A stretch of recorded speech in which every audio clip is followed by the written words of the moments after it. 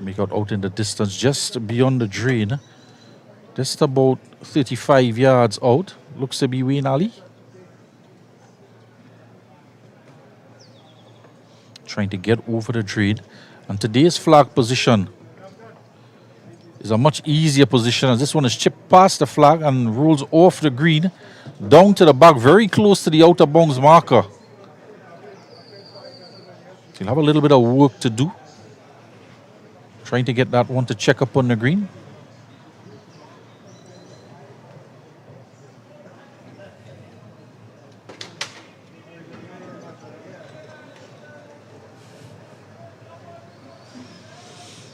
Yesterday we saw a lot of players in the first flight and the second flight with great difficulty trying to get over the drain. These super seniors have that experience to hit that layup just short of the drain and then take it over. And of course, it's an uphill slope on the green. It's just about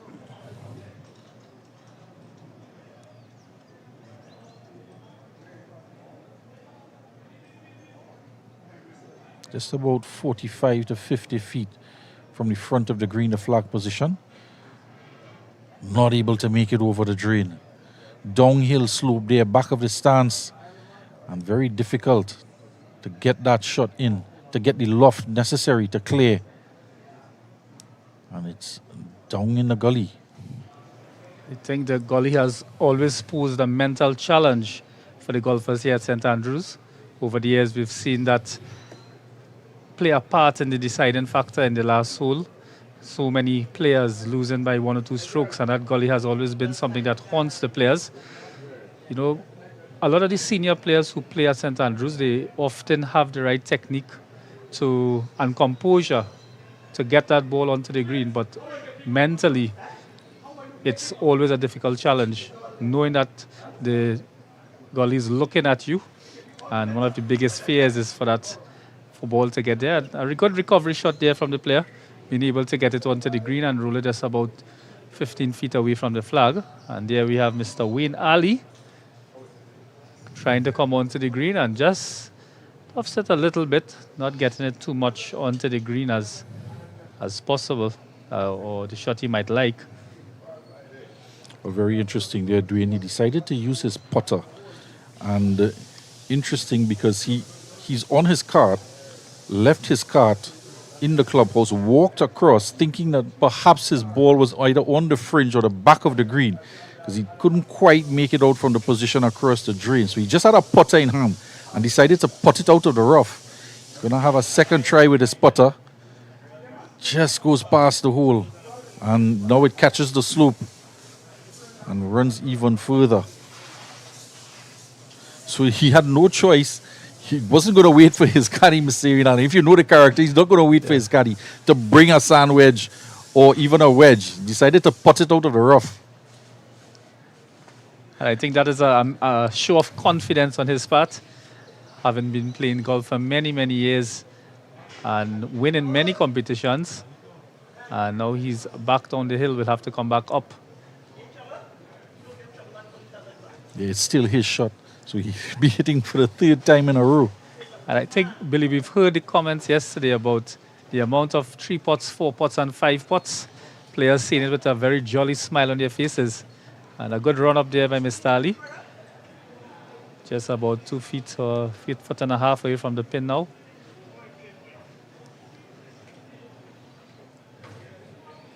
Yeah, and yesterday's pin position was very interesting. It was just about 8 yards from the front of the green on the steepest part of the slope off on the right-hand side. And there were a number of 4 putts, 5 putts, and could have even been more. So I think the players, the golfers, would be much more rest assured with this pin position. Yeah, I think I remember hearing a golfer saying yesterday, only 5 putts, and he was laughing because I'm sure he probably was not able to put that score on the card. But I think it was a really, really good first day of the championships the players, so many coming from far and wide across the region, and being able to get acclimatized with St. Andrews.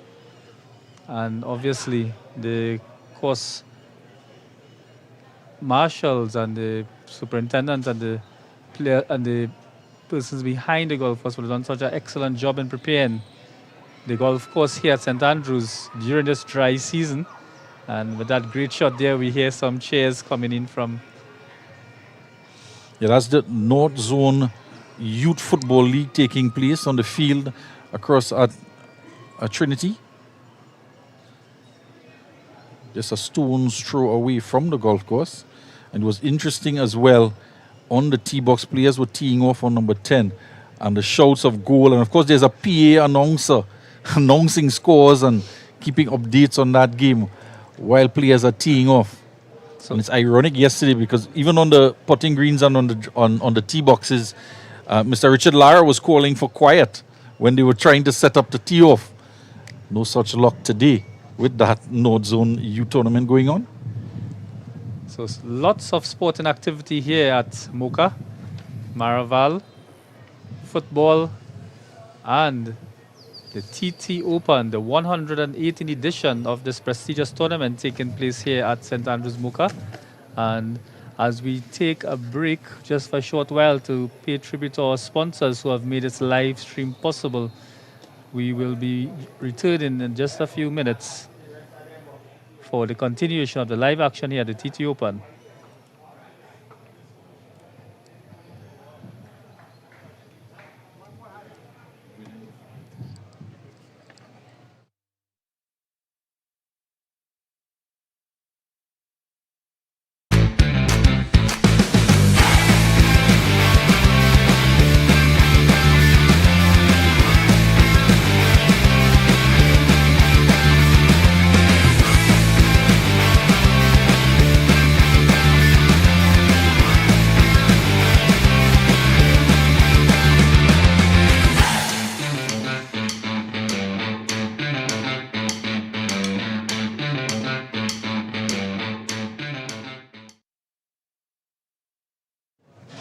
And we're back here live at the St. Andrews Golf Club as we see coming down the 18th fairway. We just completed the Super Seniors with that last grouping of Jai, Nina, Farouk Aziz, Shafir Ali, and Wayne Ali. And right on the heels of them, Dwayne, should be the seniors coming up. Now, the first grouping that teed off was Brian Lara, Hollis Bosson, Mark Bishop, and Robert Christian. So there is Brian Lara, just pegged behind the bunker on 18. Of course, the seniors teeing off from the blue tees. And not getting that one to fade. Perhaps a bit of a draw.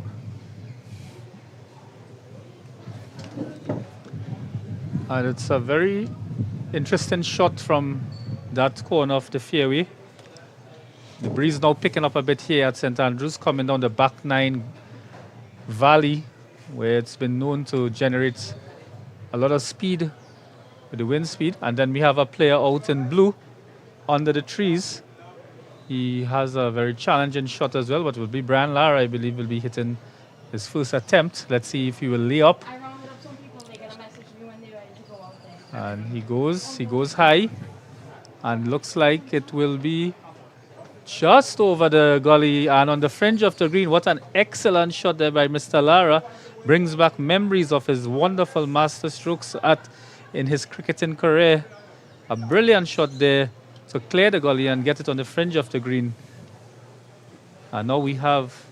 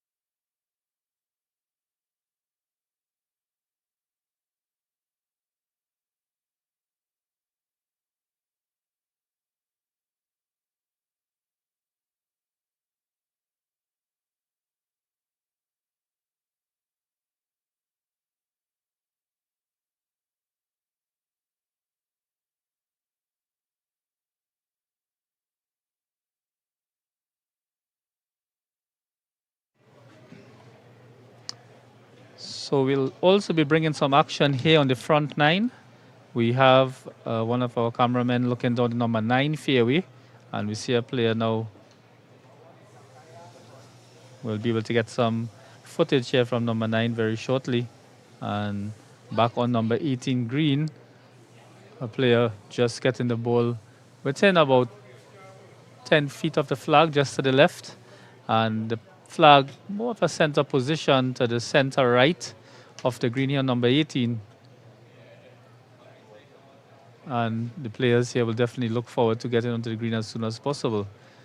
And our apologies, a few moments ago we referred to the player as Brian Lara. I think we were excited to see him because we saw him warming up earlier, and he did have on a similar color shade of clothing. But definitely this is not Brian Lara. Our apologies on that. And looking forward to this group finishing strongly.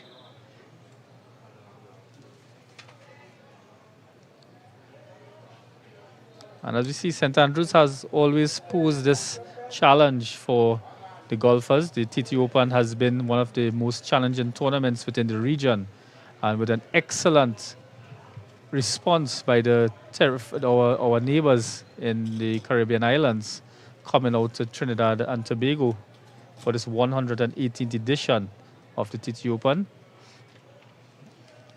The weather here has cooled down a bit. Here we are located in a valley, especially on the back nine, and it's a very, very, very cool afternoon here at St. Andrews. I think the players will find it very comforting after yesterday, the blazing hot sun we had on day one of the championships. And definitely we will be looking forward to a very competitive afternoon of golf. As you see here, the player continuing his run up the green from the edge. He has almost the entire radius of the green to go uphill. He will definitely have to hit a strong shot to ensure the ball gets those legs to go up. And not a bad hit at all. Just about a couple feet away from the hole. He'll be happy with that. Puts him within range of sinking his next shot. And his colleague on a similar position, just on the fringe, but more on the fairway grass, and he's on the fringe, sorry. And he's choosing his spotter for the shot. And will have about the same distance to go, but he'll definitely will have to get enough legs on that to go uphill.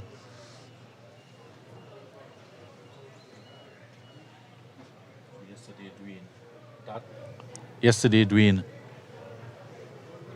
trying to putt from there for that flag position, which was just about 8 yards from where he was standing, proved to be extremely difficult.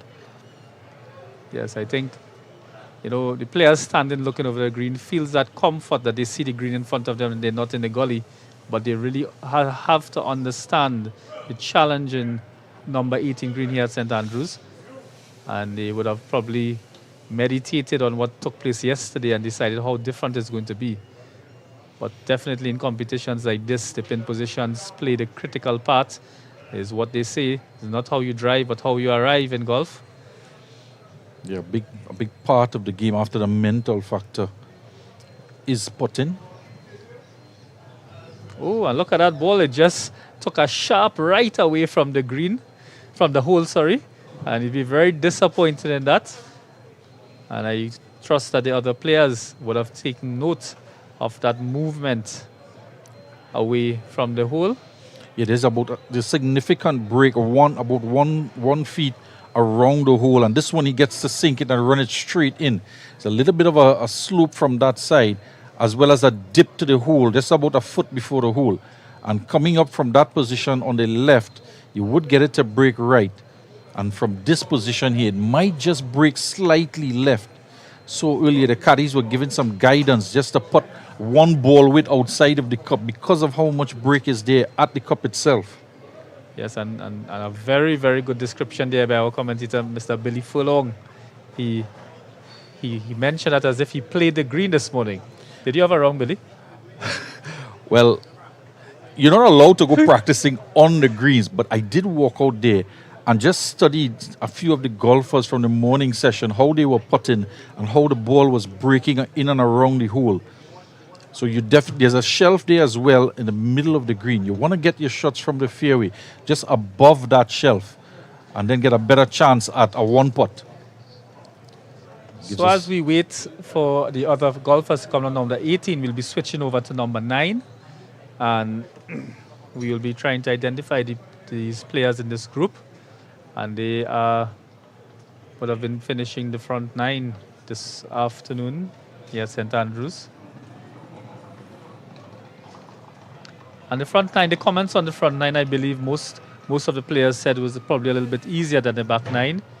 It's given clearer visibility to the pins, the greens being a little more cooperative and being able to read the greens. There we see one of the caddies from this locality giving the advice to the players. And I think that is one big advantage here at St. Andrews, the knowledge of the caddies. They tend to give very, very good advice on these greens. And there we see a nice spot there. And the relief you feel when you play these difficult holes sometimes. But nevertheless, playing at St. Andrews is one of the biggest honors you can have, especially in the TT Open, this prestigious tournament hosted by the Trinidad and Tobago Golf Association. And this player has a very interesting putting stance. Head directly over the ball. And very unique putting grip as well. That index finger in the bottom right hand, just extending.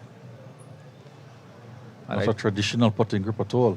Yeah, I think definitely whatever grip you feel comfortable with in putting, for those of you not familiar with golf too much, you can have unconventional grip for putting or a unique grip for putting. As we continue taking the action on number 9.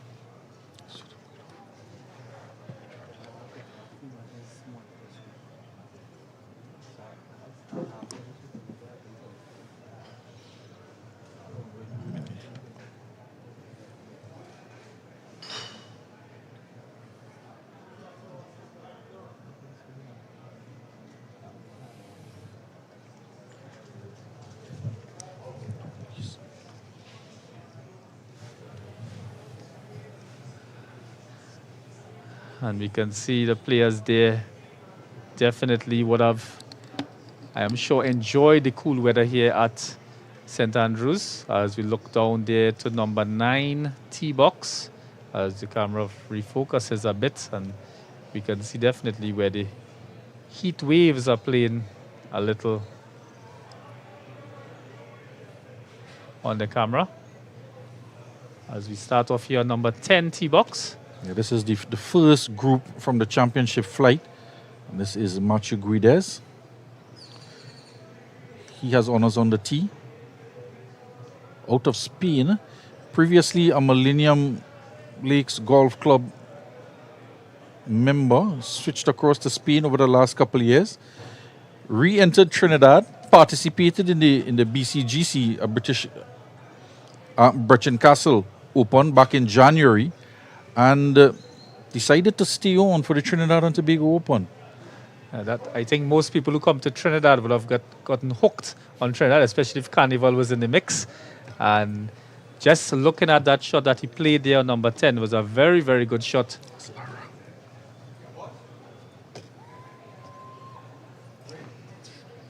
And there we have a group. Brian Lara coming up. This we can confirm is Brian Lara. And of course, he is in the seniors category, in the first tee shot from the seniors category.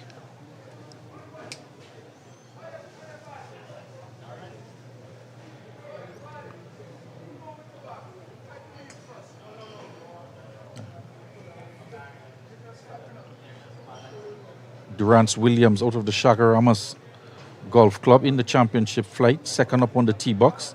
And this is the young man here participating in the President's Cup alongside the Adors out of St. Lucia, Kimani Thomas.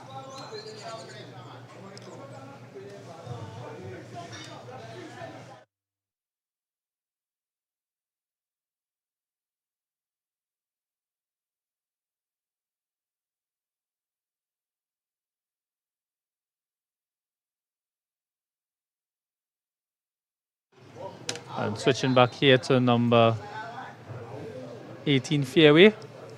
The player over there is trying to raise that ball over the gully and just makes it. A very good shot there by player in that group with Brian Lara. Now we see the master himself, Mr. Brian Charles Lara. He will be trying to get that as close to the pin position as possible. And the level of concentration and focus he puts into the shot will definitely determine his finish.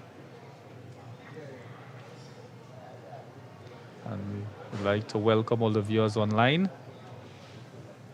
Lara hit 13 over yesterday. Score of 85. We can see that concentration on that shot.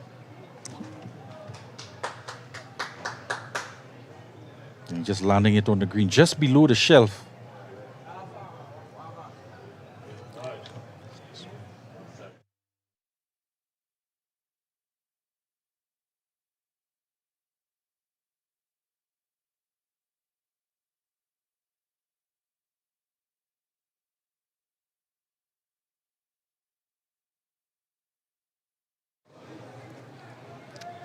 And some very good shots here by these players in the group with Brian Lara. They probably are inspired by him.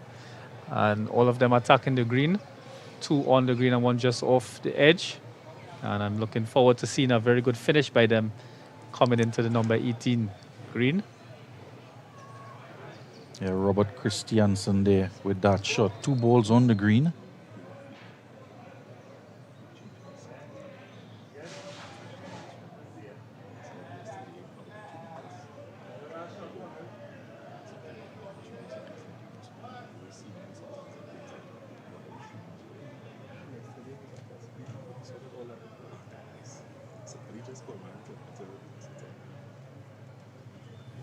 Of course, we're bringing you coverage on number 18 green. We do have number 9 green as well. And anytime the action switches across today, we'll bring you updates for those players coming along on number 9 as well. And this grouping teed off on number 10 on the back. Just at around 11:25 today. And at the top of the leaderboard in the seniors yesterday, Sir Richard Camacho, who teed off and had the honors of the tee box, teeing off last in the seniors grouping. And so he was just 4 over the score of 76 yesterday. Zeke Percival, 6 over with a score of 78. Scott Stallmeyer tied for second place with Zeke Percival and Clint Alfred in that seniors grouping. And we should expect to see them coming around to finish off the seniors category.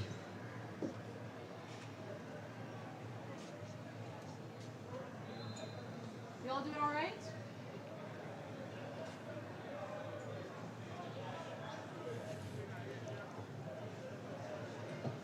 And we should be getting some updates on the scores from the back 9 for this seniors group. As we said, the first grouping makes their way around the turn.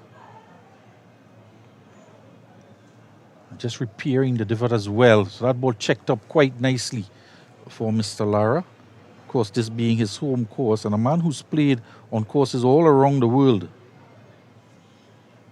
And his good buddy, Mr. Russell Latapy, just 2 groups behind him. So Latapy tied in 5th place after day 1's play with 9 over.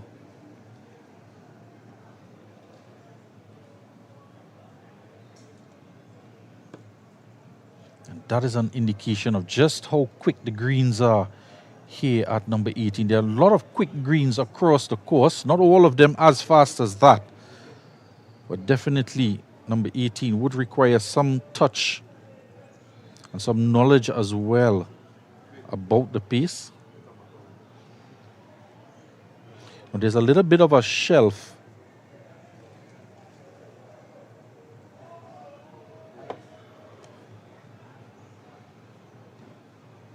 A little bit of a shelf in the middle of the greens. So just want to be careful here. And we've just posted on the comments and the live stream the link where you can access the live scores for the tournament. When you select that link, you'll be getting all the scores for the leaderboard for the entire tournament. So you can follow on live here at the St. Andrews Golf Club, the live stream and the live link. And we'd like to just mention our sponsors, Lifestyle Motors and eFinance Development Limited and Mark's Fitness, making this live stream possible here for the TT Open. And back to number 18, where the player having to roll that ball downhill, and an excellent run there by the player just up to the flag. Just looks like a few inches away from the hole, and I would be celebrating that shot, Billy. It's not a bad effort indeed, because if you go past the flag, it's all downhill from there. So you have to be very careful. He was putting from the fringe as well. So to be able to control the pace on the fringe, and then as it starts to accelerate on the green, that was quite well done indeed.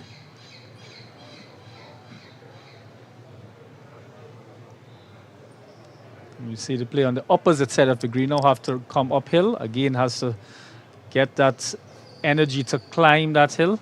And we see a very strong push up to the hole. And from the reactions of the players, it looks as if it was very close to falling in. Yeah, just on the left side of the cup there. He thought for a moment that he would get it to drop. But if you start on the right side, there's a slight break to the left. And I think he caught that break a bit too early with the speed of the ball. So he just started to break a little bit early, which is exactly why Lara was at the opposite side of the putt to see exactly where it started to break from. Because he's going to have the same issue coming back up to the hole. So he has to get the pace right, up the slope to the top of the shelf. And once he gets it with an additional amount of pace at the top of the shelf, to get it to run toward the hole, and then that final break to the left from the right side. So there's a lot of work in this putt, and he's analyzing it very carefully from all vantage points. And the hallmark of a true professional athlete, taking nothing for granted. And it's a very good lesson here by the aspiring golfers looking on the live stream. Getting his balance, his focus, and his grip too, very unique as well. And a nice gentle push up the hill. And it's the speed pretty okay. Not too bad. Yeah, his caddy asking it to break left as well. And I could tell you what, the pace was... You know, Brian Lara is one with expert timing, so he timed that one to perfection. The pace of it was exactly what was required. And he's a little bit disappointed he didn't get that one to drop. But the drive was very good in the fairway. He left himself about 130 yards, and this positioned it quite nicely under the hole for opportunity for birdie. Not quite able to make it. Christiansen finishing up here. Now Lara would want to tap it in. Get an opportunity here. And again, he marked his ball because he's not quite sure of the break to the cup as well. And again, he's analyzing it from all angles. We'll get an opportunity to have a look at his grip here. That grip on that putter, that left hand is at the bottom, which is just a bit of a wrong side grip, we'll see for golfers. But it's an extended handle as well as he taps that one in. Very interesting to look at his grip on the putter there. Of course, Brian Lara bats left-handed. And a little bit of a left-handed grip, shall we say, on the putter for him to finish off. That could be a nice par for Mr. Brian Charles Lara as he leaves the 18th green. And that grouping of Hollis Masson, Mark Bishop, and Robert Christiansen. Starting off the seniors group this morning, and first seniors group finishing off on 18 as they head over to number 1, the tee box.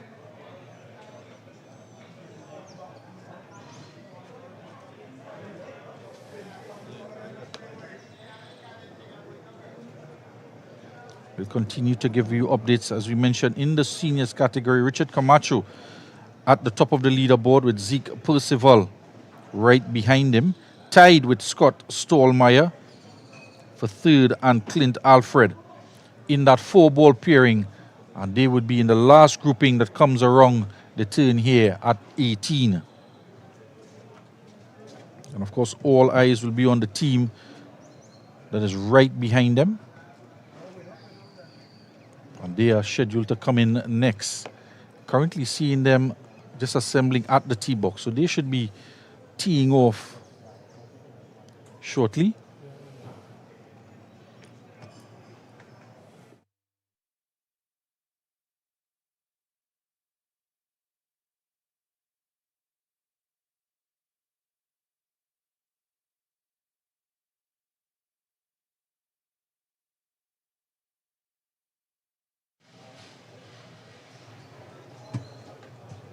Because earlier yesterday and day one, got the opportunity to speak to a few of the players. So Chris Richards just back from the US and 2 collegiate wins in his first 4 outings for Weber International University. Had an opportunity to speak to Mr. Richards. We'll bring you that interview now. Trinidad and Tobago golfing fraternity, none other than Chris Richards Jr.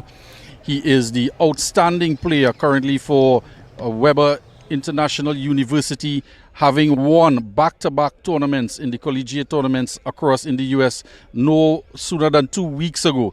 Chris, how has been your performance over there? How was the conditions have you played across in the US? I mean, the conditions was pretty rough with the weather. I mean, the difference with the tropical and then the 4 seasons, and then coming into spring. Right now it's pretty cool, so you constantly have to be using hand warmers is a big difference. It's something you really are not comfortable with due to your tropical. So tell us the 2 tournaments. It's first 4 tournaments that you've entered, and your last 2 victories at the Cari Collegiate and the Korahi Invitational. How was it? You were 10 under and then 12 under, just getting better and better. I mean, it's always good to get better and better, especially when you just see 2 courses that suit your eyes and you actually play well after being struggling your first 2 tournaments. So to just jump off like that, I mean, it's always fun to do something like that, and just looking forward to more tournaments.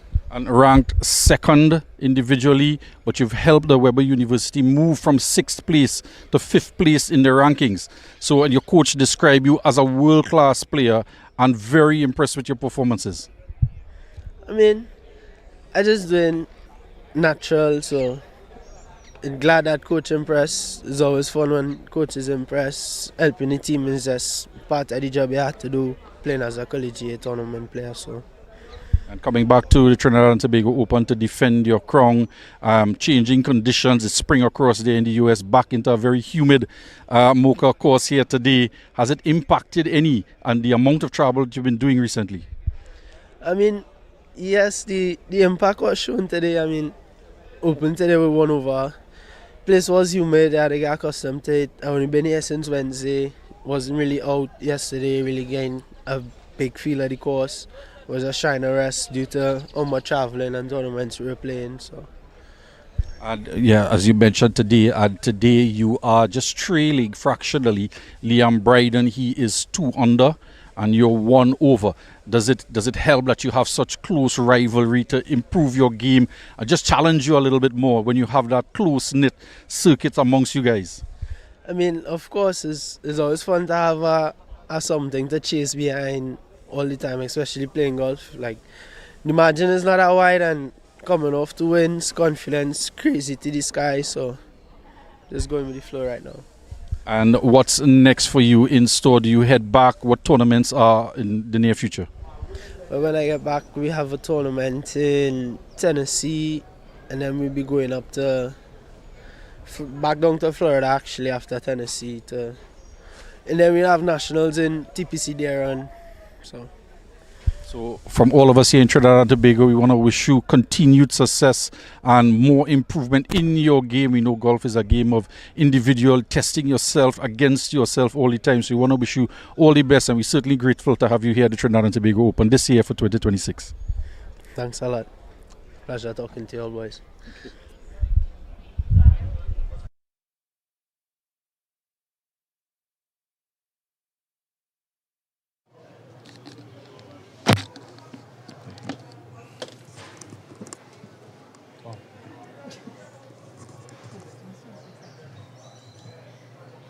So back to live action here on 18. And this is the second grouping of the seniors. Owen Samuda, William Tempro, Mark Newman, and Shane Johnson. 2 players out of Jamaica here in this grouping. Mark Newman, who placed third, partnered with Jody Monborough for the scramble on Wednesday. And 64 years of age, Mark Newman and Owen Samuda.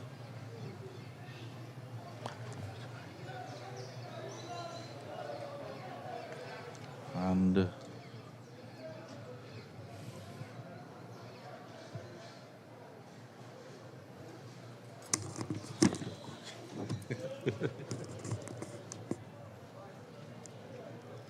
so Owen just on the edge of the drain.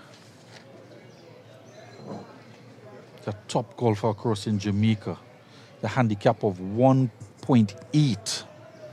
56 years of age. That's a handicap I dream of, Billy. I think definitely these players, and that's why they are in this tournament. The TTOPEN attracts some of the best players in local golf.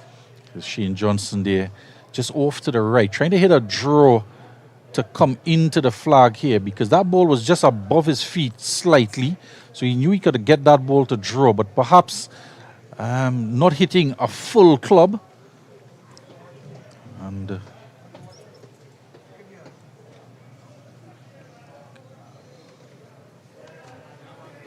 Owen chipping up just down the slope into the drain past the yellow hazard.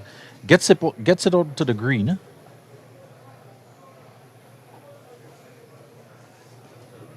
So he'll have to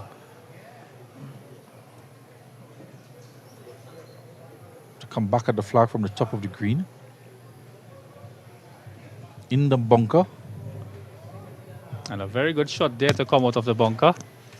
He'll probably be satisfied with that, but a little bit away from the flag, but couldn't help that because of how the high bank was in front of him. We could have barely seen his entire body. That was Owen Samuda. And as we wait for the players to go on there, we see Mr. Tejlal on number 9, coming up to number 9 green. Just want to catch him there, a player from the BC and Millennium Golf Clubs. And some action here now on number 9 as we wait for the players on number 18.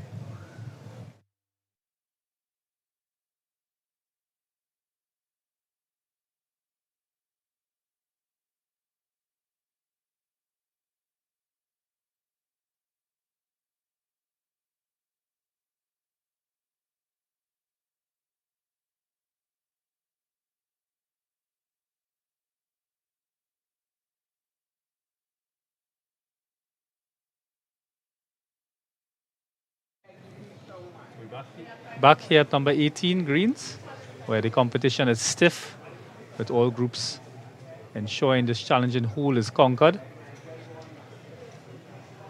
And Billy, what do you think about the pace of play today?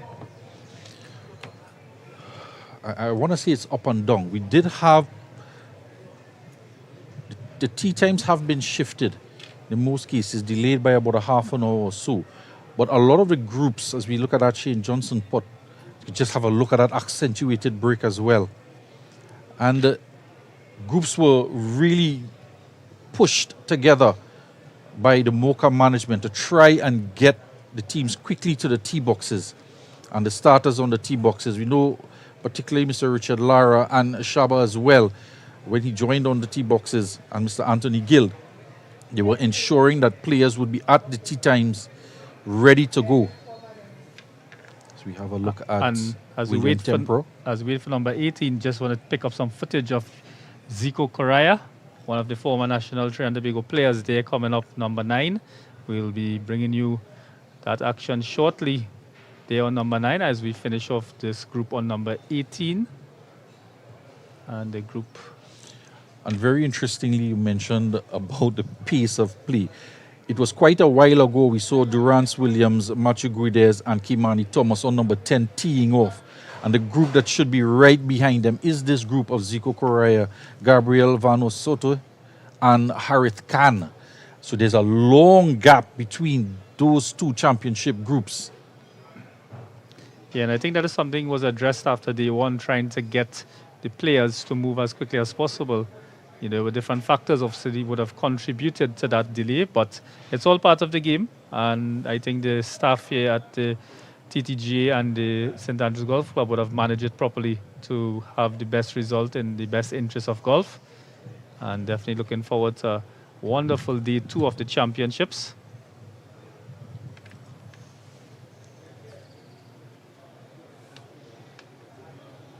This putt should break right here for Johnson. Just want to go a little bit left of the hole and get it to break. There's the break, and it's needed to be a ball width further left on that line. Get that break. It's Mark Newham. Newham from Jamaica, I believe. I remember him playing in some of the previous tournaments here. I think he's a seasoned TTOPEN golfer. As we see young Zico Correa there walking on number 9 green, concentrated on his spot to be. Let's pick back up at Mark Newham's spot on number 18. 58 years of age and as well a 1.8 handicap. Top golfer in Jamaica just sinks that one. So that group finishing off there. And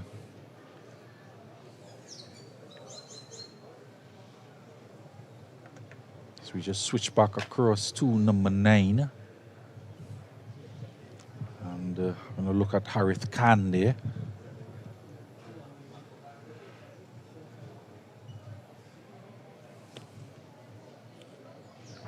So we'll just give you an update on yesterday's scores in the championship. Because Liam Bryden was top of the table, 2 under. And Yadu Urs even par. Chris Richards in 3rd with 1 over.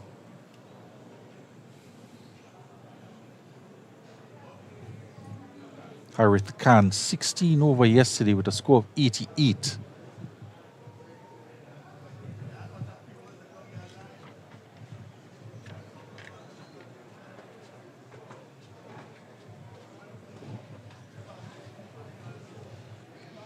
Khan out of St. Lucia is a 0.5 handicap. Sandals Golf and Country Club, his home course, did participate in the Latin American Amateur Championship 2025. And this is Gabriel. And there we see him calibrating his putter, and he uses one of those extended putter arms.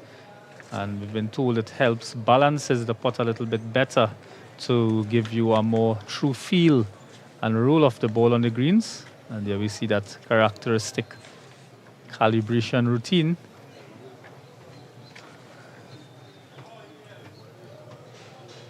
Of course, he's competing. His son Daniel Enrique Vanososte is also from Venezuela participating in the championship flight.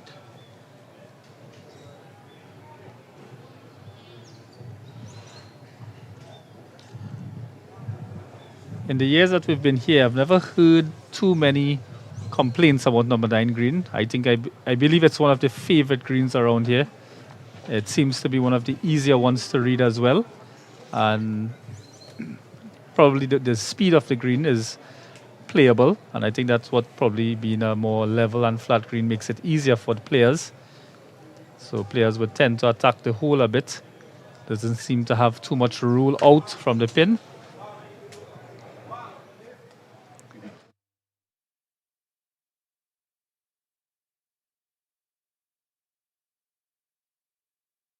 Yeah, because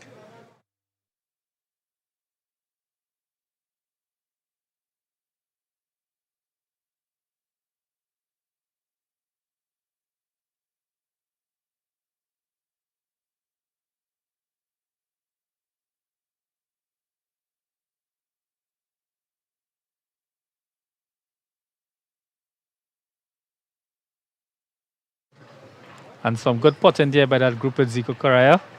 They seem to be very happy with their performance on number 9, ensuring that they finish that hole in a very strong manner, going now to the back 9. And Harit Khan, he won February medal championship, so he would have been in good form. And he finished second in a playoff on a Trinidad and Tobago qualifier to secure his spot into this 118th Open. So he's coming in this tournament with a bit of form, Harit Khan.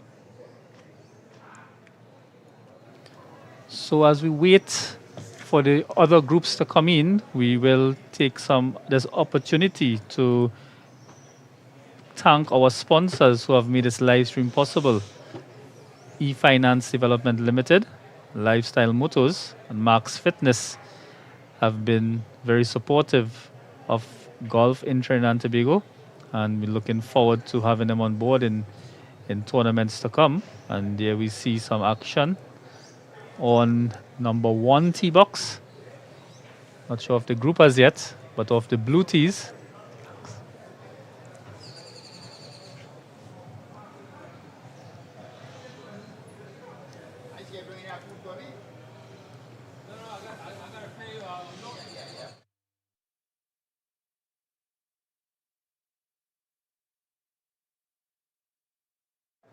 On 1 tee box, they're just finishing off from number 18 as they head across.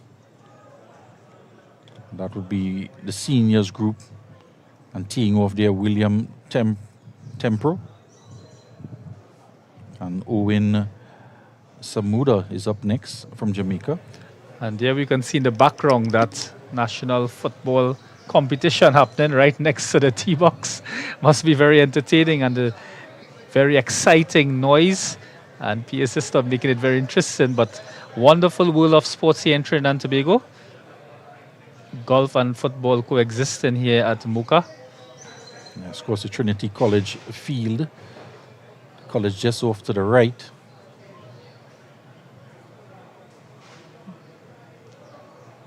And the player there looks to have a very good technique on his drive, with his left foot just opening slightly. Something that helps preserve the integrity of your knees in this game. Many people growing up when I was younger would tell us that golf is a sport for older folks, but I strongly differ. It's a very high impact sport that can really take a toll on your back, on your knees, and definitely players have to adjust to ensure that they can cope with the demands of this game, especially 3 days of golf. So we'll be just taking you for a couple advertisements as we wait for the groups to come in. And like to thank Lifestyle Motors for their support for this tournament.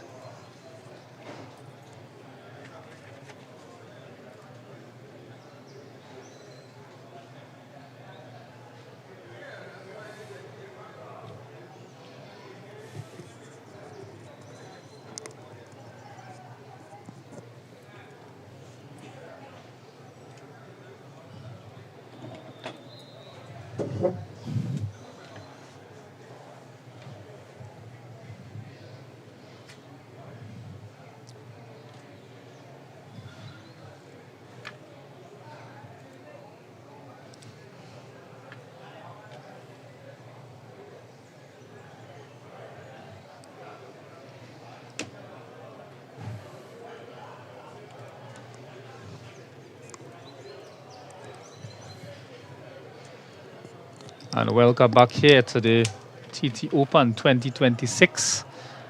Looking down number 9 fairway here at St. Andrews Golf Club. And we'll be getting the name shortly for this group.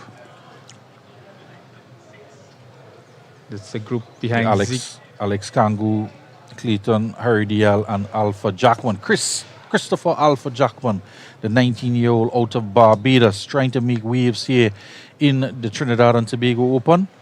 And I believe this is Alex Kangu on the approach shot to number 9. One of the young stars from Trinidad and Tobago over the years, a very, very accomplished youth golfer. Ably supported by his father, Mr. Richie Kangu, on the bag today. And he holds his form very nicely there after that shot. Probably would have hit just short of the green. And We'll be just looking at number 18 tee box with Zico Correa has the box, or number 10, sorry, number 10 tee box. He has the box, would have finished with the lowest score on number 9. Just about 250 yards to the right side bunker. And he has a driver out, so he might be looking to just draw it around the turn. I was a bit concerned about that, Billy. And there's the draw, and just going past that branch. But you have to be very careful, because looking at that ball running on, it's going to hug the left side very close to the red hazard for that drain. And it's also very dry on that left-hand side of that fairway. So if you get the ball to draw too much on the turn, you could very well draw it into the drain or end up in a bit of difficulty with your lie. I must say it was a very, very confident shot by him. And I believe that is something, would inspire the golfers in his group to try and do similar. Well, he has a 3-wood here, Harith Khan, so I don't think he's going to take on trying to draw it wrong. I think he's just looking to put it in the middle of the fairway. He's going to be short of the bunker, gets it to draw slightly, and that's a perfect position.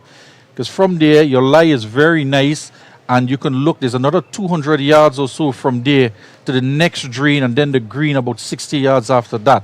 So from that position, you can't pull your 3-wood out there and try to take it over the drain unless you want to lay up. So a lot of golfers tend to use their 3-wood just to put it in the middle of the fairway.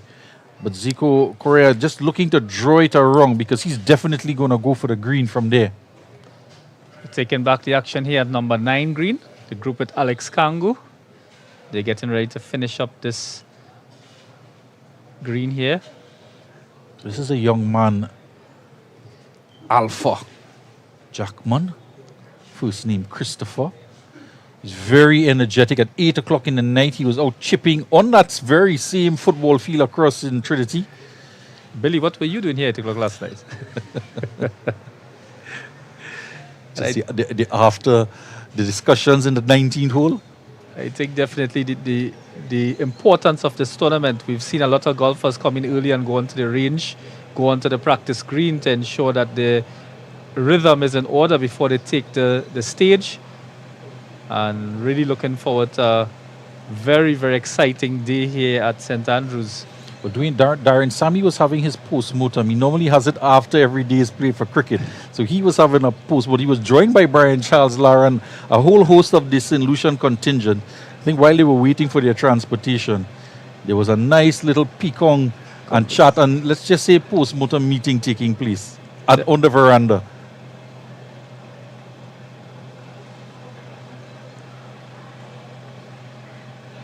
Not sure where that hole is there, looking from this angle, but probably very close to where he would have intended. And definitely, over the years, Darren Sammy coming to Trinidad to play golf from St. Lucia always brings that level of excitement to the tournament. And Alex Kangu finishing up.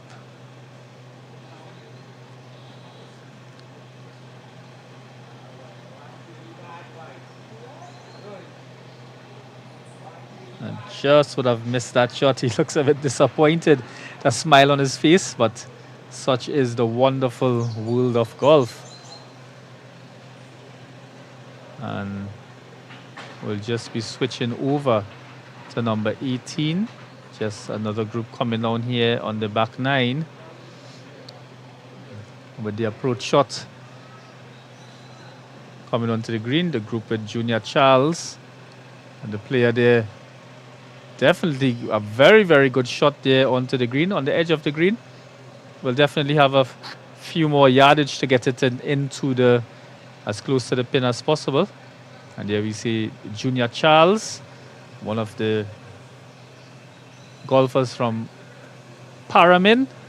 Would like to welcome all visitors to Trinidad and Tobago to visit Paramin, one of the nicest locations in Trinidad. And in Trinidad, very beautiful village on the northern coast of Trinidad.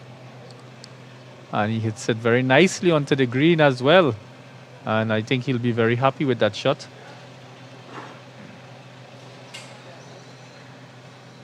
So switching back over to number 4 with the youngster finishing off. number 9. Seems to be a lot of potting happening there at number 9. By now I thought they would have finished.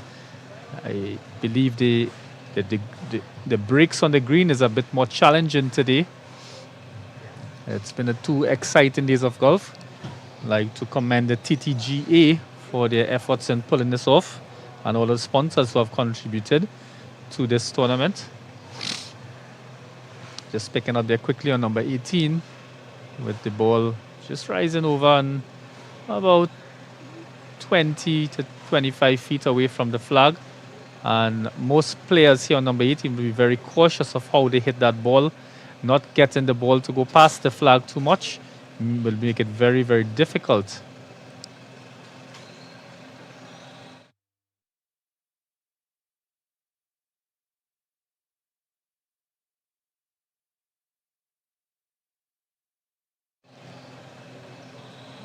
So they're picking up some action here at number 9, where the players are attacking the green. Want to ensure that they get the ball as close to the pin as possible. And I think, generally at St. Andrews, the course is an exceptional, well-laid course.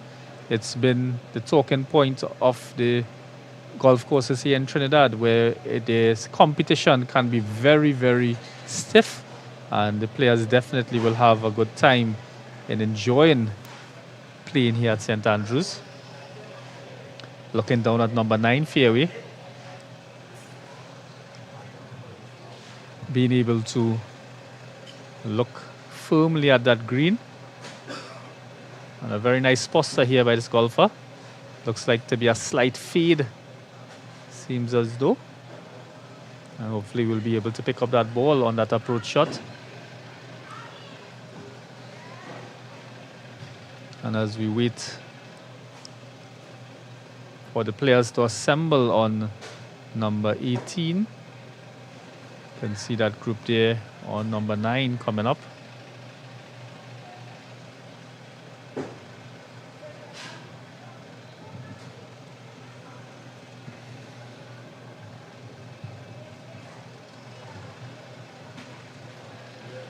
As we wait quickly for that group to finish, just want to get a quick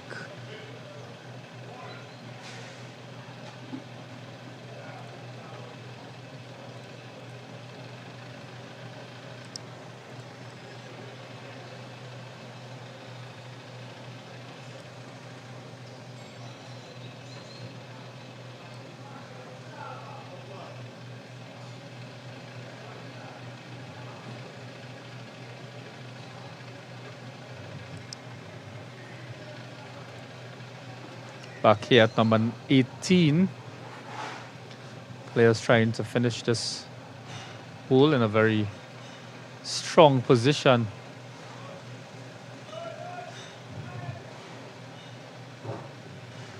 And that looks to be the little magician, Mr. Russell Latapi, playing in this group.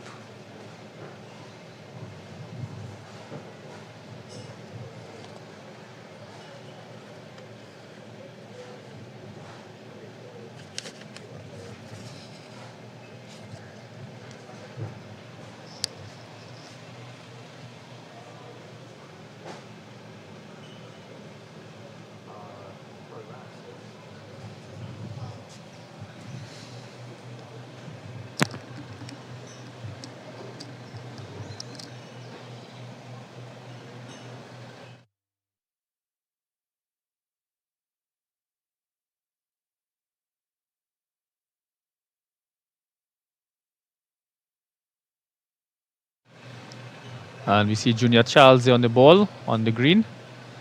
And very focused and composed. Pushing the ball uphill, and a very, very, very nice run up the hill there. And obviously looks to be a bit disappointed that it did not make the cup.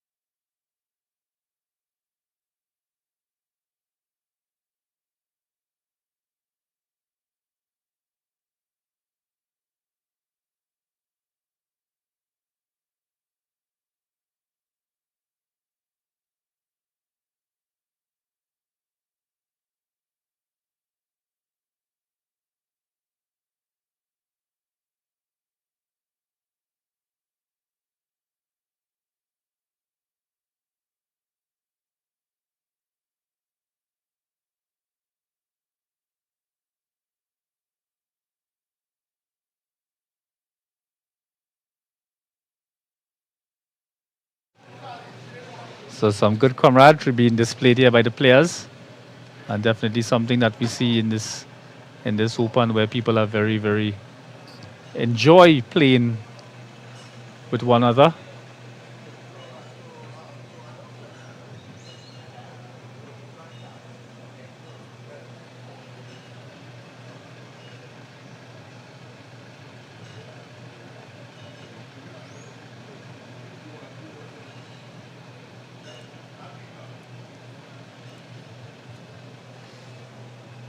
Junior Charles getting ready to finish up.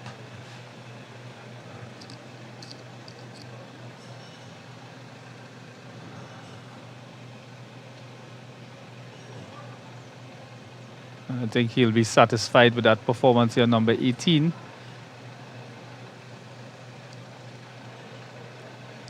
As we wait for the other group to come to number 18, we have the youngster Alex Kangu's group on number 10 tee box. And looking down, number 9 fairway as well.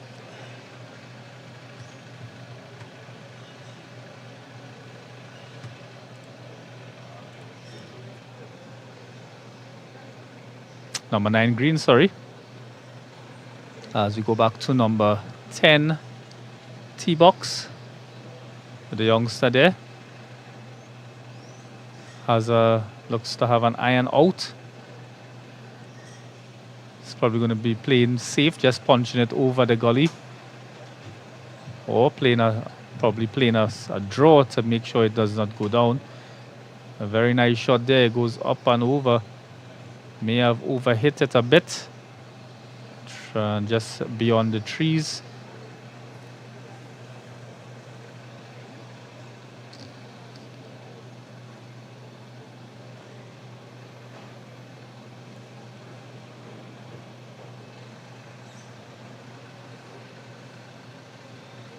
Just taking some putting action here at number 9.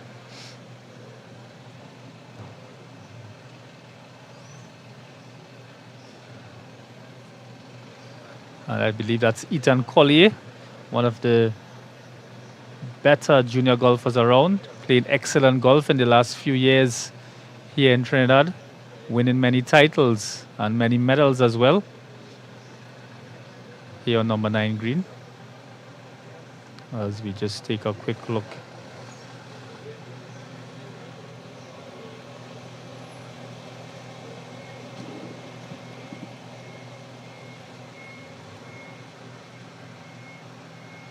Pushes it up a bit disappointed in that one.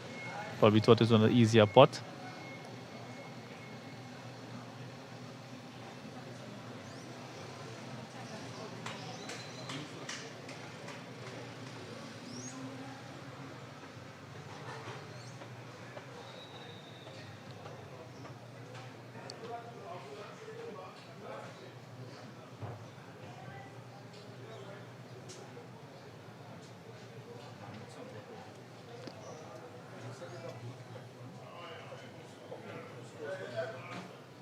Looks to be a very strong group. Seems to be putting very confidently. And just like to thank our sponsors, Max Fitness, E-Finance and Development Limited, and Lifestyle Motors, making this all possible, together with Novel Sports, in bringing this TT Open 2026 Golf Championships to your homes.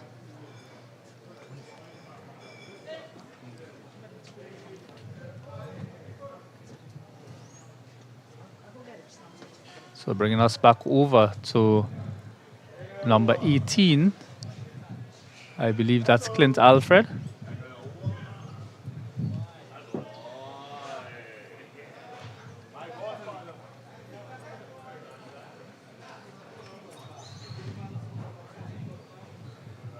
Trying to play a stop shot there. Not a bad attempt. Very brave to get that shot in. And very shortly we'll be seeing some action here at the number 1 tee box as well. Trying to cover as much of the golf course as we can.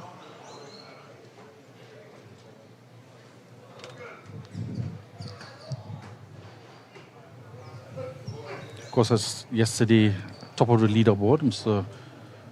Richard Camacho. Stuart Stolmeyer as well in this pairing. Some top golfers here in Trinidad and Tobago. And just like to welcome all the online viewers here this afternoon to the TTOPEN Championships. A very, very cool Saturday afternoon here at St. Andrews Mocha with the sun just trying to peek through. And we trust that the viewers online would share it with their friends and family. And welcome you to the Novel Sports stream. I'd just like to mention Mr. Shalal, who's posting on the comments here over the last 2 days following the golf here at St. Andrews. I'd like to welcome David Phillip to the online stream, Mr. Ian Mohammed, especially congratulating our co-commentator Billy Furlong. Could very well be Mr. Ian Mohammed out of the Point of Peer Club. Ustad Rafiq for Mohammed celebrated his 90th birthday. Want to wish him happy birthday. Uncle Rafiq. 90 not out. 90 not out. This is Zeke Percival here now. This 4-ball here at the top of the table yesterday. Richard Camacho, Zeke Percival, Scott Stolmeyer, and Clint Alfred. So they are setting the pace here at Mocha, finishing off on their back 9, their first 9 holes.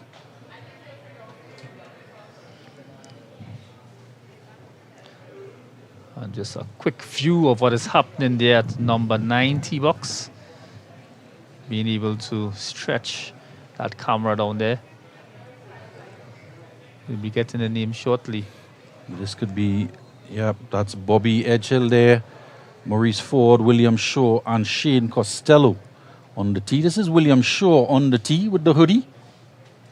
The man not from the hood, but the man with the hoodie. His home club, Leeward Islands Golf Club. Seen a lot of him here in Trinidad and Tobago.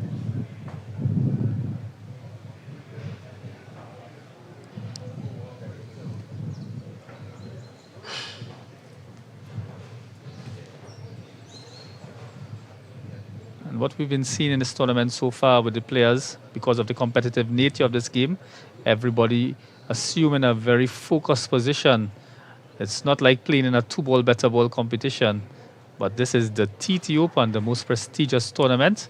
Switching back over to number 18 green, Mr. Camacho there finishing. That's a nice 2-putt there from him. He was off to the right, so he had to go up the slope and then a break to the right. And just indicating there that didn't get it to come back. This is by no means a tap in here for Clint Alfred. You're just short. You got to go past the hole if you want to get it in the hole. It's one of the most difficult rolls you have to make. Really have to just touch the ball to come down that hill. But this here is an expert in putting here, Mr. Zeke Percival.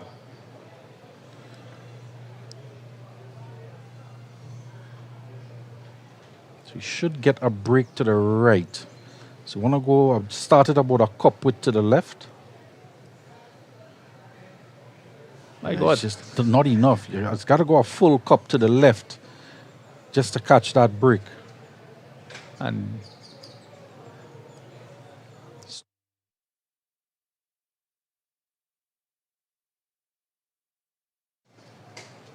just picking quickly up here at number 10 tee box. A nice shot there. Daniel Enrique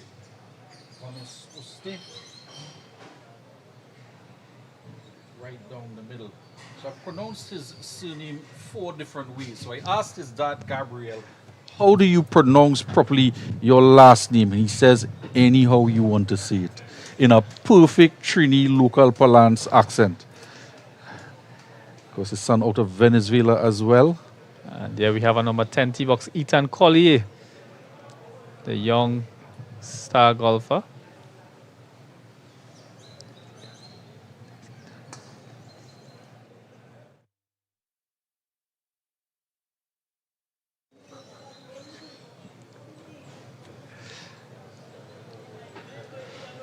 So he would have had a very successful last year at the Open.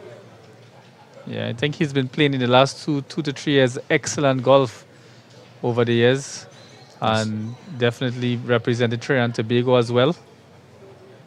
I stand to be corrected. I do believe he won his flight last year, Ethan Collier. Just double check that bit of information. Jordan Stevens.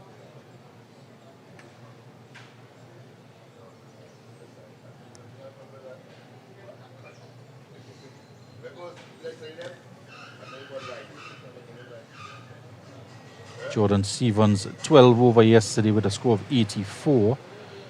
Ethan Collier 12 over yesterday. And just one shot ahead of him was Daniel Enrique Vanososte.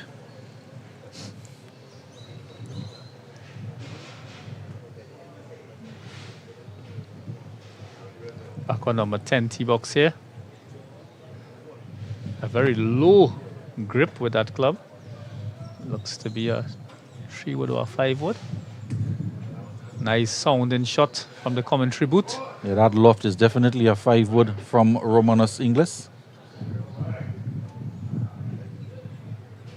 It's about a 28-degree 5-wood. And those 3 golfers going up number 10 are almost in 3 exact same positions.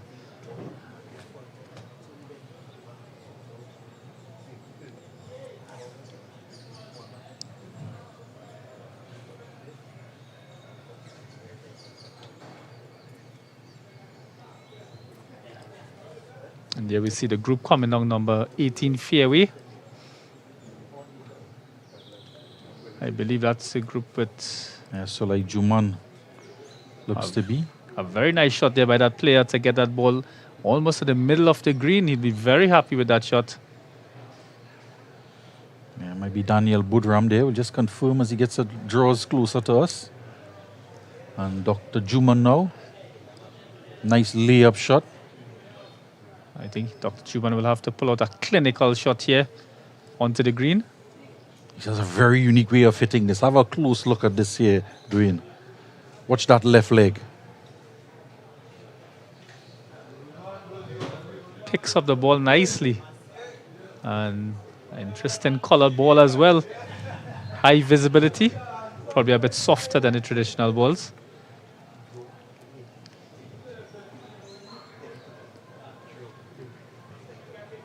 You know, each golfer has a different technique to make it successful for them. Once you get that ball going forward and not staying too close to you. Remus Garway also in the group. Makes his way around number 10 tee box to get to his ball just on the fringe. Also participated in the scramble on Wednesday. Have a look at Harry Sankapasad there. Just looking at number 9 fairway. Was that Shane Costello? Not too sure, but the quick view we got there.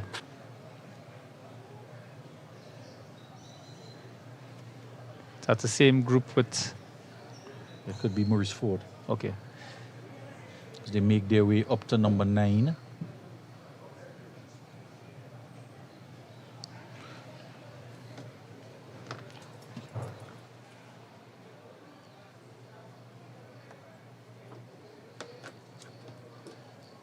Back here at number 18. Oh, what a shot there. The ball just taking a lip on the cup and just making a 90-degree turn about the pin. One of the better shots at the cup we've seen all day today. And just as excited that player would have been, he would have been just as disappointed. He's not just a veteran, he's a veteran of this particular golf. He's not just a veteran, he's a veteran of this particular golf course, having played here so many times over the years. He probably knows every single pin position and where to hit. And that experience we've been talking about with the senior and super senior players, the composure, the maturity, the experience, the etiquette, the professionalism that they have displayed during this tournament is excellent. And I think most of the younger golfers looking on would take example from that, from those players. Definitely something that they would want to perfect and ensure that everyone follows suit.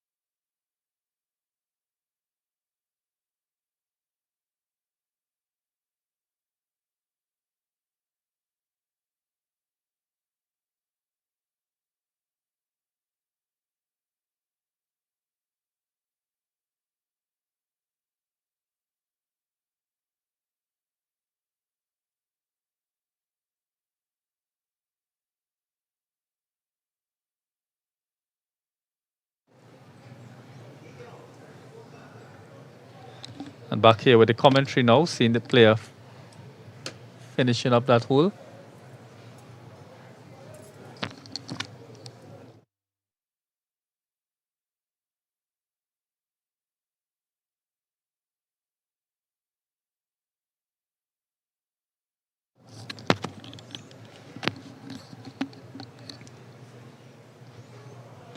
And just switching. 22 over yesterday.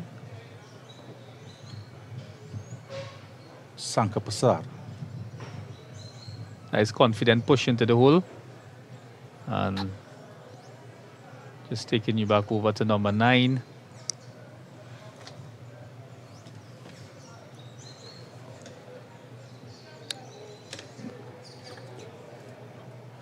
A look at Bobby Edgehill.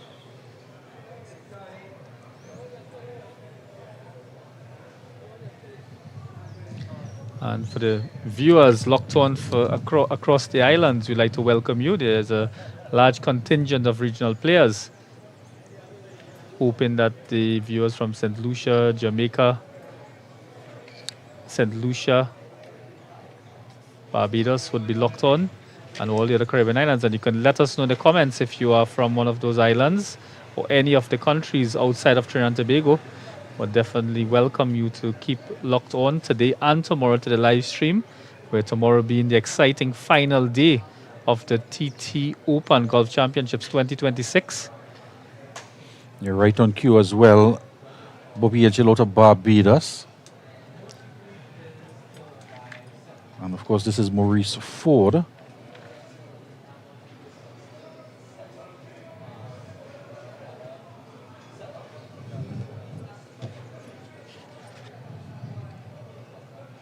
Ford out of Barbados as well, the Barbados Golf Club.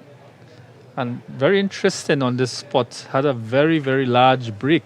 So it seems to be a more difficult pin position here at number 9 for day 2. The turning day, it's known as, and would definitely be interesting to see day 3, what will happen to all the golfers. As we see in the backdrop there, the front 9 with the players walking up and down, we can get a good idea of how busy the golf course is this afternoon. But just heading up to number 8 green there in the backdrop. A very nice spot there by the player.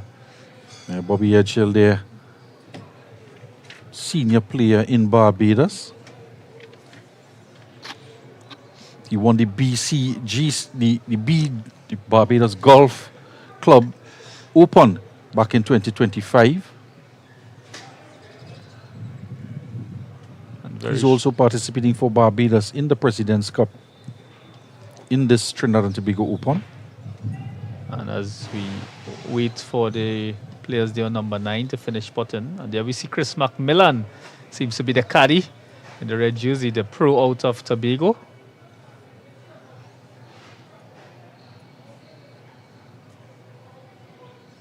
William Shaw, 10 over yesterday. So none of the headers get that one to drop.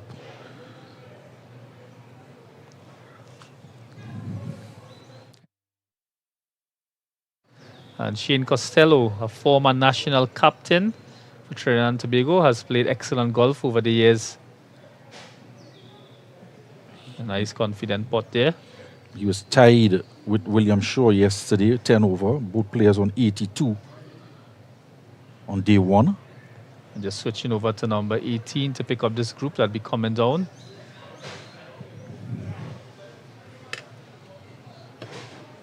Kennedy Fleming, Newton Daisley, Bobby Niebuhr, and Philip Pandagas. This was one of the groups that had a very late tee-off on 10.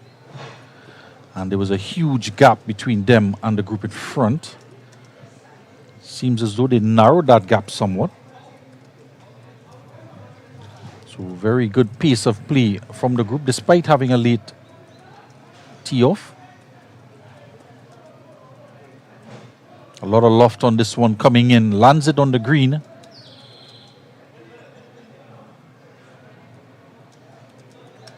Just pushing 80 yards or so. Nice half a pitching wedge in, perhaps.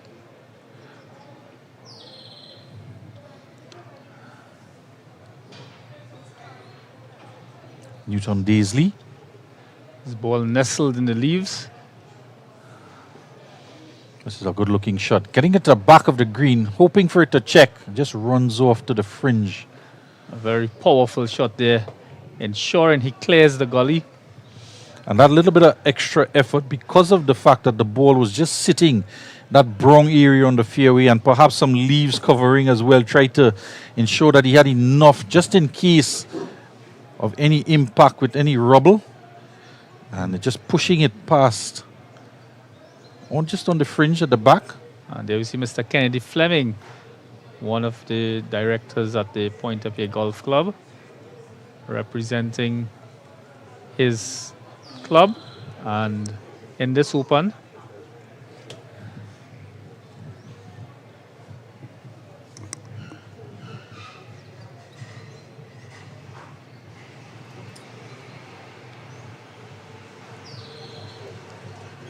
It's not a bad spot either for a layup.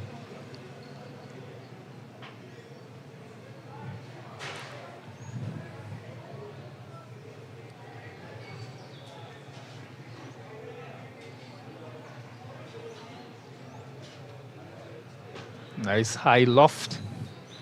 Yeah, I think he hit that one very fat indeed because there's a huge chunk of dirt that came out with it. Actually getting a divot on these hard conditions, Billy. Have a look at the size of that. Definitely took at least 10 yards off of his shot. It's on the front fringe. That's very interesting to see the course being very firm. But it has to be said, we've seen players taking divots on the fairways. So a lot of work has gone in preparation for this Trinidad and Tobago Open here at Mocha. This is seems to be Niba down in the Just ball above his feet. He's standing in the drain and on the down slope. He's trying to produce some magic here, and have a look at that shot. Gets it onto the green, runs off to the back, but to come out of the drain there, that took some doing. And at that position, he had no choice but to go confidently. No sense in holding back. Already losing a stroke if he would have missed. But played it very well to get out of that precarious position. Just wondering what club he would have used there to get that loft on the down slope and get it up on the green.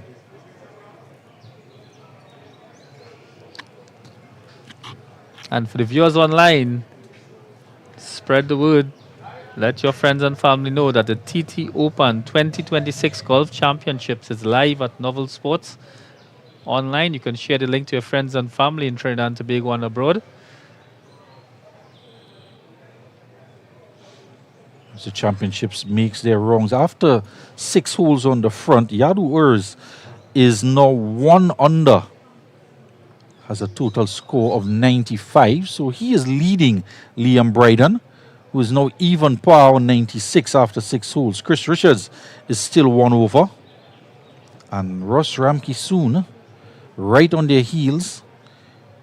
4 over so far after 6. Some updated scores on the groups coming along in the championship. We do have the grouping with Sean Costello, William Shaw, Marcus Ford heading across to number 10. And of course, Bobby Edgehill out of Barbados.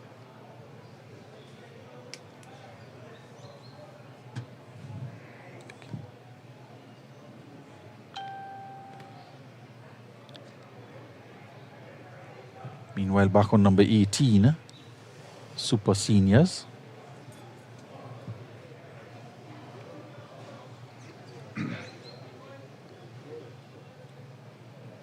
Just 4 groups for the Super Seniors on the back 9 coming around.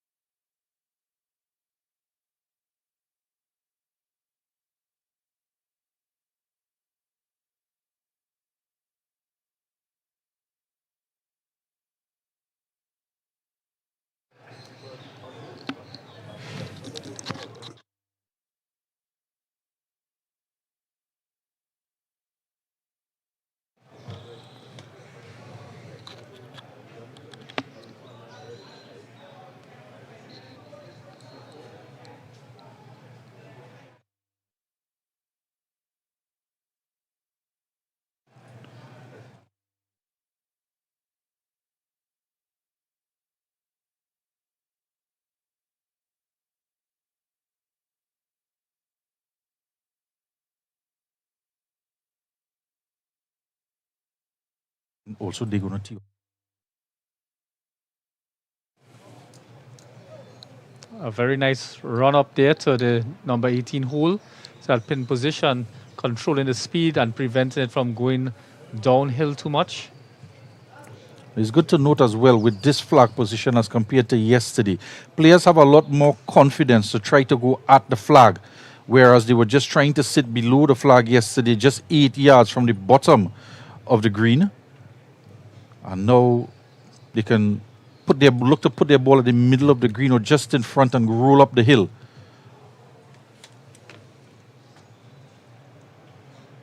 Definitely, you can see that confidence when they push. And they must say the control of the speed is much better today. I'm sure the players will be very satisfied with their green work, and I'm sure after today's play, we'll be hearing the comments from the players as the wind picks up here at the Mocha Valley.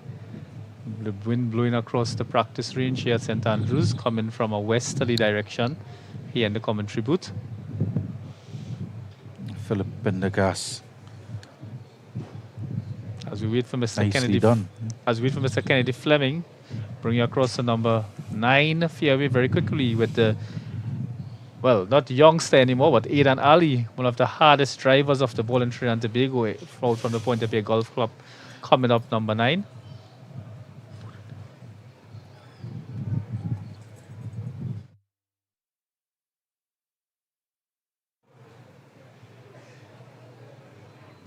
And after the spot, we'll be going to number 10 tee box.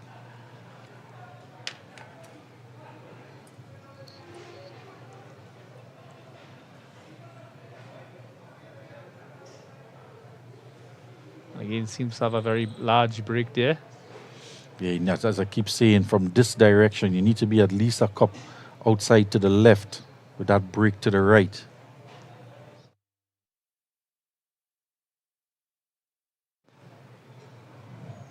As you see there, number 10 tee box, that's Mr. Edgel.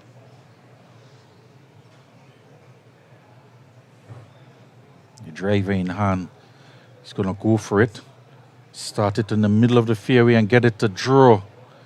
And powers it down the left side, hugging the tree line, and gets it to draw into the middle of the fairway. He's looking for a second shot onto the green on 10 from there. Must say a very, very accurate drive there by him.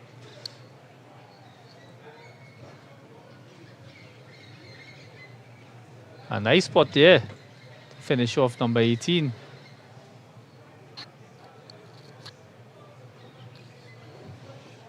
And that's the grouping there of Kennedy Fleming, Newton, Daisley, Bobby Neba, and Philip Pendergast. One more putt to come in the group to close off their back nine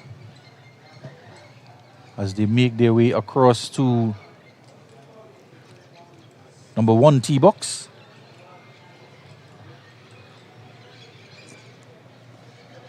Just switching over to number 9 greens, where we have the group with Aidan Ali.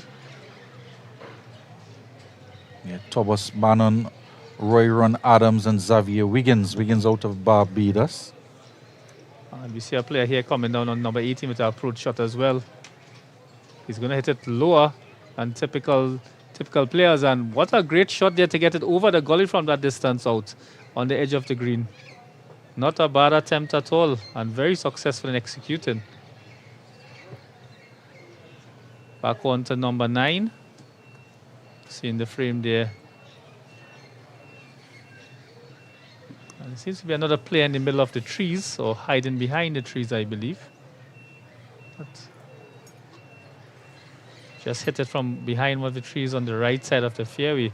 And he clears the gully. Very good shot. A very challenging shot there, but very successful in the end to get it over that dangerous part of number 18.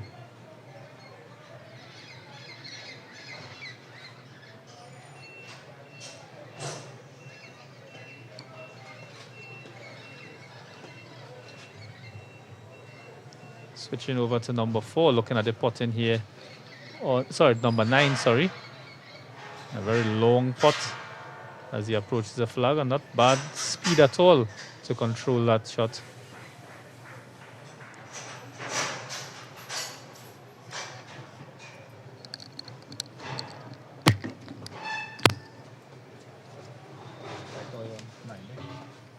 Ron Roy Adams in that pairing with Aidan Ali. And Thomas Bannon, Xavier Wiggins.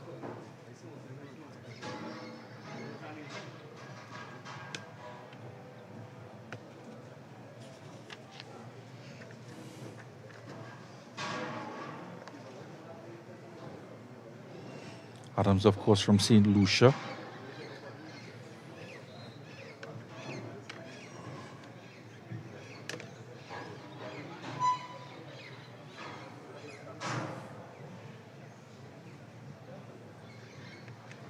So Aidan Ali, 9 over after 6. On number 9 now.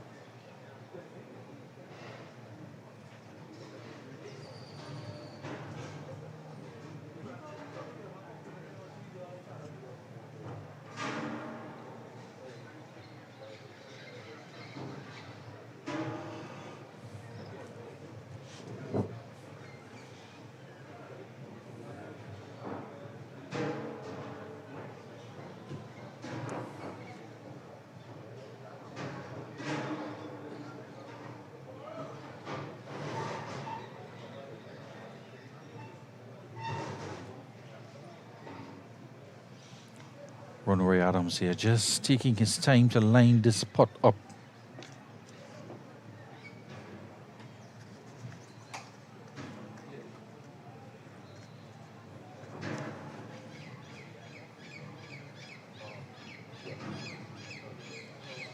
14 over yesterday.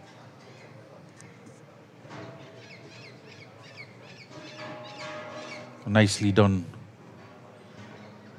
from the championship player.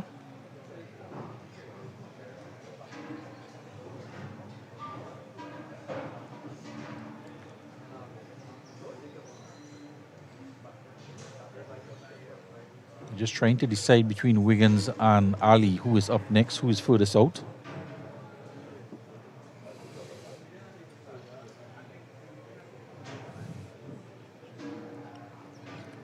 Gives us the opportunity very quickly. Back on 18. Brian Muir, Tony Patandine, Ivan Corrington, and Rabindra Narain. Brian Moore just marking his ball. Switch back on to 4 now for Ali's putt. Gets it to drop.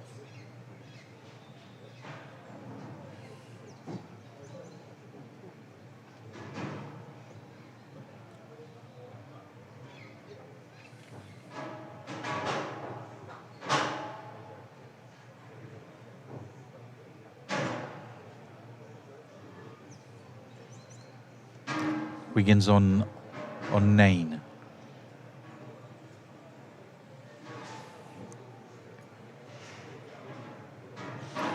Just misses right. He's not happy at all.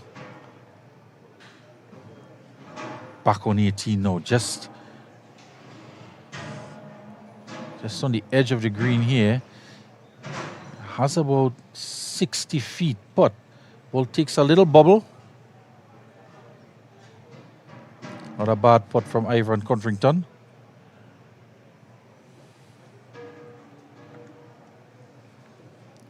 Shane Costello now on 9. Last man in the grouping to putt now. And well done. Stay close off on the front. Head across to number 10 now.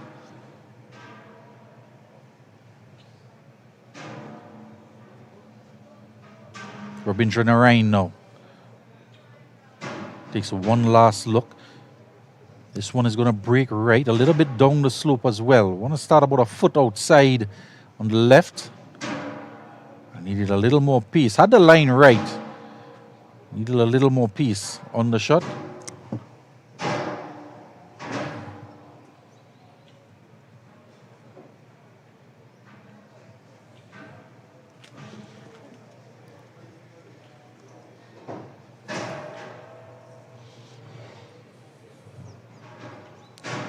Just tidy up here now, Narain.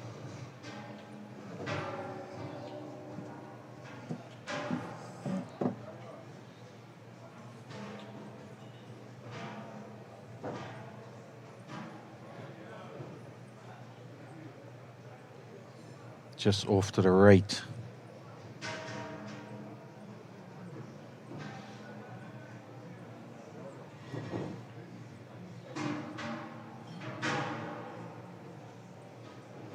Very patient Brian Muir. A little bit down the slope.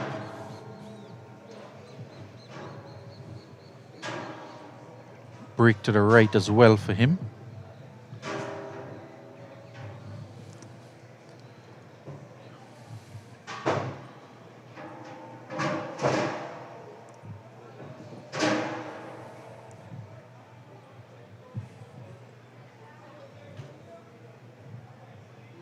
Agonizingly close.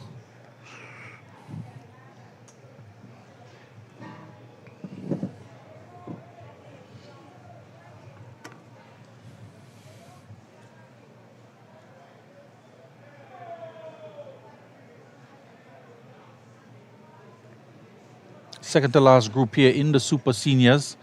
Brian Moore, Tony Pantadine, Ivan Codrington, and Rabindra Narain finishing off. And the last group in the Super Seniors, they've already teed off on 18. Wayne Batiste, Hollis George, John Holly, and Stephen Hale. They were leading that 4-ball at the top of the leaderboard with Wayne Batiste in first position. So they make their way around.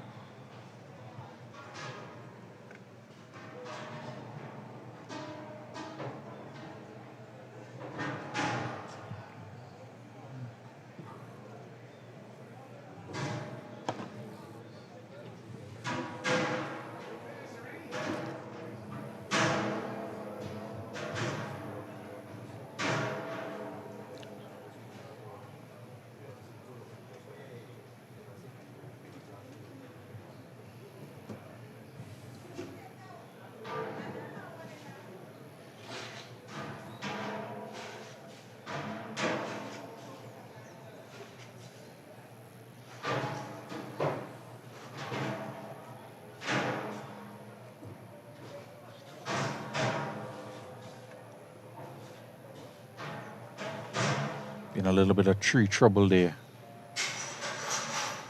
Wayne Batiste. Be interesting to see if he has clear line of sight from there.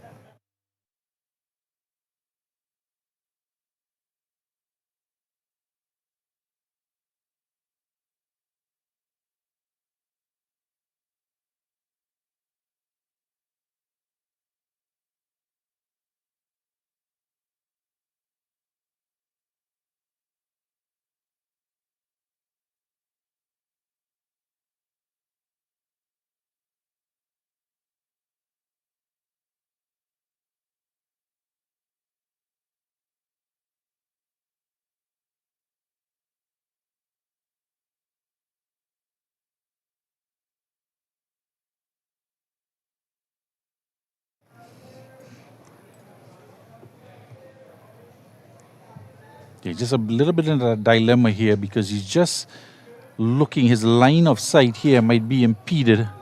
Just switching clubs.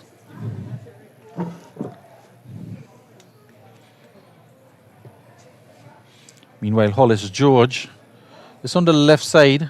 A nice tee shot from him because he's just short of the bunker. Ball a little bit below his feet. Might want to hit a cut into the green here. It's about 150 yards or so. A nice 8-iron. Trying to jack up the flag. Just at the top of the shelf here. Nicely done. One good thing, Billy, we've seen in this competition, not much people enter in the gully today. I think it's a good standard of play. Players definitely know their yardages and played very confident. Even that ball just stopping on the You edge. almost spoke too soon. And of course that was for Mr. Batista's shot. Yeah. The Vice President just landing in front of the yellow marker, the hazard. He'll have some work there to do as well. And the reason for that could be as well, with the pin position yesterday, players were going flag hunting when they should have been looking to play, just land it on the green. Trying to get close to that flag at the front of the green and just perhaps clubbing down. And here we see Mr. John Hawley, one of the top senior squash players in Trinidad and Tobago as well. Played at the national level and just as good in golf. Coming out of the Point Up Here Golf Club.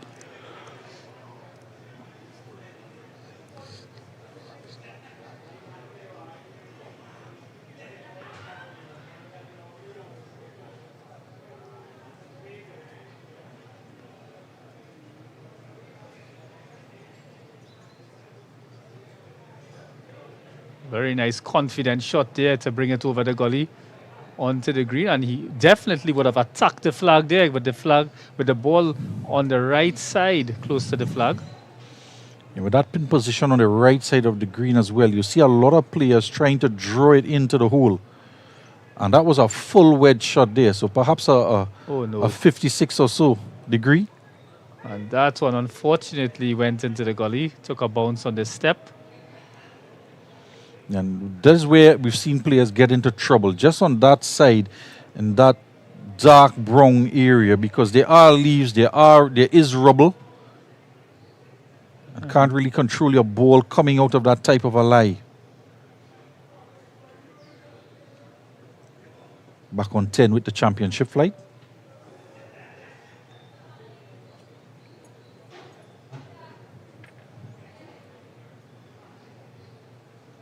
And that's a group with Aidan Ali, one of the very competitive groups. A very nice draw there around the hill. You want to be careful getting that to draw too much because it's very close to the hazard. It actually went to the edge, hit something, and ricocheted back onto the fairway. A very interesting shot there. Unplanned, but would have been well executed in the end. Aidan Ali in all smiles, probably enjoying the day. It's just part of the St. Lucian experience for Mr. Adams. Story to go back home and tell. And it's on, it was live on Novel Sports YouTube stream. I just actually had a quick word with Aidan Ali. Met him at the starter's booth just now. Seemed to have hit a lot of dirt. And he was shaking his head, a bit annoyed with his performance coming up the front nine. But definitely he's a player who can come back very strongly. Switching over quickly to number 4. So, no, sorry, number 9, green. Marcus Lynn putting. Of course, the Oh, it my lips goodness. out. What a very unusual lip out there. Lipped That- out and picked up pace after the hole. That is as close as you could get to a putt. And unfortunately, still have some work to do, just about a foot lipping out.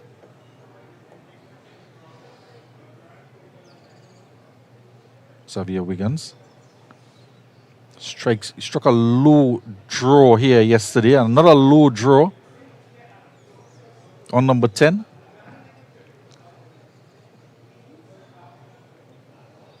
Seemed to be leaning back as well. Maybe caught it a bit fat.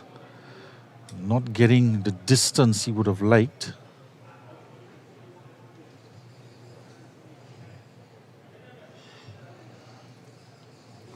Thomas Bannon.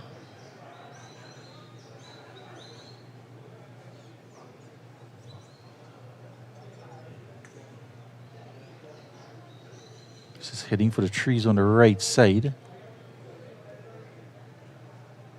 In front of the bunker.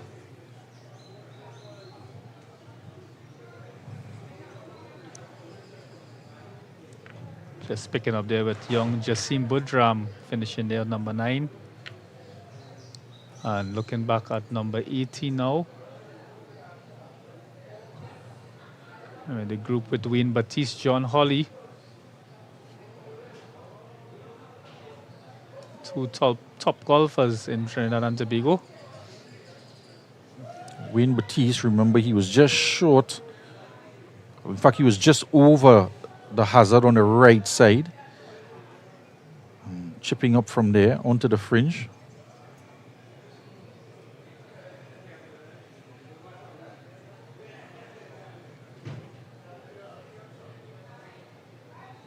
So he's there for 4.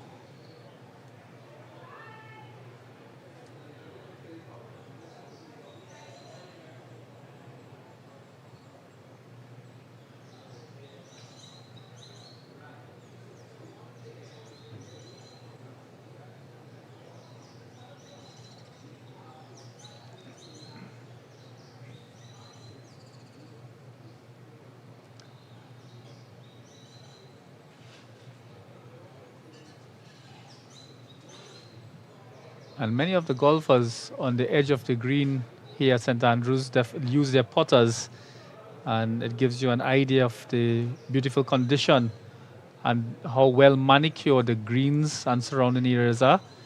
Not a bad roll up to the flag. Yeah, that's one of the dangers with that Texas wedge as well. You do get the ball to bubble a bit on the fringe, which tends to slow the ball down. So you have to gauge how much power you want to put in the shot just to cater for that. And as well, you can have more control with your putter from the fringe than, say, a sand wedge or your wedge. And you can control the pace as opposed to using an iron on the fringe or a wedge on the fringe.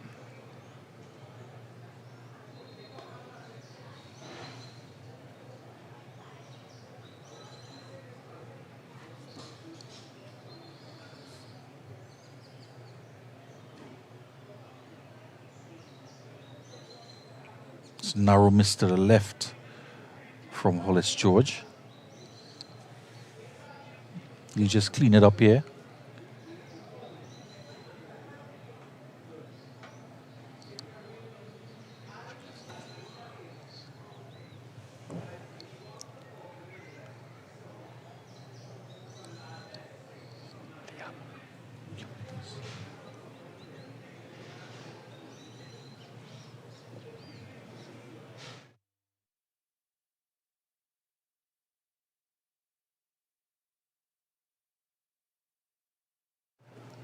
John Holly right up on the pin there. Very easy tap in.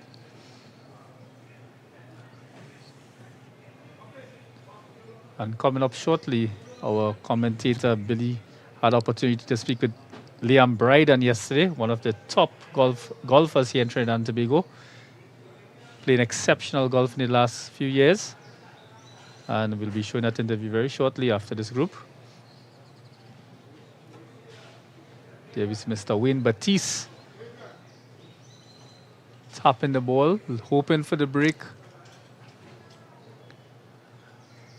Yeah, he was expecting the break and was just trying to lean with the break, just contorting his body, trying to get some subliminal message to the ball to get it to break and drop into the hole. It's not a bad shot at all. And those are the shots that hurt the most, when you knew you calculated right and just don't get it to fall by an inch or so. Just one blade of grass would have prevented that ball probably from getting in. He just scratches his head as he makes his way off of number 18 green as they finished on the back 9 holes. Remember, starting off the day leading this Super Seniors. Now we take you to the interview very quickly, to the interview with Mr. Liam Bryden and our fellow commentator Billy Furlong. Liam Bryden, so far for this year 2026 at the Bridge Castle Open, followed by the Point-A-Pier Open, and just some narrow misses in the Point-A-Pier Open, falling to another rising star, Ross Ramke, soon just by one shot. But such a thrilling encounter. And from that Point-A-Pier Open, there's a little bit of time off and right back in it to the Trinidad and Tobago Open. And somebody who's played this tournament so many times, what's your feelings like coming back here now to participate after Point-A-Pier and of course the LAEC? Well, as you know, this is our home open, so this is the most important tournament that we have for the year. Well, for me personally, it's on my home course, so I always try to do my best. Previous years I haven't got to the best start, but this year is a little different, and I'm happy to start off well and put myself in a good position going on. Yeah. So starting off on the back 9. Do you prefer starting off here at Mocha in particular on the back 9? No, but if I can shoot scores like that, I'll happily play the back 9 start every day. So there's a lot of opinions, floating around with regard to hole positions on today's 18 holes. Yeah. What's your opinion on it? No, the pins are tough, but I think I used my experience well today. I didn't hit the ball the best, I didn't play the best, but what I did right today was I left myself in positions where I could score, where I can't make big numbers, and I left it in the right positions, uphill, the right miss, and that was definitely the best part of my game today. As most people would liken that to Scotty Scheffler, when he's ahead, play safe, reduce the risk, and try to take it home all the way down to the end. And you have some guys here who are hot on your heels. Chris Richards Jr. is back to defend his title, and Ross Ramke soon doing well in recent medals, and of course victorious just by one shot in the Point-A-Pier Open. So they're right on your heels. Yeah, of course. Well, we all know Chris. Chris is a great player, and he'll definitely be there till Sunday. And Ross, well, I've been telling everyone, Ross is really the one to look out for. The past couple of years I've been saying Ross Ramke as soon as he won. I like his attitude, his work ethic, and he's going to be a good player. So this is an international event as well as a regional. We see a lot of influx from foreign players here. You're no stranger to competing against foreign players when you go across and travel to play. Yeah. Playing against them here, do you feel challenged from the Yadu-ers and such coming across here to play? Yeah, I mean, at the end of the day, I'm playing to shoot my best score, so I'm not trying to focus on other players. It's enough pressure to play for yourself and try to do your best. So I mean, you shouldn't have time to think about who's doing what and what they're scoring. So I know if I do my best and I play my best, I have a good chance of doing well this weekend. Yeah, absolutely. It's almost 90% mental, as Tiger Woods would say, and you block out, you play your game and play to your strengths. Well, we look forward to seeing you out there on the golf course and challenging the other players, and we're looking forward to some wonderful golf here at the Trinidad and Tobago Open. I hope so as well, and I hope I keep it up, and stay patient out there because the pins are going to be tough. Just switching over quickly there to young Jassim Budram, one of the top junior golfers over the years. I remember winning one of, I believe, the BC Open a couple of years ago in strong fashion. He's on the number 10 tee box. A very high shot up there, and takes it to the far end of number 10 fairway, just behind the bunker on the right-hand side along the tree lines.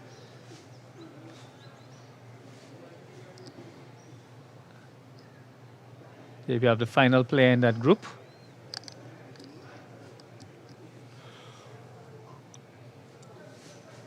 Number 10 fairway on that tee box has always proven to be difficult with the hill looking at you on the left-hand side. And players who are confident who hit that draw will play it well and straight as well. And a very nice shot there from the youngster.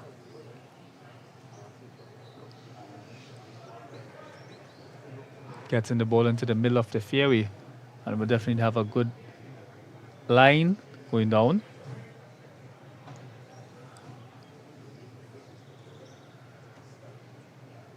So as we wait for the groups to pick up here at the number 18 green, we would bring you some highlights from yesterday, and hoping that you will enjoy the coverage here at the Novel Sports live stream of the TTOPEN Golf Championships, and taking you over some highlights from yesterday.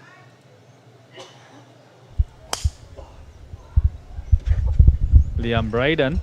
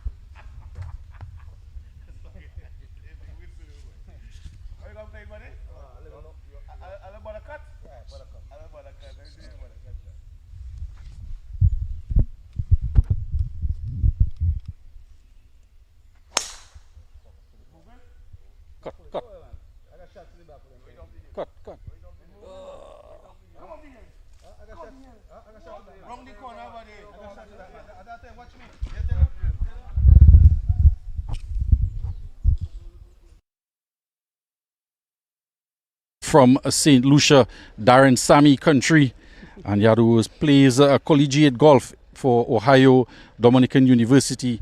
He's an NCAA Division II golfer back in Ohio. He also has a bachelor degree in computer science. Does that help you at all on the golf course, Yadu? Honestly, I think so. Just all the mathematics, I guess. Sometimes it's a blessing and a curse. Sometimes you overthink a little bit.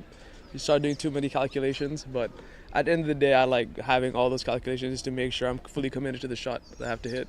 Yep. And we want to talk a little bit about your world amateur golf ranking. We know that 2023 was one of your biggest years. How successful years. How do you measure up now in 2026 compared to 2023? What are you doing differently?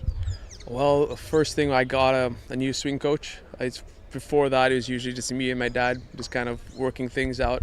But I felt like I kind of stagnated, like in 2025. Even though I played pretty decent towards the back end and middle end of 2025, I kind of stagnated. I felt like I was kind of plateauing. So I just needed either a change of something. And I just decided to go work with one of my coaches up in Orlando, where I live now. And since then, I feel like the game's getting better every day. The scores might not be reflecting what the work I've been doing, but I just know that if I just continue with the process over time, it will show the results. It will bear fruit. You mentioned in Orlando you do a lot of work. Any particular course you use? Royal St. Cloud. That's like 20 minutes from our house, and arguably some of the best facilities you can get for a public course. It's 27 holes. It's got a very nice driving range, almost like a wedge facility, kind of 3 different putting greens and chipping greens. So it's as good as you can really get for a smaller town where we live in Orlando. And of course, you're very close to where the PNC PGA tournament takes place, and that is some fantastic golf across there. Not sure if Tiger Woods will play this year again, but hopefully. Last year I couldn't make it, and he didn't play, so hopefully he'll be playing one of these years and I can go and watch him play. Yeah, it was actually so awesome just to listen to the sound of the club face on impact, and then you look at Charlie Woods and him and the similar styles. You can clearly see the apple didn't fall far from the tree. That's very true. The mannerisms are very, very similar. So if you look at your ranking, 19th you were tied for 19th in 2023 at the Latin America Amateur Championships. How important is participating in such a tournament for you? It's incredible. I mean, from the first time I played, which is 2020, it's just a great learning experience.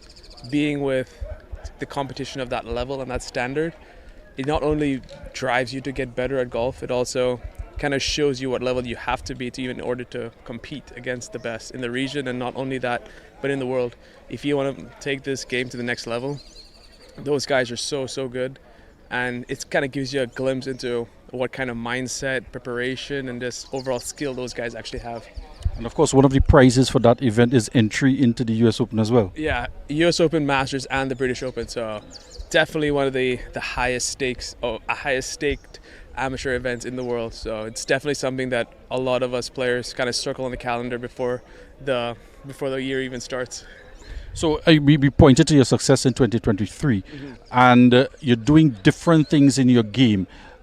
We saw as well your Golf of the Year in the Great Midwest Atlantic Conference 2024-2025. So is it that you're tuning different parts of your games and certain things are changing? So while you may not have as many victories, you're still improving in certain areas? Exactly, yeah. It might not be the results might not be showing on the scorecard, but I feel better with my game. I feel like I'm understanding my tendencies, my nuances a little bit better. And while on the golf course, if things do go awry, it's easier to kind of, well, I wouldn't say fix, but almost kind of like maintain. Today I didn't really strike the ball that well in the back nine, but just kind of went back to my basics, kind of grinded it out as well as I could, and I'm pretty happy with an even par at the end of the day. So for some of the young golfers here participating in the Trinidad and Tobago Open, we mentioned, they look for scholarships to get into universities abroad. You are as well qualified for the Division 2 in the Men's National Championship. Yeah. What do you see from what you've seen today and your past experience here at the Open? What do you think our younger golfers need to do in order to reach those heights? Just keep playing golf, get those scores lower, and reach out to coaches. I mean, coaches are looking for talent everywhere in the world. I mean, they understand it, but sometimes us players in the Caribbean, it's so small, such a small knit community, that it's kind of tough to reach out to those colleges out in the U.S.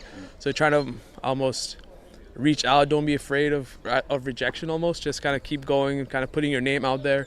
And if you can't get into this college, he might recommend you somewhere else. So just trying to get those connections as you get to the U.S.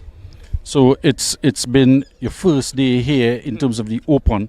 2 more days to go. You've broken even after the first day. How was the course today? Course is it's tricky. It's one of those courses where if you can put it in the right spots, you can score. But if you don't put it in the right spots, it will bite you very, very badly. What's your impression of the greens? Greens? They said the whole position on the greens as well as the greens. I think the speed of the greens are fair. I've definitely played some faster greens, but some of those pins are borderline, I would say. We'll have to talk to the rules committee at the end of this interview, just to kind of question a few of their decisions, especially 14, 13, and even 7 on the front 9. I played those holes well, but I know if I was just marginally off, it would be a big number. So you're participating with Kimani Thomas in the President's Cup, which is part of this tournament. And have you played with him before? I have not. I grew up with him. I played a lot of golf with him growing up, but after I moved over to the U.S., I kind of haven't been able to play as much as I could. But he's a really good guy, a really good kid, and he's a good friend of mine. So looking forward to competing with him in this tournament inside of a tournament.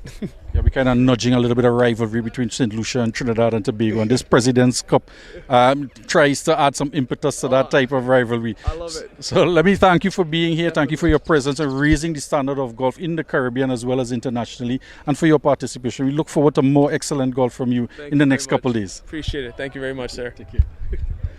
So I've been speaking with Yadu Urs.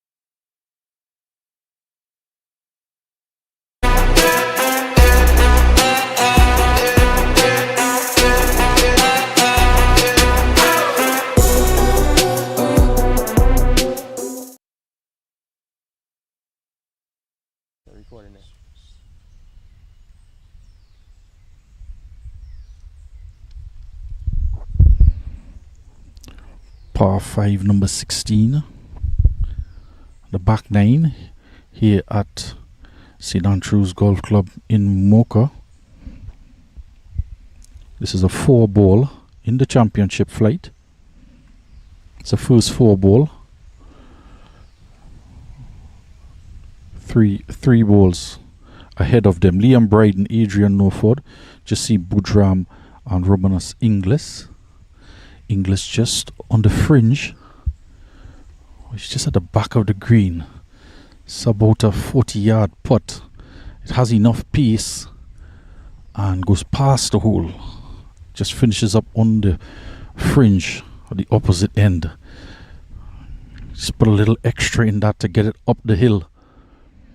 And a very fast green took it past the hole on 16.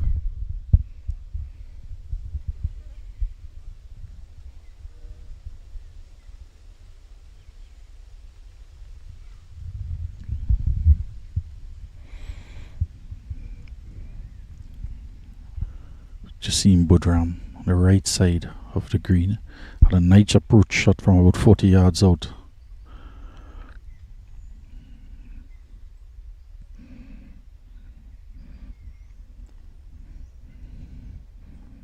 Adrian Norford.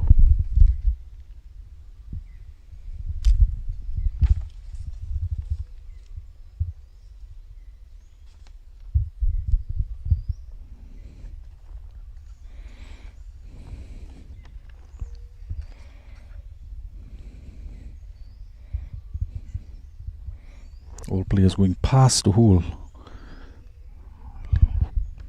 It's going to be a difficult up and down to judge the pace coming back. Doesn't have much to do to tidy up though, Norford. Does so. Norford was participating in the President's Cup for St. Kitts. He is paired with Clayton Hardial. Here is Bryden. Chipped up from the right side.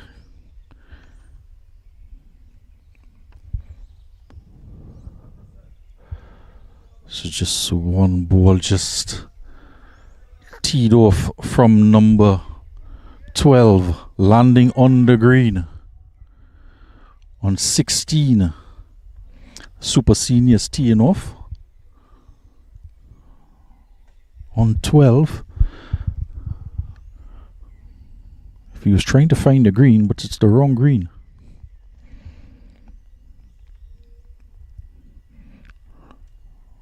Rubenus Inglis gets it in. Not bad work at all. Had a long putt up the hill, just about 40 feet. Had to come back at the hole just about 4.5 feet and sank it.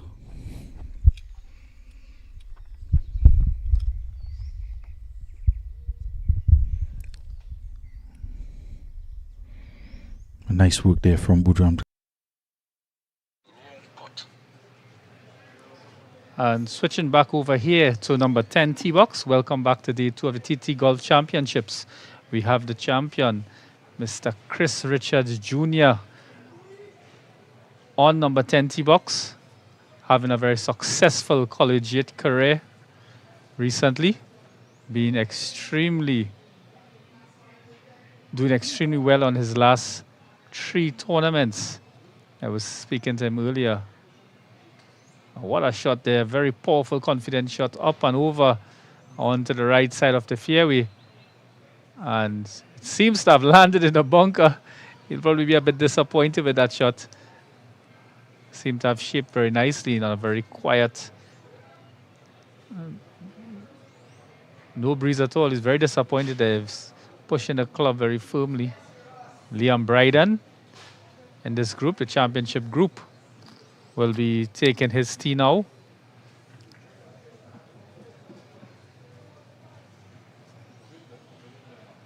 Coming up here at number 10 tee box. Sounded very, very nicely here to common tribute. And getting it high and over and with a slight draw, taking the ball in the middle of the fairway. A very nice shot shaped there by Liam Bryden.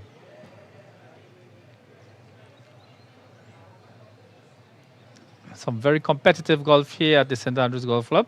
The TT Open Championships 2026.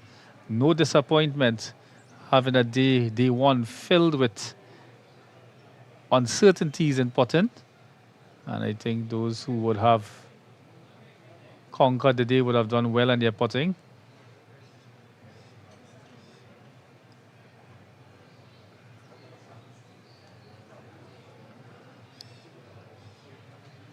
And that looks to be Mr. Ross Ramke soon on the tee box now.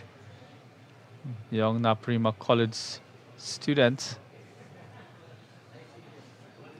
Also managing his A-level studies.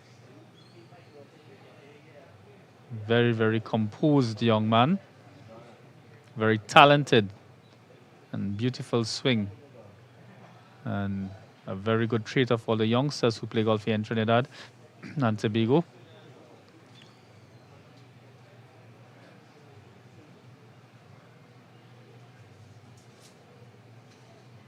A very nice shot there. I'm sure that's going to be landing in the middle of the fairway. Very composed strike, taking it out into the middle. And definitely we can see the support behind that group with the caddies and supporters following behind. Would want to see an exciting back 9 finish for this group in the TNT Open Championships. And as we wait for the other groups to come on stream, we'll be taking some more highlights from yesterday of the championships here at St. Andrews. And there we see a very beautiful hawk in the picture. Part of the wildlife residing here at the mountainsides in the valley. Seems to be having a snack there.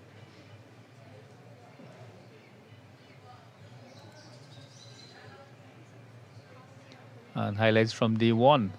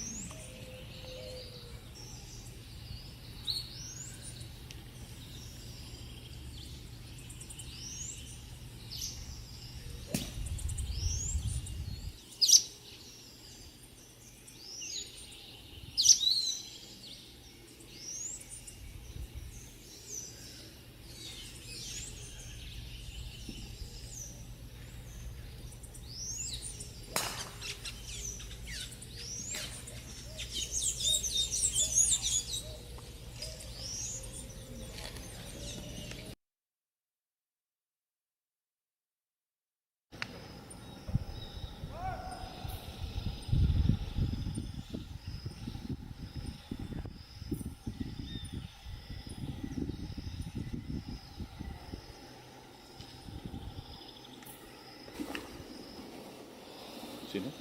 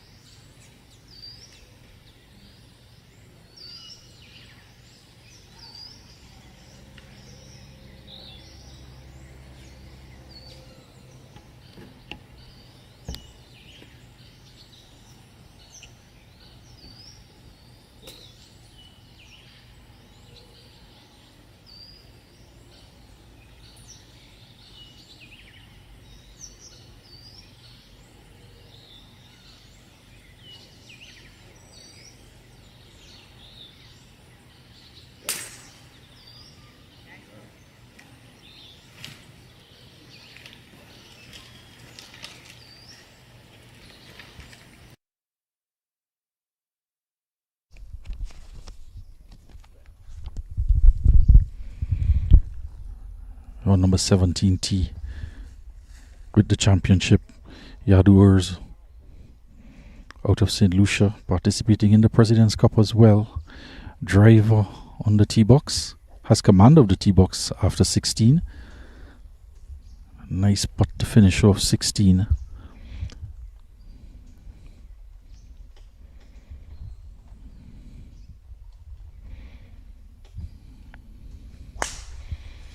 That's a monster drive, heading right on the fairway on 17. Should be in a good position to get a good look at the green as well from where's.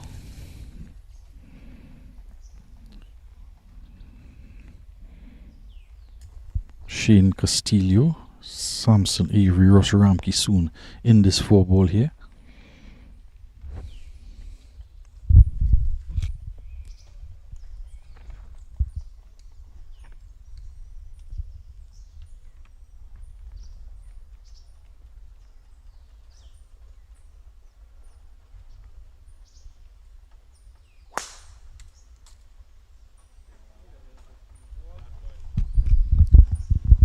Good looking drive from Shane Castillo. Samson Avery up.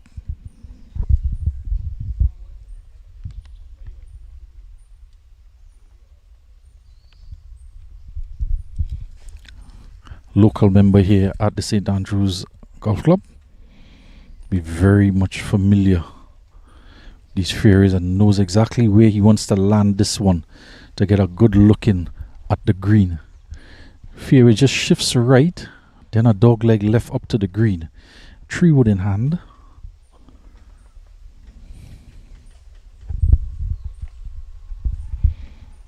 Some shrub on the right hand side is usually the line, just to finish short of it.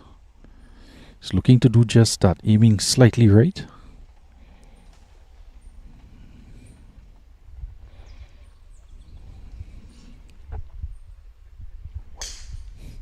It's heading And bringing us here back live at St. Andrews Golf for TTGA Golf Championships 2026, the ladies group here on number 10 tee box. And I believe that's Tori Batiste. Just waiting for the group ahead to clear. One of the championships groups that just teed off on number 10. She's not quite happy, is she, Tori De Freitas Batiste, daughter, of course, of Mr. Wayne Batiste, first vice president.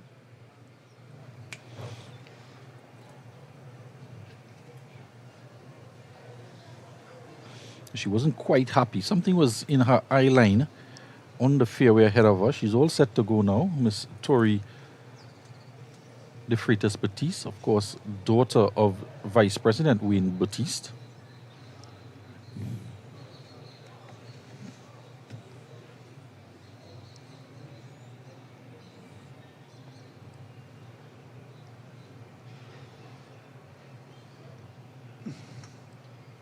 A very nice shot there. Looks to go straight down the fairway, making some good distance as well, and a very nice roll out, taking advantage of the firm course here at St. Andrews. Ended up with actually a fair amount of roll, close to the tree. And here we have Violet Rupchan, I believe, who plays out of the BC Golf Club. And the ladies' flight here at the 2026 TT Open Championships, a very competitive field. Young Isabella Ramdeen, Tori Batiste, Victoria Sinat as well, all vying for top honors. And Jodie Monborough, defending champion out of Jamaica.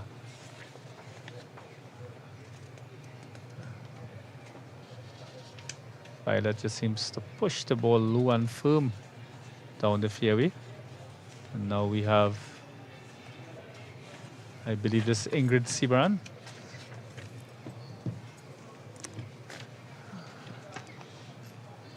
Yeah, just about 160 yards to the front edge of the bunker.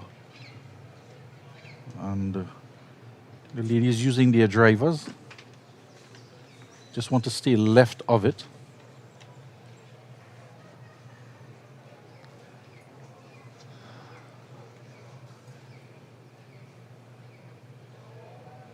And a nice shot there, keeping the middle of the fairway, and the ball rolling out significantly on to the right. And we'll definitely probably have a good view to the pin from that position. The excellent shot there. Got a little, definitely more purchase, perhaps even over 170 yards on that drive.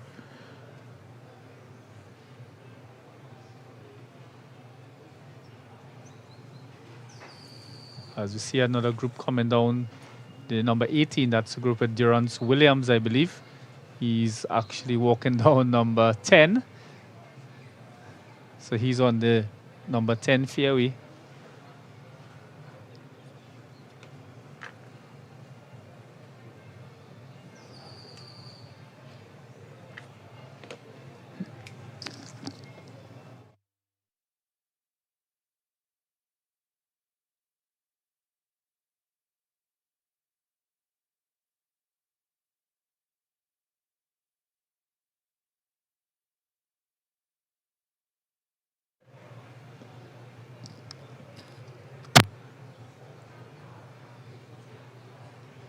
And that ball will have landed about 25, about 30 feet from the pin.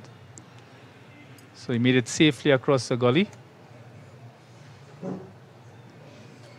The championship flight coming back around here, Matthew Gudez. Just waiting for a golfer to walk cross over his spot. Not sure if that's allowed in this Open. A bit distracting.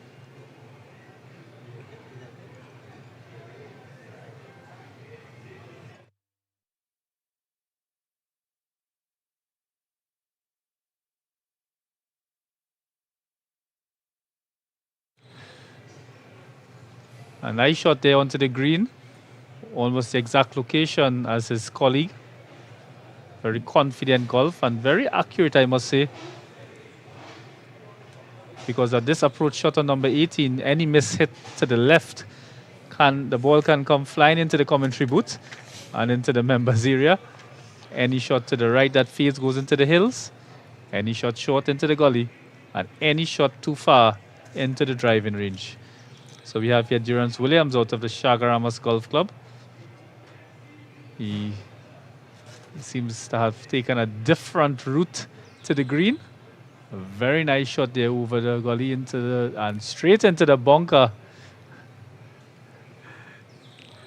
Looked to be a very, very good flight, but unfortunately for him, would have ended up in the bunker. I just wonder if from that vantage point he could have even seen the bunker and exactly where it was. And he seems to enjoy that shot. He's smiling. And Probably not aware it's in the not aware the bunker. bunker. I think, Billy, you are correct. From that position, he probably would not have seen it headed in or landed in the bunker. I think they're pointing it out to him now that's in the bunker. Someone walking across from the ladies. Of course, the team coming up, Emily Ramsahai, Keelan Francis, and Elise Laborde, might just be Miss Ramsahai just letting him know that it's in the bunker. You can see him now, hands akimbo, at the bottom of the bridge, having a little chuckle about it.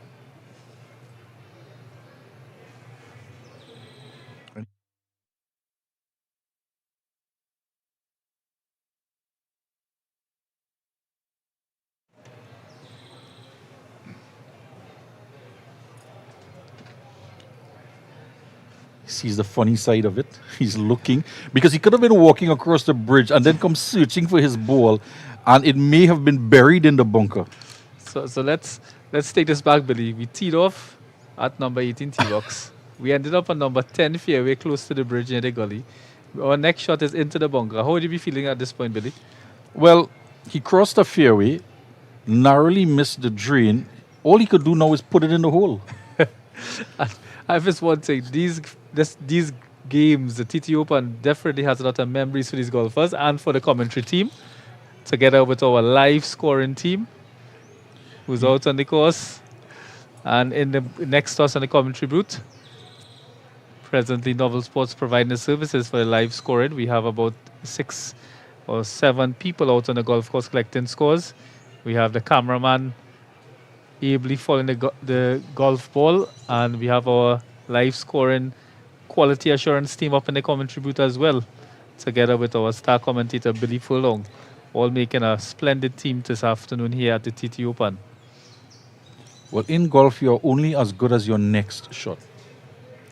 They say try to be a goldfish with a short memory. Focus on the next shot.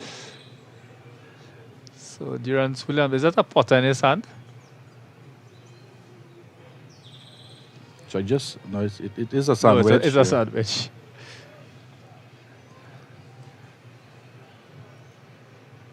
And this is where the other side of the game comes in.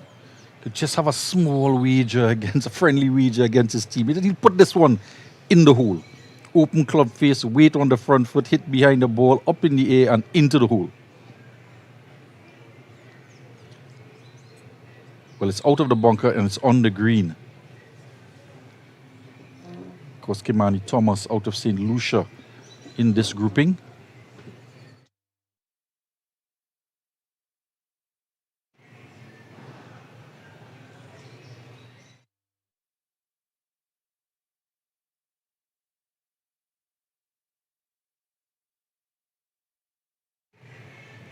Should be keeping a close eye on the ladies as well.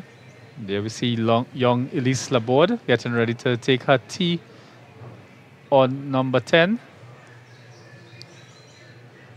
A national player as well in her age category. And taking that ball, a very nice confident stroke. Holding her technique.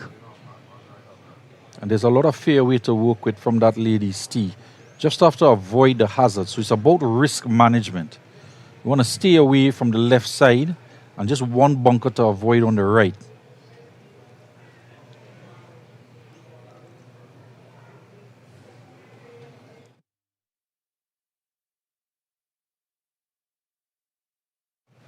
And we have Emily Ramsahai on the tee box now in this very competitive ladies grouping. Didn't take much time at all to get her shot on the way.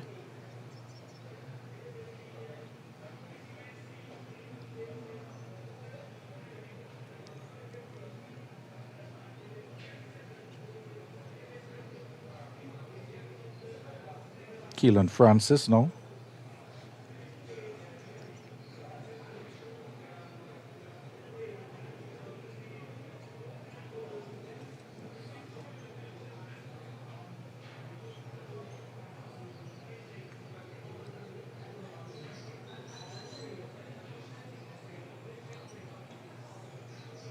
And all the players in the ladies group so far seem to have been having very good accurate tee-offs. After 9, Emily Ramsahai, 24 over in total.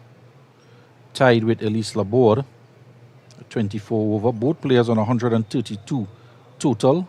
And Keelan Francis, 29 over on 137 after 9.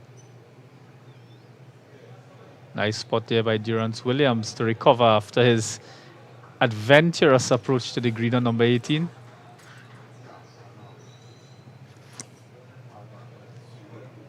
Seems to be a 4-stroke there, or 5.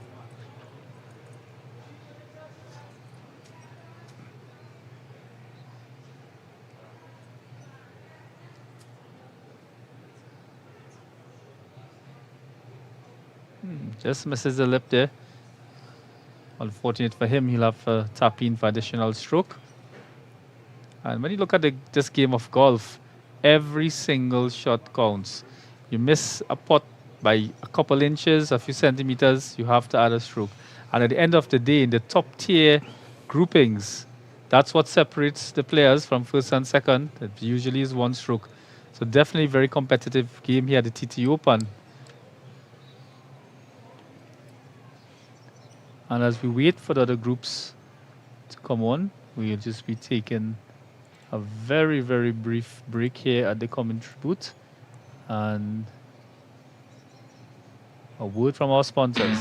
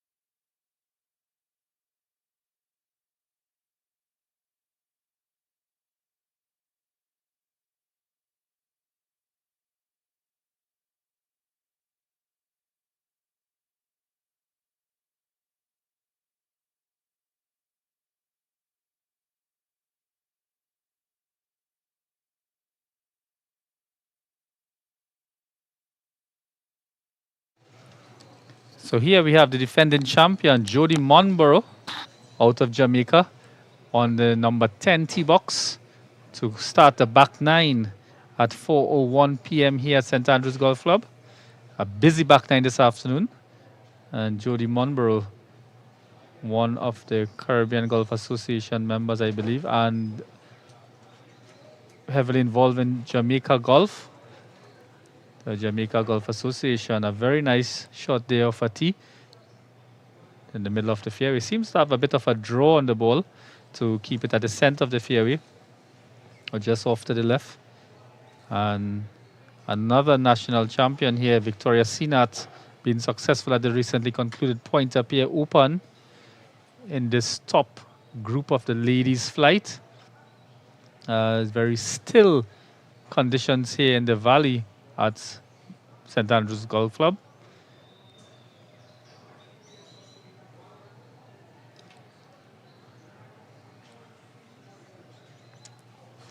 So Victoria Sina there in deep concentration. Seems to be a 3-wood, I believe.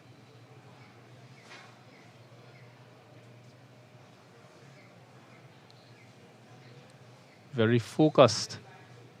And the golfers today throughout the tournament may be feeling a bit of fatigued after the last day. At this point, very nice shot there by Victoria as well. We have gone down the right side of the fairway a bit.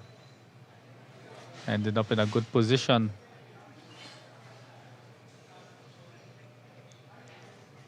And now the youngster, the young champion, Isabella Ramdeen, doing so well in local golf in the last few years.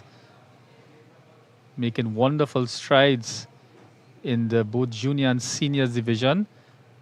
Attending Ashta Girls College in San Fernando.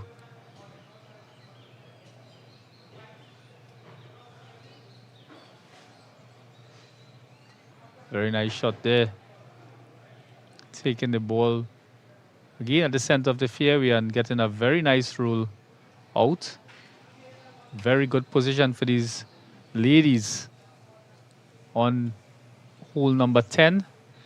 Definitely will give them some confidence starting the back nine. Judy Monroe, president of the Jamaica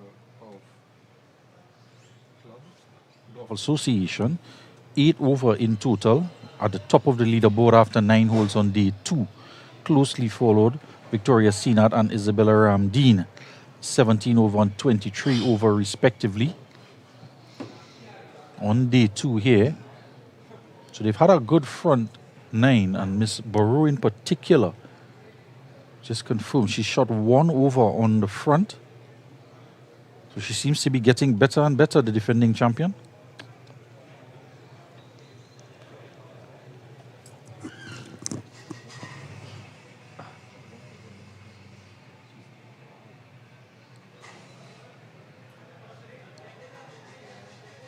That would complete the ladies' flight, finishing off 9 and now heading off on the back.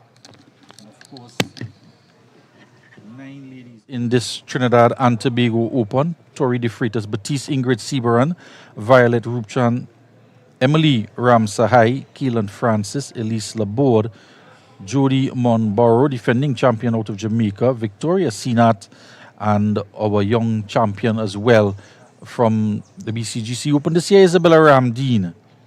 And that last 3, the order of play also matches the order on the leaderboard.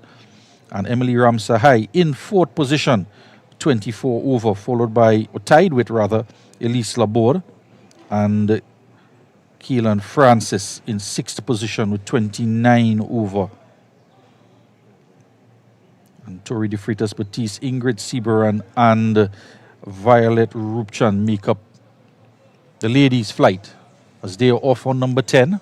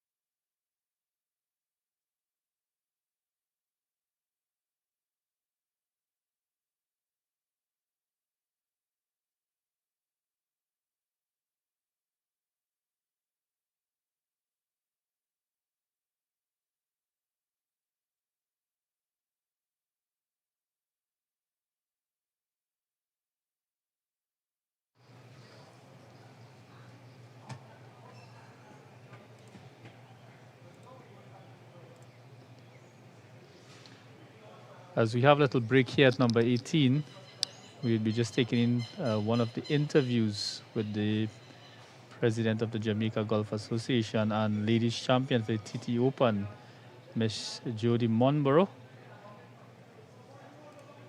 Trinidad and Tobago Open on day one, and president of the Jamaica Golf Association here, Miss Jody Monborough, defending champion here, the Trinidad and Tobago Open. How was day one?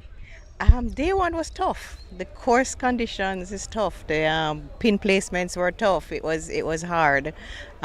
So it was a case of just trying to stay within yourself and just accept, the outcome and just, be patient. Very, very patient, because the course conditions were extremely hard. So you're wearing multiple hats here.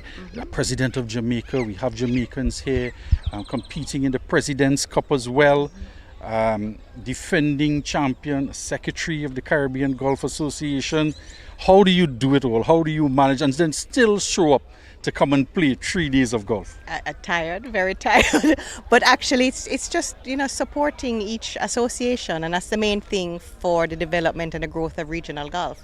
We as the associations have to support our sister associations. That's the only way, golf in the Caribbean is going to grow. So, for a couple of years now, we have an agreement amongst our associations where 2 of our best golfers from Jamaica get to play in the various opens, and then we reciprocate as well. So the 2 best golfers from Trinidad and St. Lucia and Barbados get to play in our open. And that will help them once again also to gain World Amateur ranking points.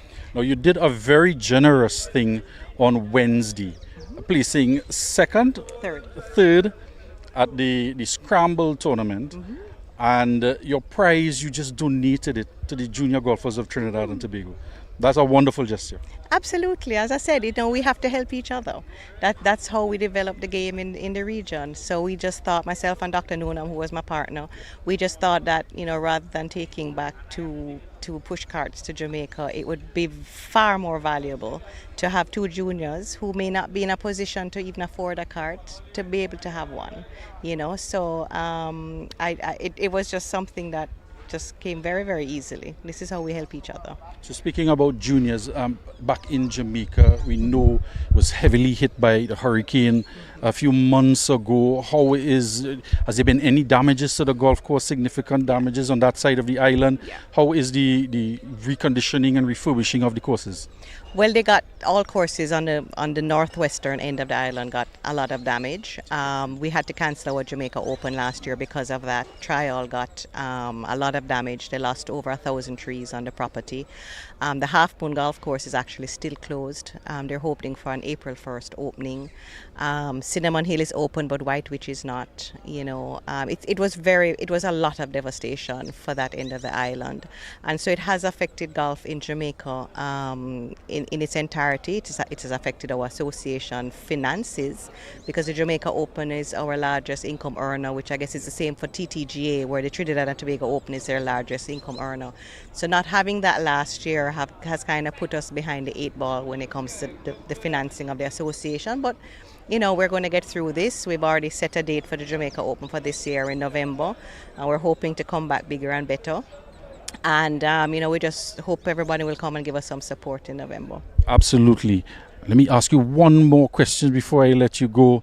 We see Trinidad and Tobago, we have cricketers transforming into golfers. Now we have cricketers, active cricketers playing cricket internationally, still playing golf as well. We have Darren Sammy from St. Lucia. Who from Jamaica, from the cricketing fraternity, is switching over to golf? Well, actually, just the other day I was at the drive-in range and I saw Chris Gale hitting some balls. And let me tell you, if you think Darren hit it hard, Chris hit it, I think, even harder, right? So I had to kind of say to him, Chris, you're not going for 6 runs. You're just trying to get the ball in the fairway, so you don't have to go at it so hard. Speaking as a former cricketer, we see that white ball and just want to smash it. It'll take about 3 or 4 years before that instinct comes out of us. Yeah.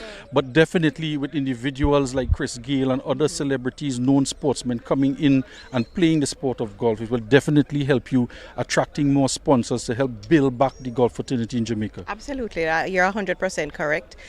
We have some fundraisers coming up. up. So I'm probably going to reach out to Chris and said, can you come and give us some support, especially for the junior golfers, and see how we can build on that. So there you have it, folks. We're reaching out to the Universe boss. Needs to play some more golf. We want to see him out on the fairways. I want to thank you very much, Ms. Burrow, for having a short chat with us. And we want to wish you all the best for the Open, defending champion. Oh, Lord, pressure. So we look forward to seeing you for the next 2 days. Thank you very much. Thanks for having me. Thank you.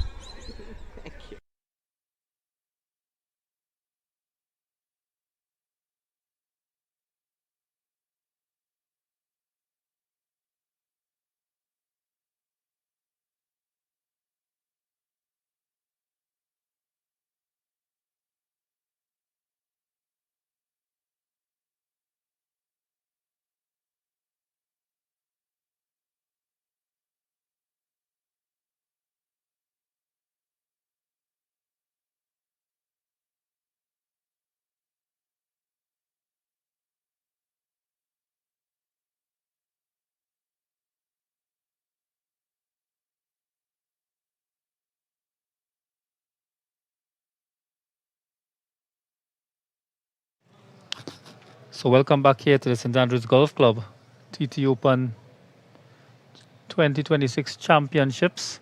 As we wait for the groups to come down the back nine, there are many groups who would have taken off into the Mocha Valley. And as we wait for them, just showing some highlights from day one, where we would have had the opportunity to roam the course and get some footage.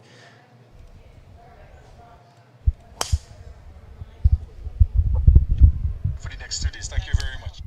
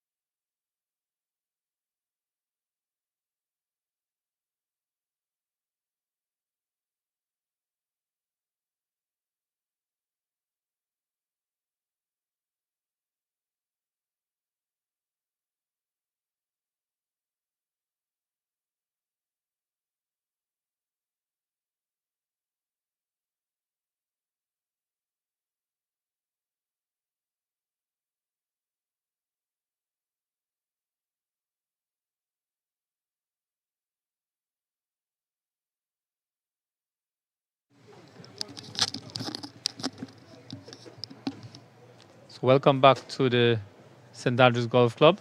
Getting ready for the players in championship group coming down number 18. Looking forward to a competitive finish by everyone.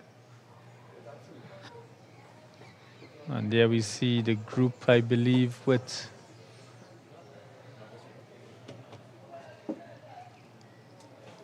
It should be Zico, Raya, Gabriel, Abonosuste, and Harit Khan. As they make the turn, and have a look at where those guys are. And that tee box is some 448 yards, 422 to be exact, from the black tees.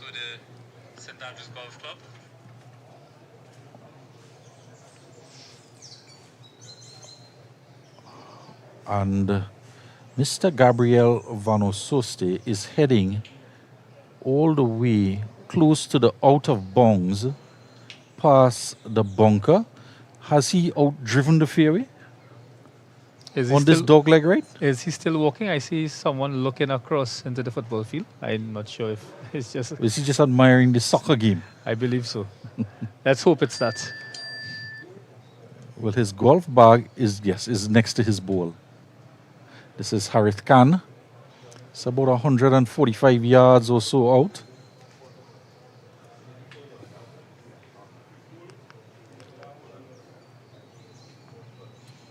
And finds the green.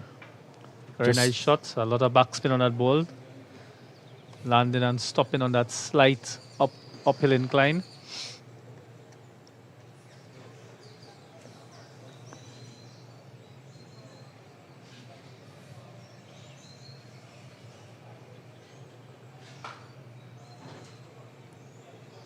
Ball below his legs here, below his feet, Zico. It's a nice divot. It's lofted high up in the air.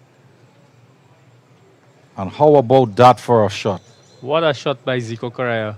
An excellent shot there to get that ball just about 6 feet, I would say. 6 to 8 feet away from the pin on the up. Very, very accurate shot there by Zico. Yeah, all 170 yards there, trying to jack up the flag.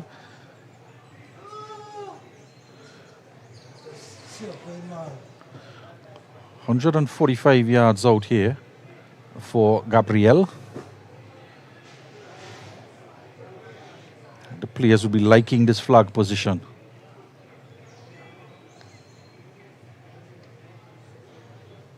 High Nice. loft.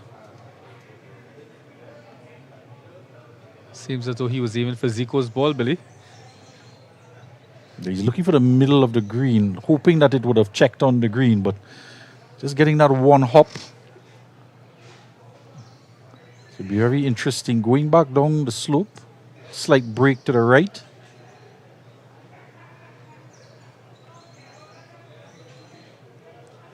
And it greens in regulation for this grouping in the championship flight.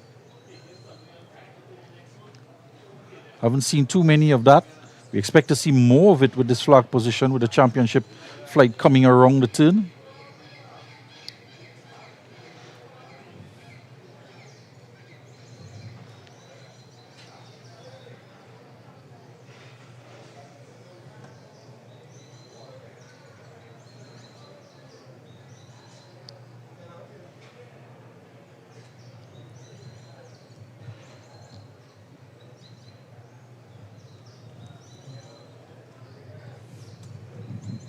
So if you can feel the temperature changing here at St. Andrews. The weather conditions a bit overcast now with a much cooler breeze coming through the valley. Almost feels a bit of an air conditioning unit here in St. Andrews. I'm sure the golfers would appreciate this significantly. It was around 11:30. Russell Latapi made his way onto number 10 and ushered in the rains and the clouds, requesting that it cool the place down. And since he's taken off on the back, he's actually finishing up now on number 9 on the front. Russell Latapi. And he was just remarking that he's going to thoroughly enjoy the conditions if it stays overcast. Well, he got his wish. And it's made for quite a pleasant day too here at Trinidad and Tobago Open. So we had a little bit of break in play waiting for this group to make the turn on this dog leg right. And just behind them already on number 17 green is Alex Kangu, Clayton Hardial, and Christopher Alpha Jackman. And if this grouping got here in 2, they've certainly set the standard for those to come in this championship flight. So we should see a lot more golfers coming quick and fast. We know we had a couple viewers online requesting to see more of the championship. Well, here they are. They're making the turn, coming around on the back. So it should make for very pleasant and excellent golf viewing. Because those looking at the stream online, there's also the players going on in the US.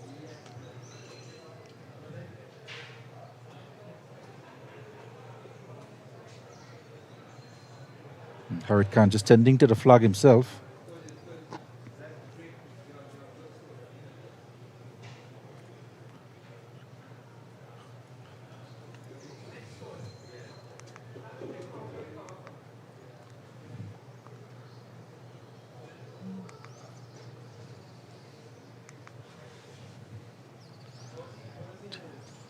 There's about a 30-foot putt here for Harit Khan.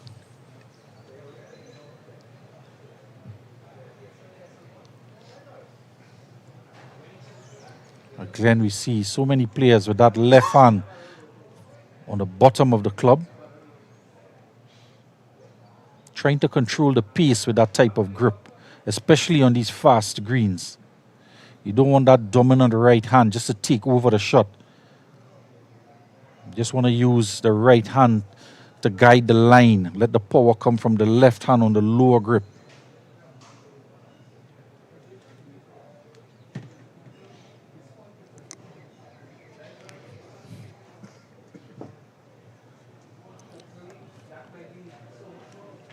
Close examination of the putt here by Senor Gabriel.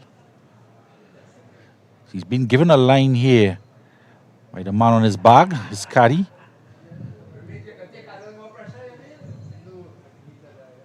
So definitely not a straight putt in. It's a little bit of a break to the right. It's also down the slope.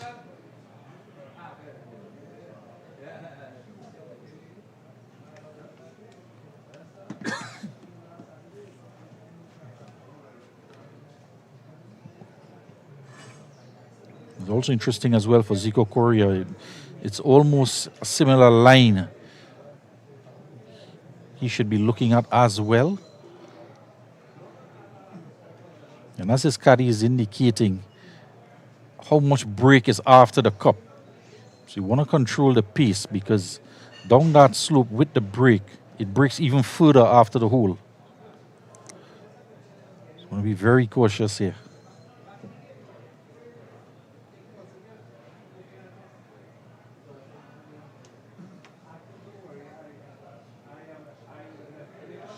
So young Batia won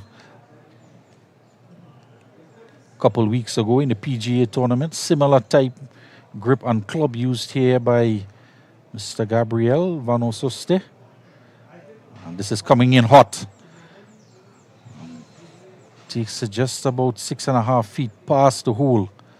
Pace was key with that putt. And his caddy has his head in his hands.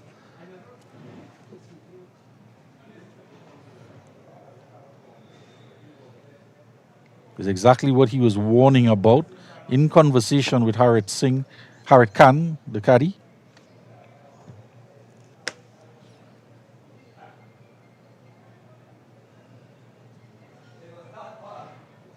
Much the same here for young Zico.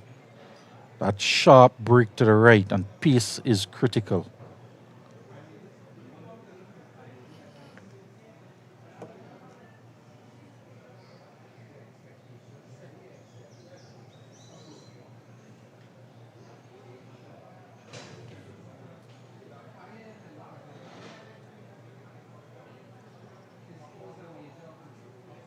The slight tap. And in. That's an excellent putt from the young man. Got the line right. And the pace superb. He was 18 over in total after 12, sitting in 19th place.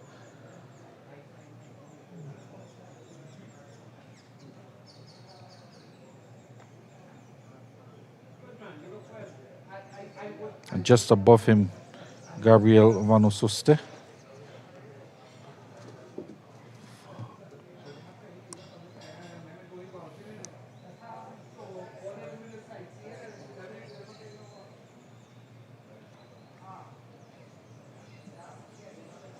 It's a slight break to the left now. Goes past the hole. Still work to do here. It's not an easy putt, this one coming back.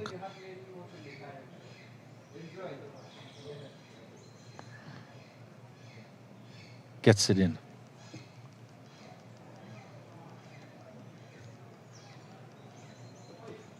Haven't seen too many tree putts in the championship in today's play.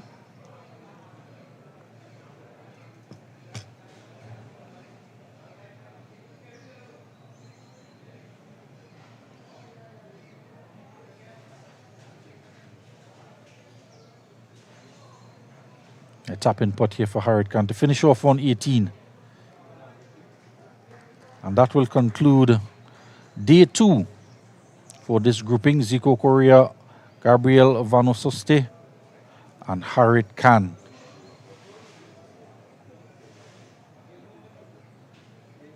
Cool conditions continue to prevail here in Mocha on the St. Andrews Golf Course. And the next grouping already on the tee. Back on 18.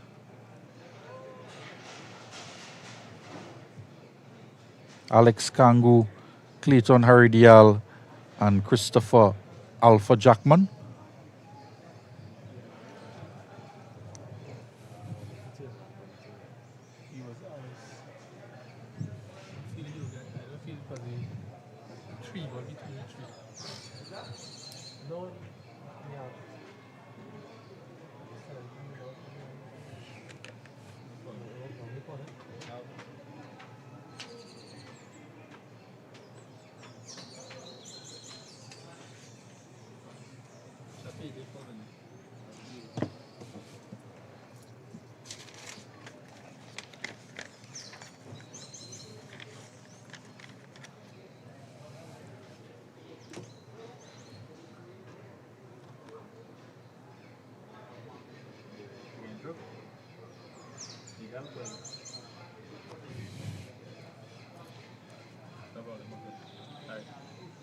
So Alex Kangu last to tee off on 18.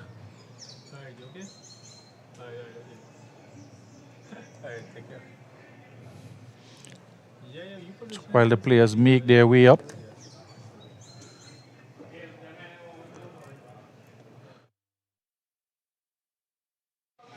While the players make their way up the fairway on 18, take a short break and get a word from our sponsors.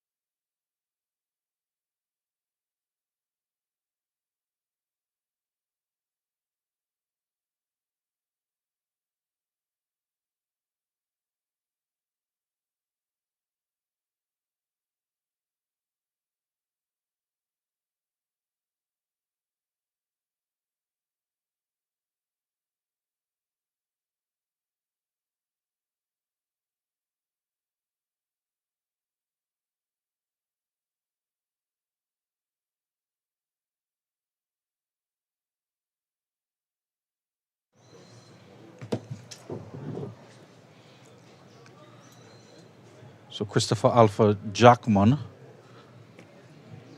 middle of the fairway there. It's about 180 yards out.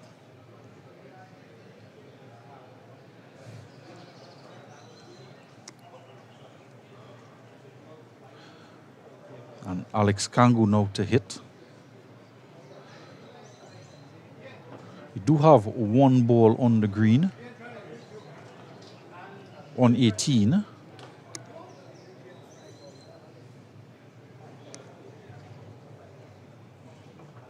So it's been very difficult in that close to the trees, not quite sure of the lie, and just some rubble. Might have, he's actually behind the tree. So might just want to, not sure if he's going to try to play, just try to not risk going for the green from there. Want to lay up or just punch out.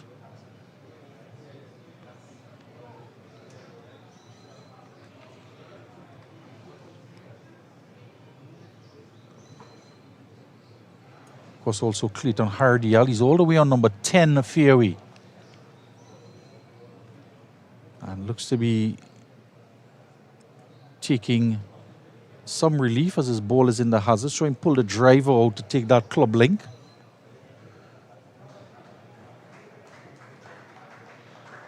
Shot from Kangu there. Center of the green. That's a very impressive shot from the young man from behind the tree in a bit of rubble. To manage to get it on the green from there. Look at Hardial now. Said he took some relief there. He was on number 10 fairway for his second shot. Took some relief for his third shot. And would certainly want to put this one on the green.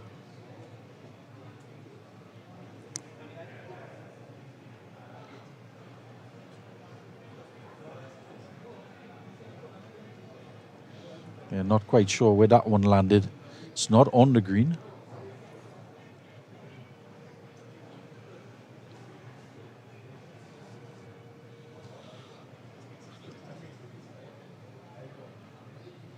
So actually, he's just reloading. Yeah, there he is. So I think he's going to hit a provisional here because he's not quite sure where that one landed. So he's again on the number 10. And he might be hitting a provisional here.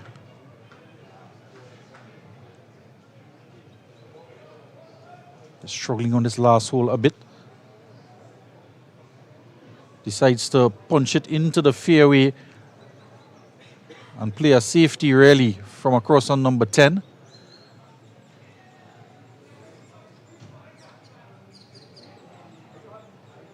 So he's put it back in the fairway just in front of the green on number 18.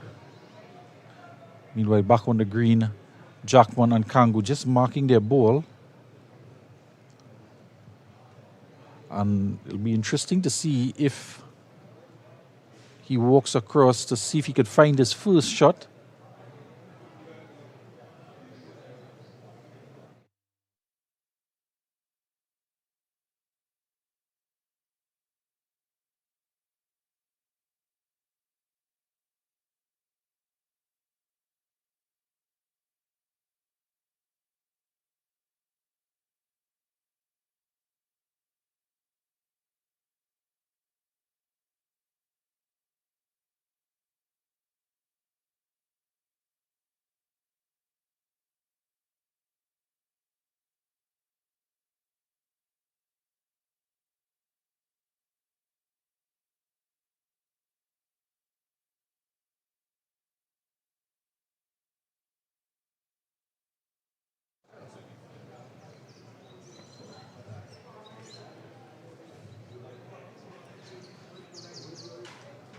So Hardial is going to hit his provisional.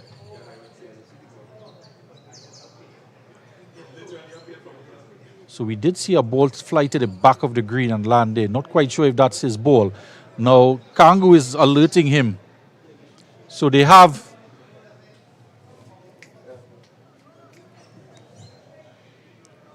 They are alerting him that there is a ball there.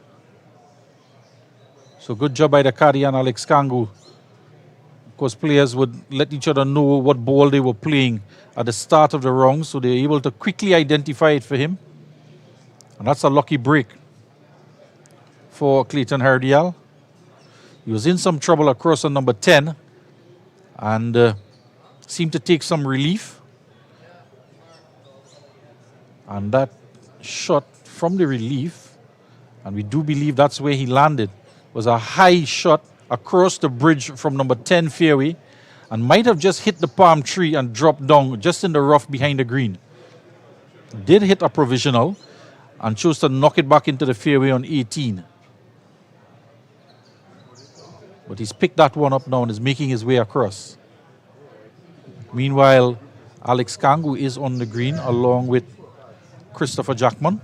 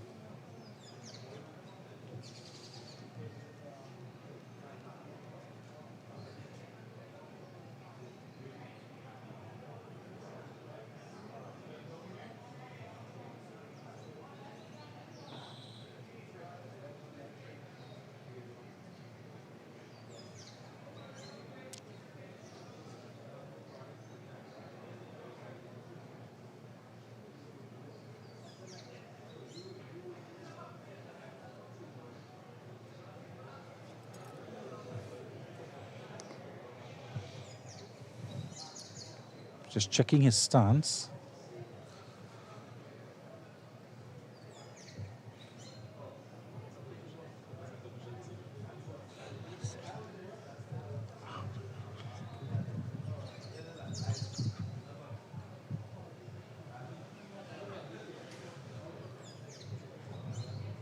This one is going to go down the slope.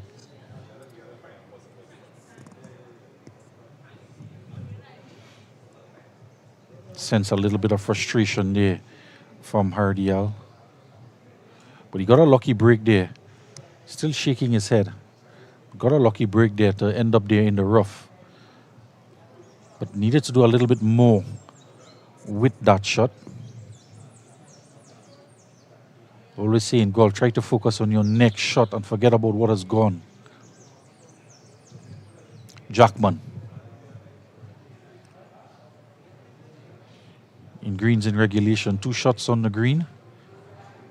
And now putting for birdie.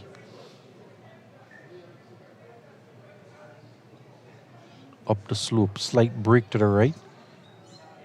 Gets to the top of the shelf. Did not have enough momentum to take it all the way to the hole. It's a little smile to his caddy.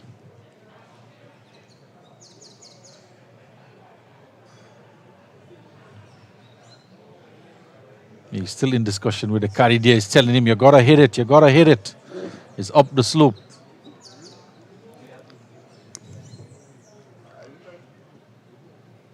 Hardial. Needs a lucky break here to stay in it. He's 23 over after 15 over the course of the 2 days.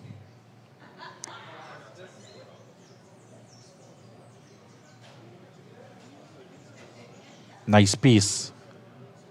Not a bad putt. I think he'll be much happier with that shot.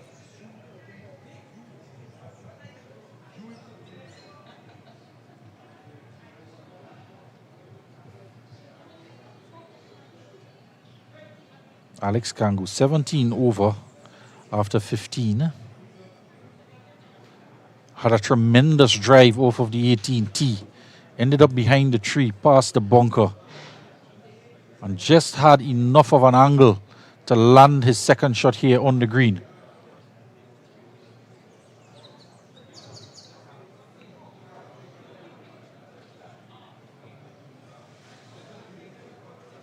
Needs to get it up the slope.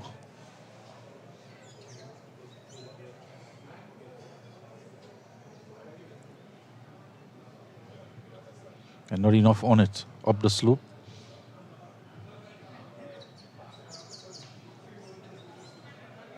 Jack one for par.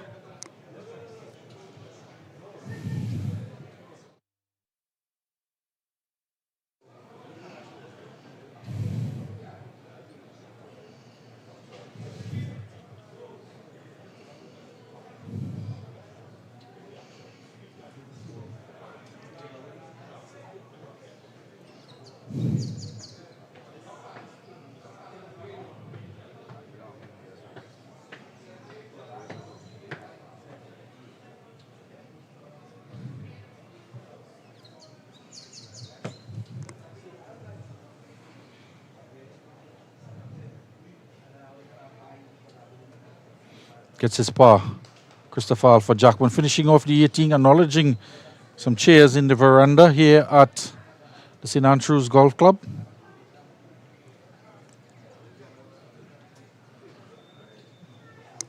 Trying to finish with a par here, Alex Kangu.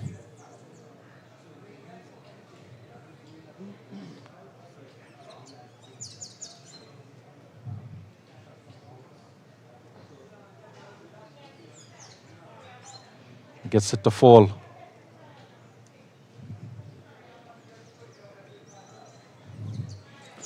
Hoping to make it a last spot here for Clayton Hardial.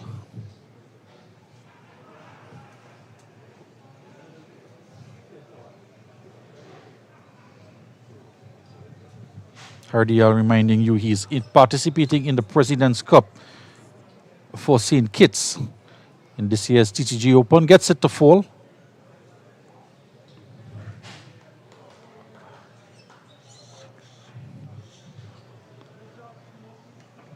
And in some problems here on the final hole for Hardial.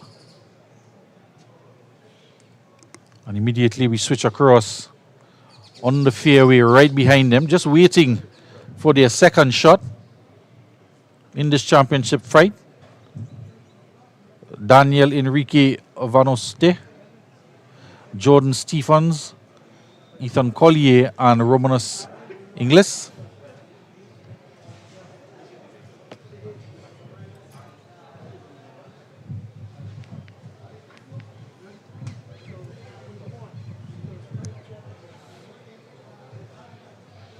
Inglis off to the left and heading towards down the slope in front of the veranda.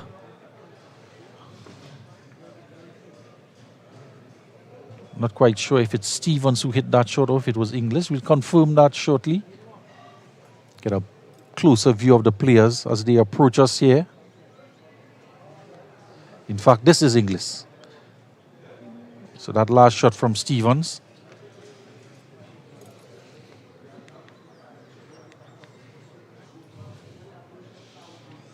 Just about 145 yards or so out, right side of the fairway.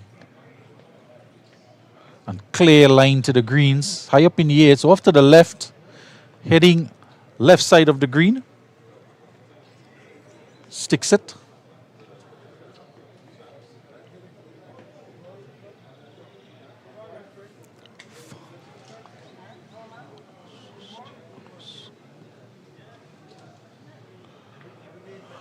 Daniel Enrique now.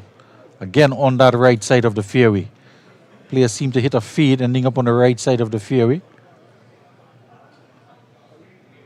Off the tee box, and now this one is on its way.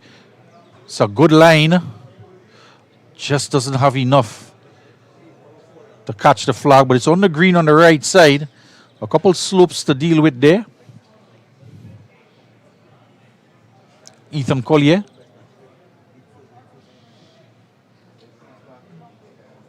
It's in a little bit of rough.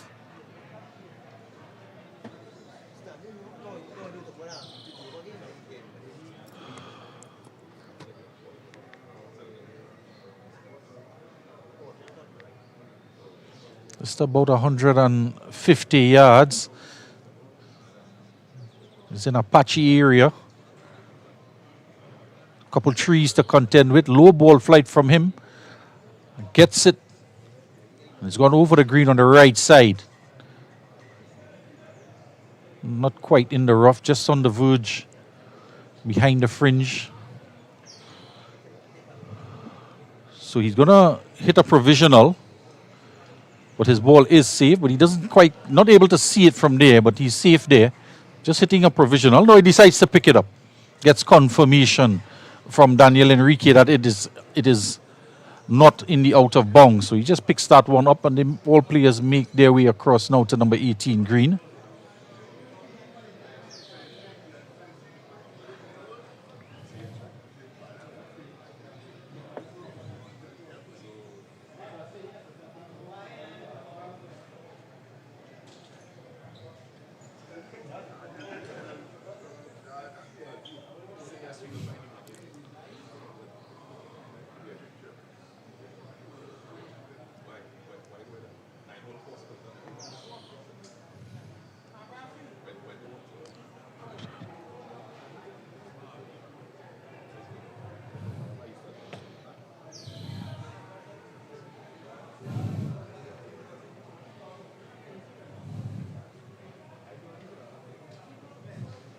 So we can give you some updated scores in the championship.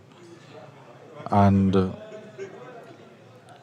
team that teed off first here in the championship, Matthew Gudez, 28 over after day 2. Durance Williams, 33 over. And Kimani Thomas, 37 over. So Kimani finishing on 181 after 2 days of golf here at the Trinidad and Tobago Golf Open 2026. 2025, last year's champion Chris Richards Jr. in that grouping with Liam Bryden. Yadu, who is from St. Lucia, and Ross Ramkissoon, who's having a great year, young Ross Ramkissoon.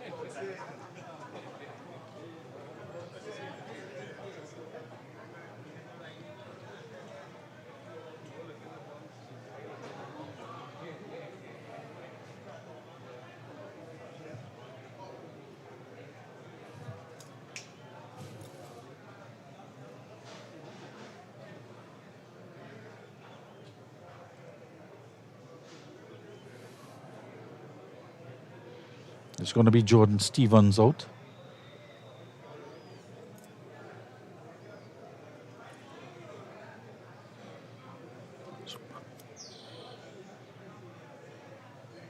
He's just behind the shrub there under the veranda.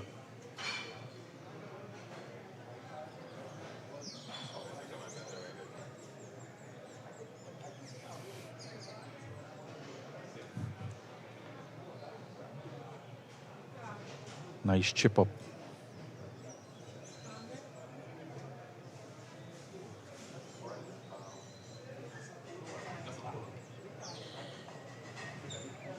Move across now to Ethan Collier.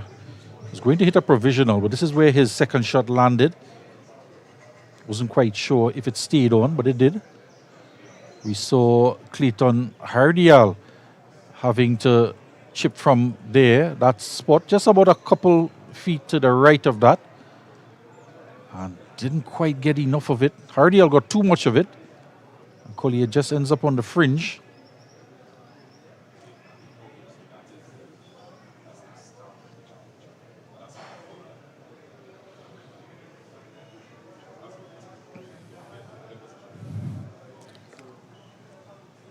Romanus Inglis.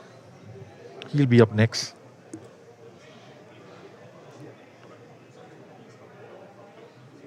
Just about 40 feet or so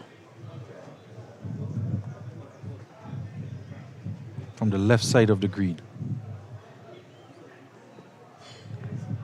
Has to take it over the hill. And slight break to the right. He's walking after it. He knew he didn't put enough on it.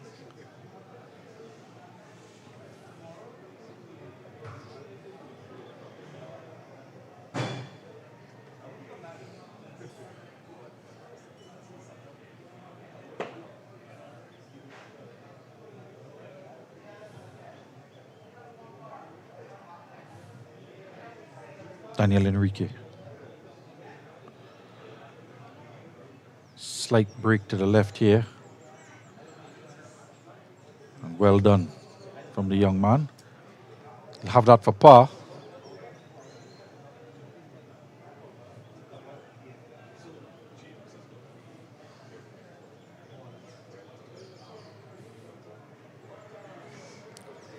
Collier now on the fringe.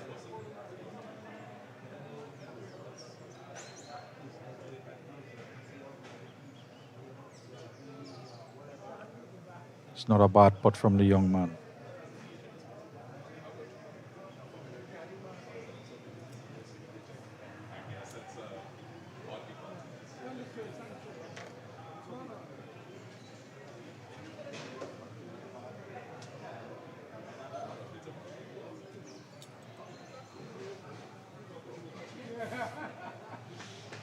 Jordan Stevens now, his second shot. Just ended up under the veranda, had a chip out.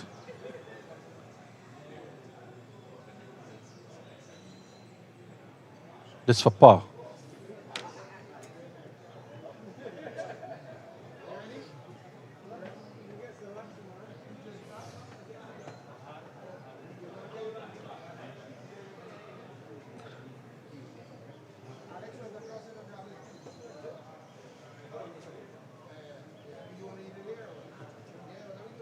Yeah, unlucky there. Have to finish with a bogey.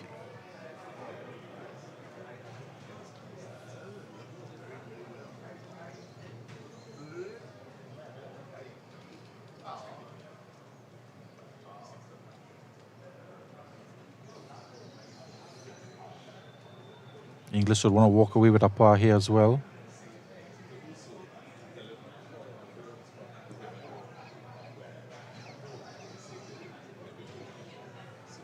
Gets his par.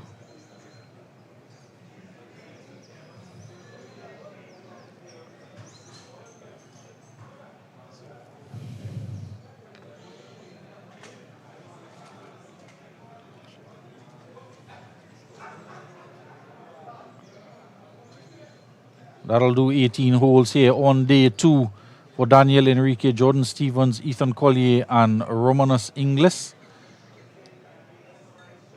Finishing off here at Trinidad and Tobago 118th Open.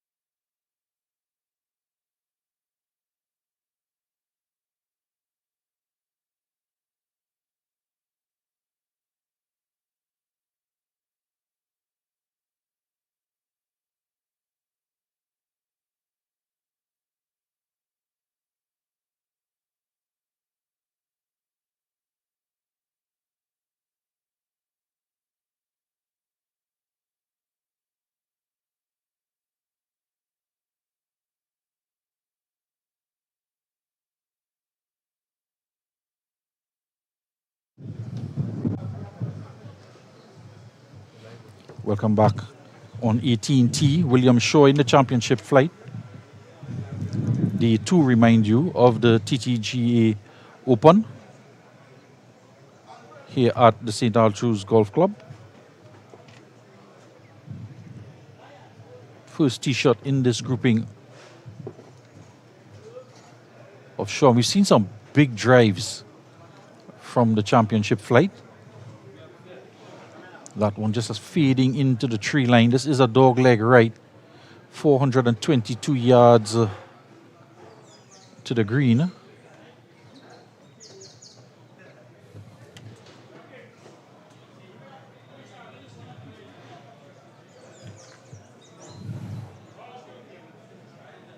Maurice Ford, the big left-hander.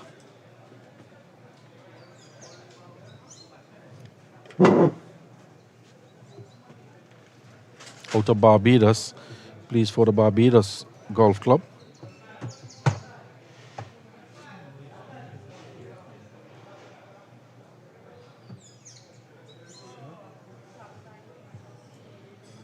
Playing off the back tees for the championship flight.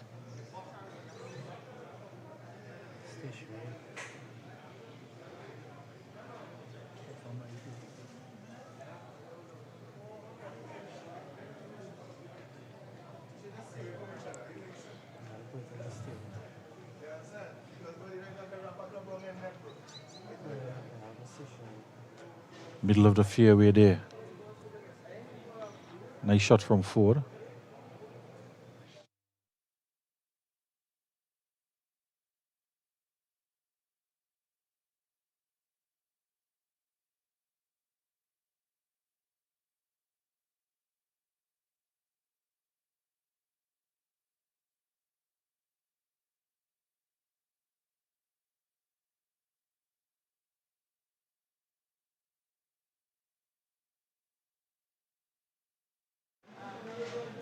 Of course, in this group with Ford is Bobby Edgehill, William Shaw, Shane Costello, and Bobby Edgehill out of Barbados as well.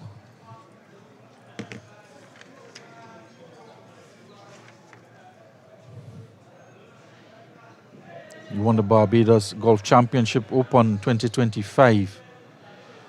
35 years of age, is participating in the President's Cup for Barbados alongside Xavier Wiggins, the youngster. Wiggins also participated in the Latin American Amateur Championship for Barbados and last year in the Caribbean Amateur Golf Championship as well. So both players out of Barbados have some pedigree coming into this Trinidad and Tobago Open. Players make their way around this dog leg right, and there's a nice almost tunnel-like between the trees coming across number 18. It does provide some protection, some bit of shelter between number 10 tee box and number 18 for players operating on either side of the fairway. And in between the trees nestled is Bobby Edgehill.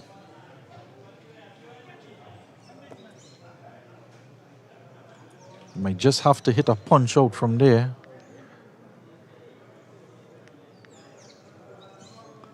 Still about 230 yards from the green. Not quite sure if he is seeing a gap. He's looking across number 10 fairway.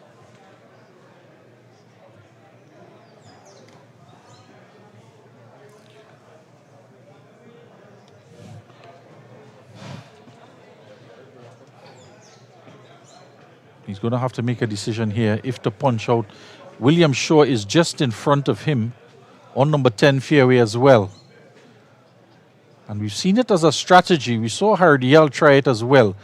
From the black tees on number 10, just to land it, rather than hit the fade on 18, go over the trees, end up on 10 fairway, and try to access the green from there.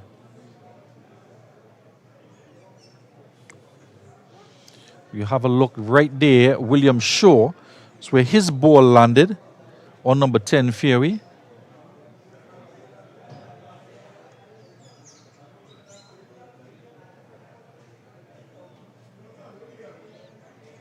So Bobby Edgell, he's going to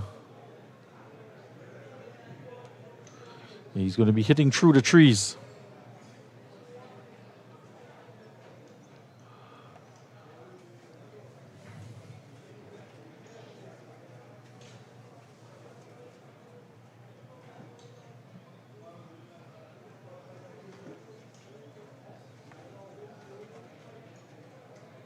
He's going to emerge just behind William Shaw, who is just behind the tree, behind the ladies' tee box.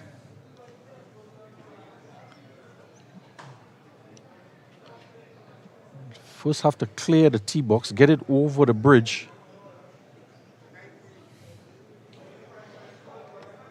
And try to find the green.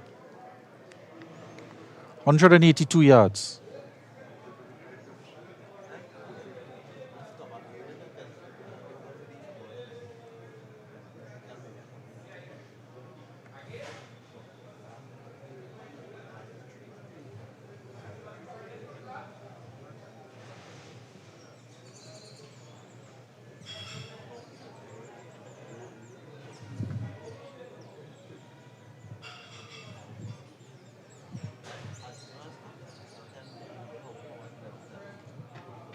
It's a low shot and it's into the drain.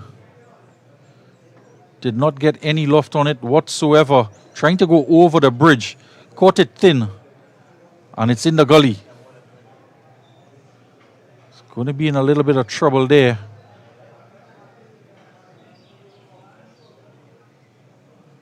So may have to take a drop. Meanwhile, Maurice Ford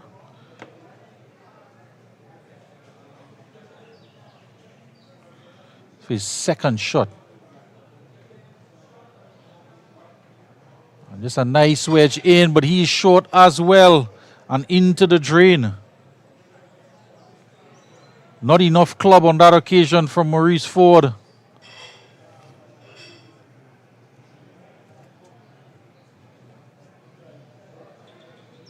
The punch out from Bobby Edgell, and he's looking to put this one on the green. Looking to run it up. It's on the fringe and on the green. He's on the green in 3. The Bajan.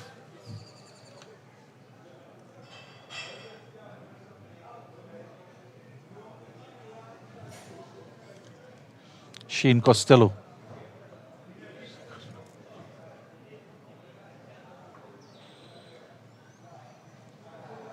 Good looking shot here coming in.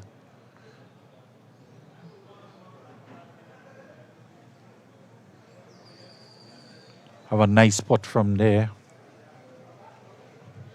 Players make their way across the bridge now. Bobby Edgell.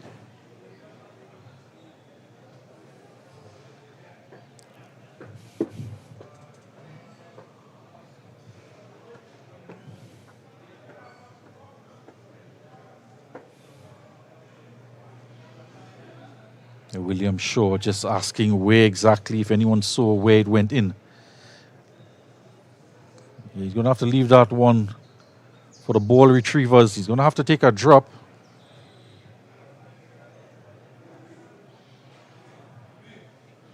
The view from number 18 fairway, just behind the sand bunker, all the way up to number 10 tee, just to the bridge. We get closer eyes now on William Shaw. I'm trying to take a drop there behind the hazard.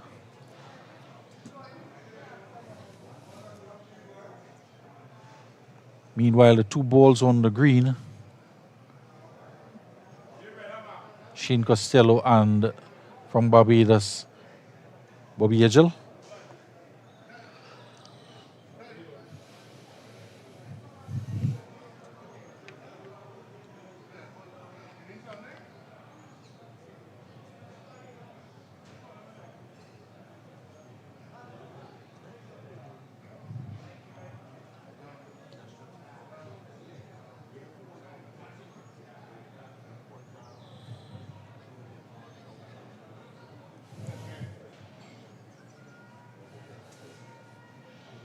Sure now.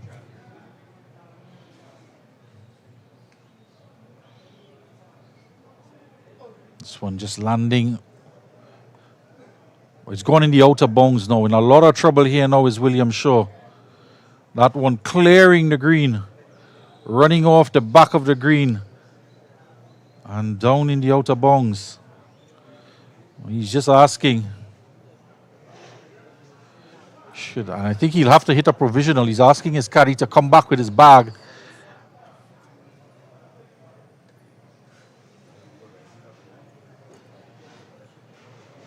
So, for the second time, we've seen a player in the championship land on number 10 fairway, trying to find the green from there, and can only find the drain, and followed up close to the outer bounds. And in fact, this time William Shaw is out of bounds. So he's going to hit a provisional here and just walk up and check it, see if he requires a ruling on it.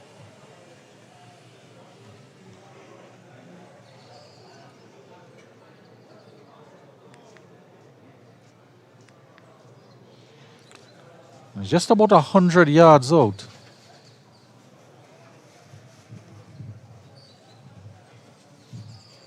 Remind you as well, the lie will have significant impact on how this one comes off the club face.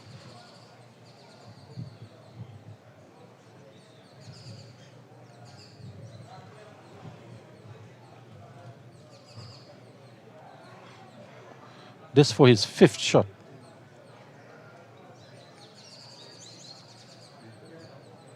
Up the right side.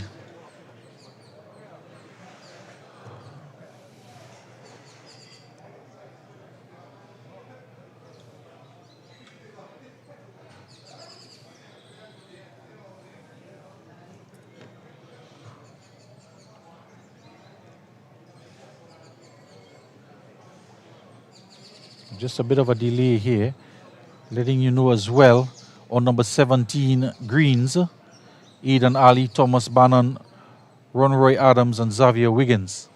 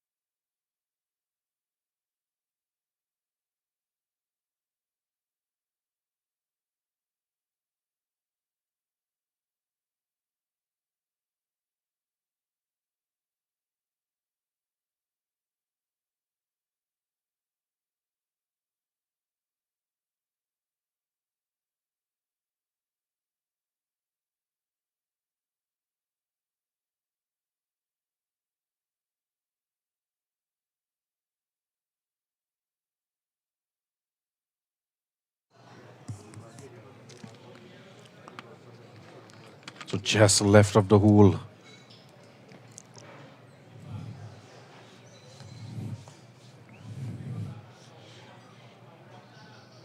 So Bobby Edgell just deciding to get his putt on the way, just to clear the lines for...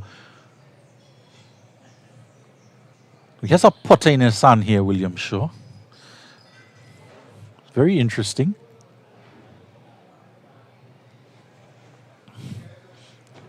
We know about Texas wedge, but that is some ways out to be using a putter. It's not on the fringe. It's in the short rough. Takes a high line and doesn't manage to reach the fringe.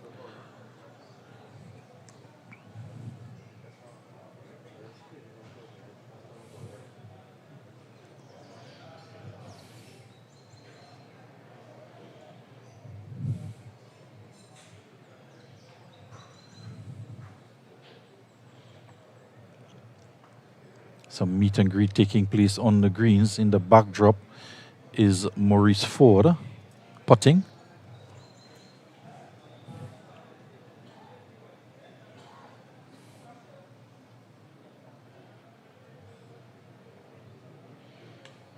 Just goes past the hole.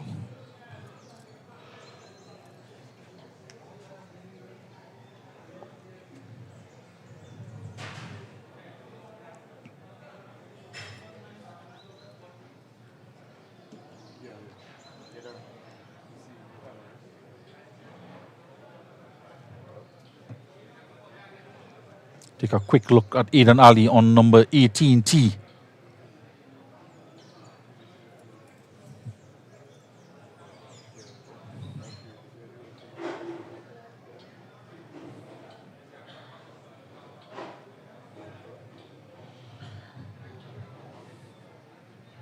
Players teeing off here while we're finishing up on number 2.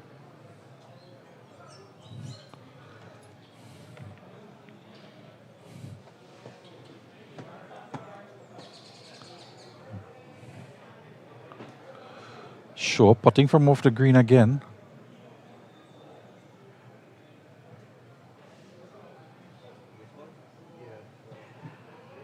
Not bad at all. Finishing off here and struggle on that final hole, sure. We flash back across to number 18 tee.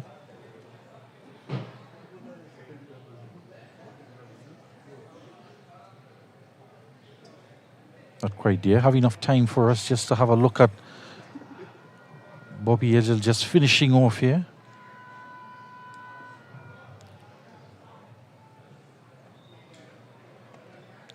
Back on 18 tee. Ron Roy Adams.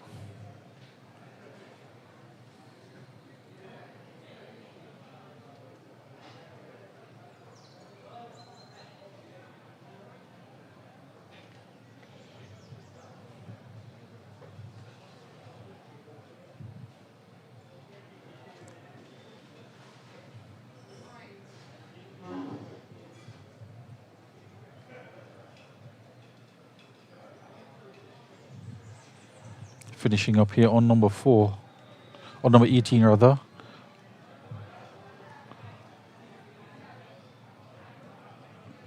So we're halfway through the championship flight here on the back 9. Closing off play on day 2 in this Trinidad and Tobago Open. Players making their way up the fairway off of number 18 tee.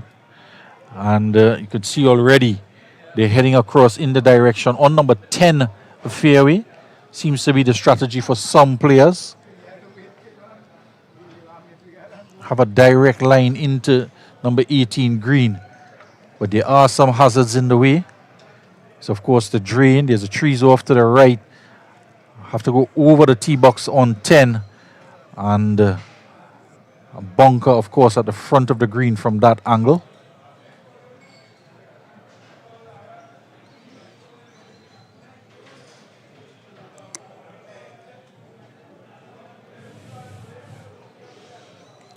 So Aidan Adams coming up there.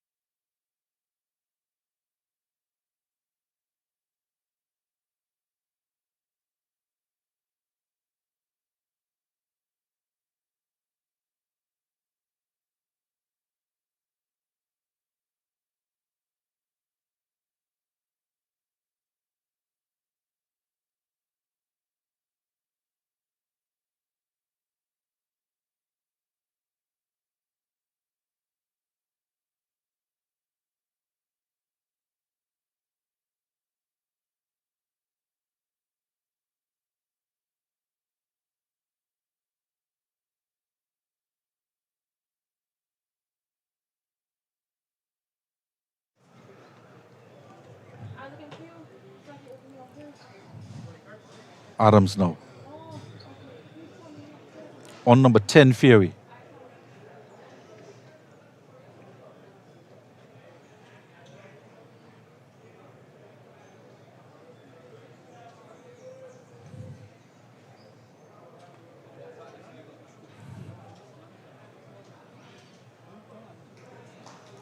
And that is an incredible shot. Now it's rolling back down the slope. But that is the intention when you hit it from the black tees on 18 onto 10 fairway.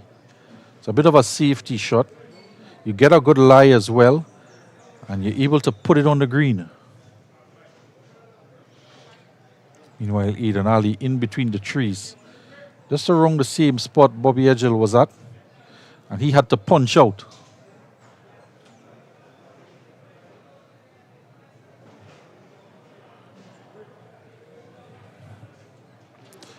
So just a practice swing. It seems like a full-blooded swing from Eden Ali.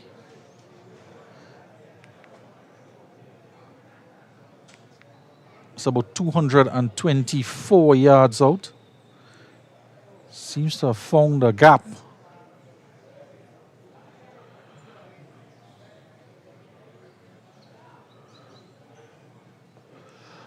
And that is an incredible shot.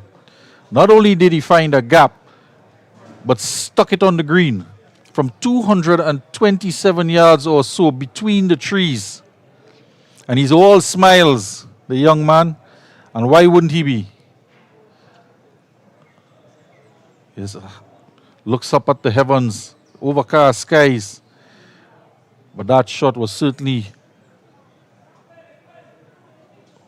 a top shot from the youngster. Wiggins in the fairway on 18. Just in front of the bunker, just about 160 yards or so out.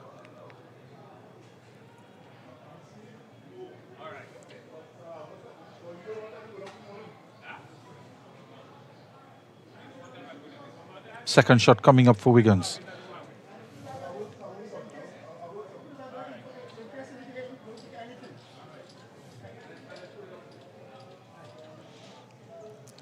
Just off to the back of the green, rolling down into the rough.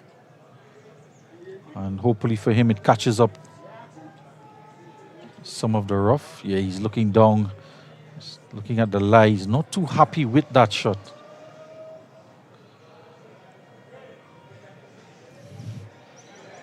So we have a couple green, one on the fringe on the left side and one down in the rough behind the green. As players make their way up. Across the bridge on number 10. We'll have to just find out from the management here at the St. Andrews. Have they given a name for that bridge crossing number 10?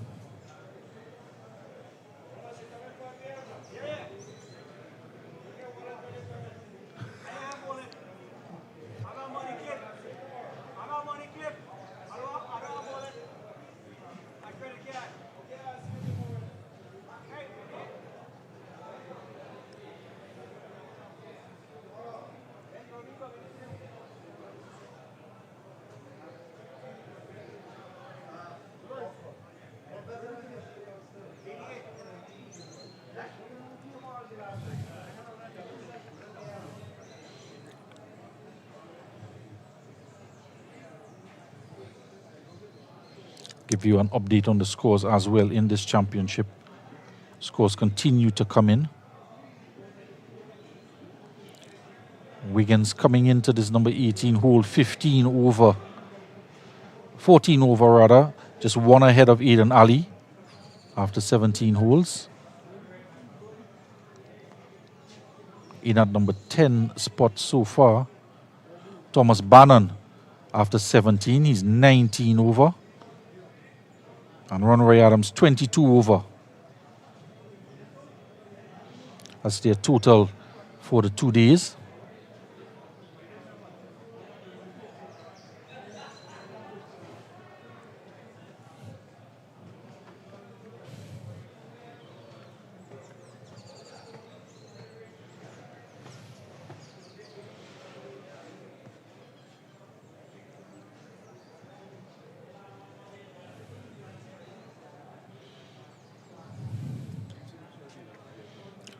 Thomas Bannon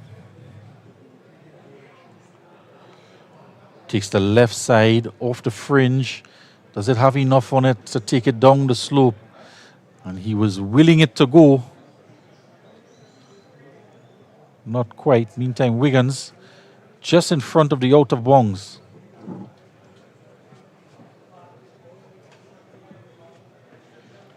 Have some work to do. We've seen a couple players in that rough. Hardial for one, hit it over, ran over the green. So Wayne Ali earlier on in the Super Seniors just potted from there. Has a wedge in his hand.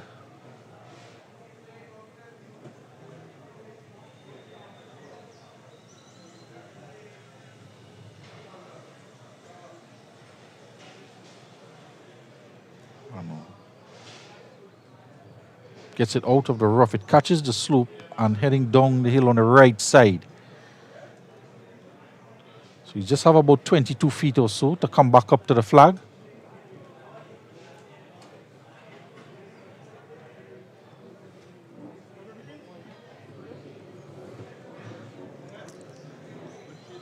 Ilonari with a tremendous shot from about 227 yards between the trees, between 10 and 18, and stuck it on the green. So he'll be looking to make a birdie here if he's to keep his run of form on 18.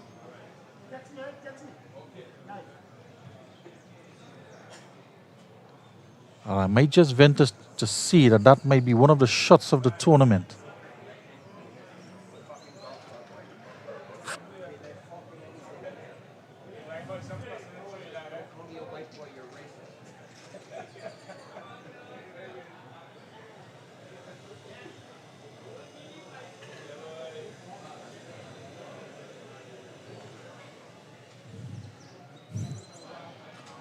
Just short of the hole. He'll certainly want to finish with a par after that tremendous second shot.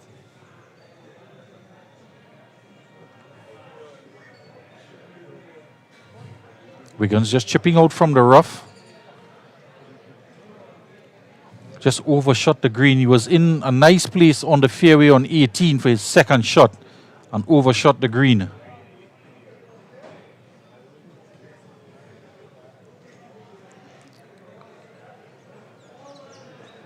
Runway Adams seems to be setting up. Will go ahead of Wiggins, seemingly.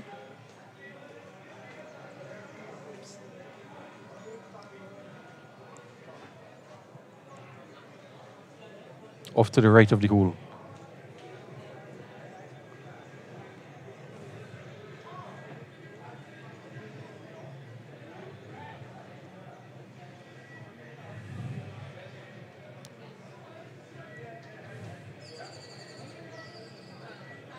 Meanwhile, across on the 18th tee, we just get back to it after this putt here from Wiggins.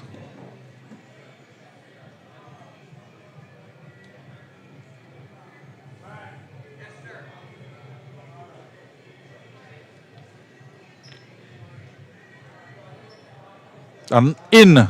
What an amazing putt.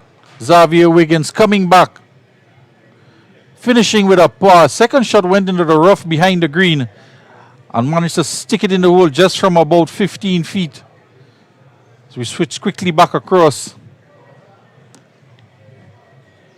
Samson Avery on number 18 tee.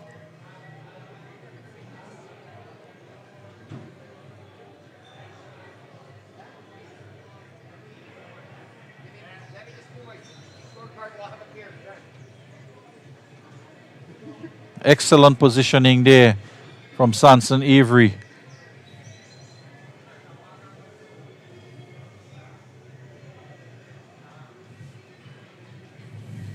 Next up, Jassim Budram on number 18 tee. Quickly switch back over for Aiden Ali, trying to make par here.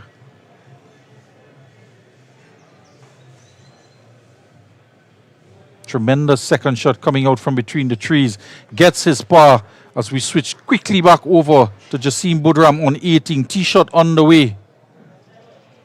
And another excellent tee shot just to the left side of the fairway on 18. Just next to the bunker.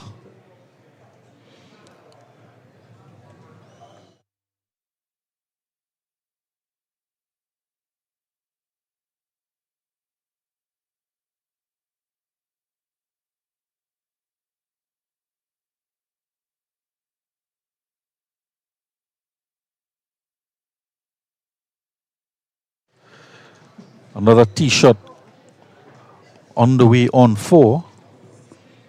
Reminding you that grouping Samson Avery, Adrian Norford, Marcus Ling, Jassim Budram.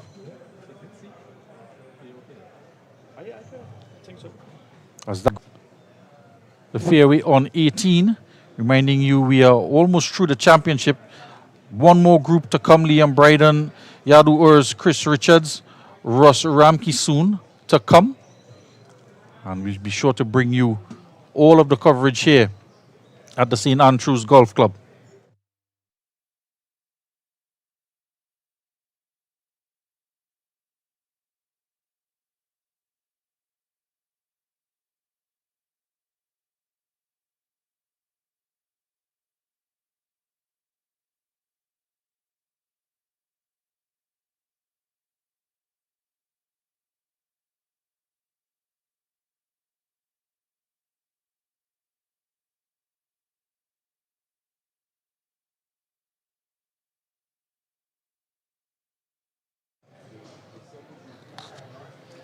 We look at the team coming up the fairway.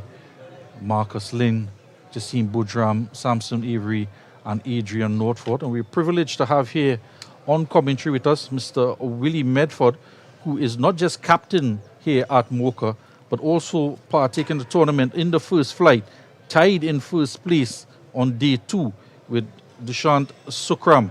And welcome aboard, Mr. Medford. Thank you, thank you. Pleasure to be here. Pleasure to be here. So first question to you, how much work does it entail getting the golf course ready for a tournament like this? The ground staff have to take a lot of credit. It's literally a whole day job every day for probably going back up to a month to 2 months before, trying to get everything in shape. Getting the trees that need to be pruned to make the golf course open and the certain shots playable. Making sure the greens are prepped. So normally people just look and they think, oh, you just cut the greens and that's it. There's sanding, aeration, a lot of things that go into the process that has to take place up to a month, if not more sometimes, before to get it into the shape that it is right now. And the dry weather helps a lot. Dry weather helps a lot right now in the process. So 14 over yesterday in 6th place. Oh, God. You've had an excellent round of golf today. I don't think I've ever had to get my head down, grind, and fight this golf course through all the years I've been here like I did today. Nothing seemed to work. I started off with what could easily be said as one of the worst starts to my round I've ever had playing golf up there. I literally was like, nothing is working. And I literally just had to get my head down, fight, push, and just keep grinding and trying to keep the ball in play, get it on the green and up and down as best as possible. And it worked out. Made a couple birdies here and there and some pars here and there, which would helped out. Found myself in a good position going into the last day. For Samson Avery, his second shot, just about 215 yards out from the green. Yes. What's your club of choice? Sitting in the middle of the fairway on 18, just about 215 yards or so out. So you have to take into consideration 18 is a predominantly downwind hole. So if you're hitting your 215 club, you'd probably want to club down one. You just left that one a little short.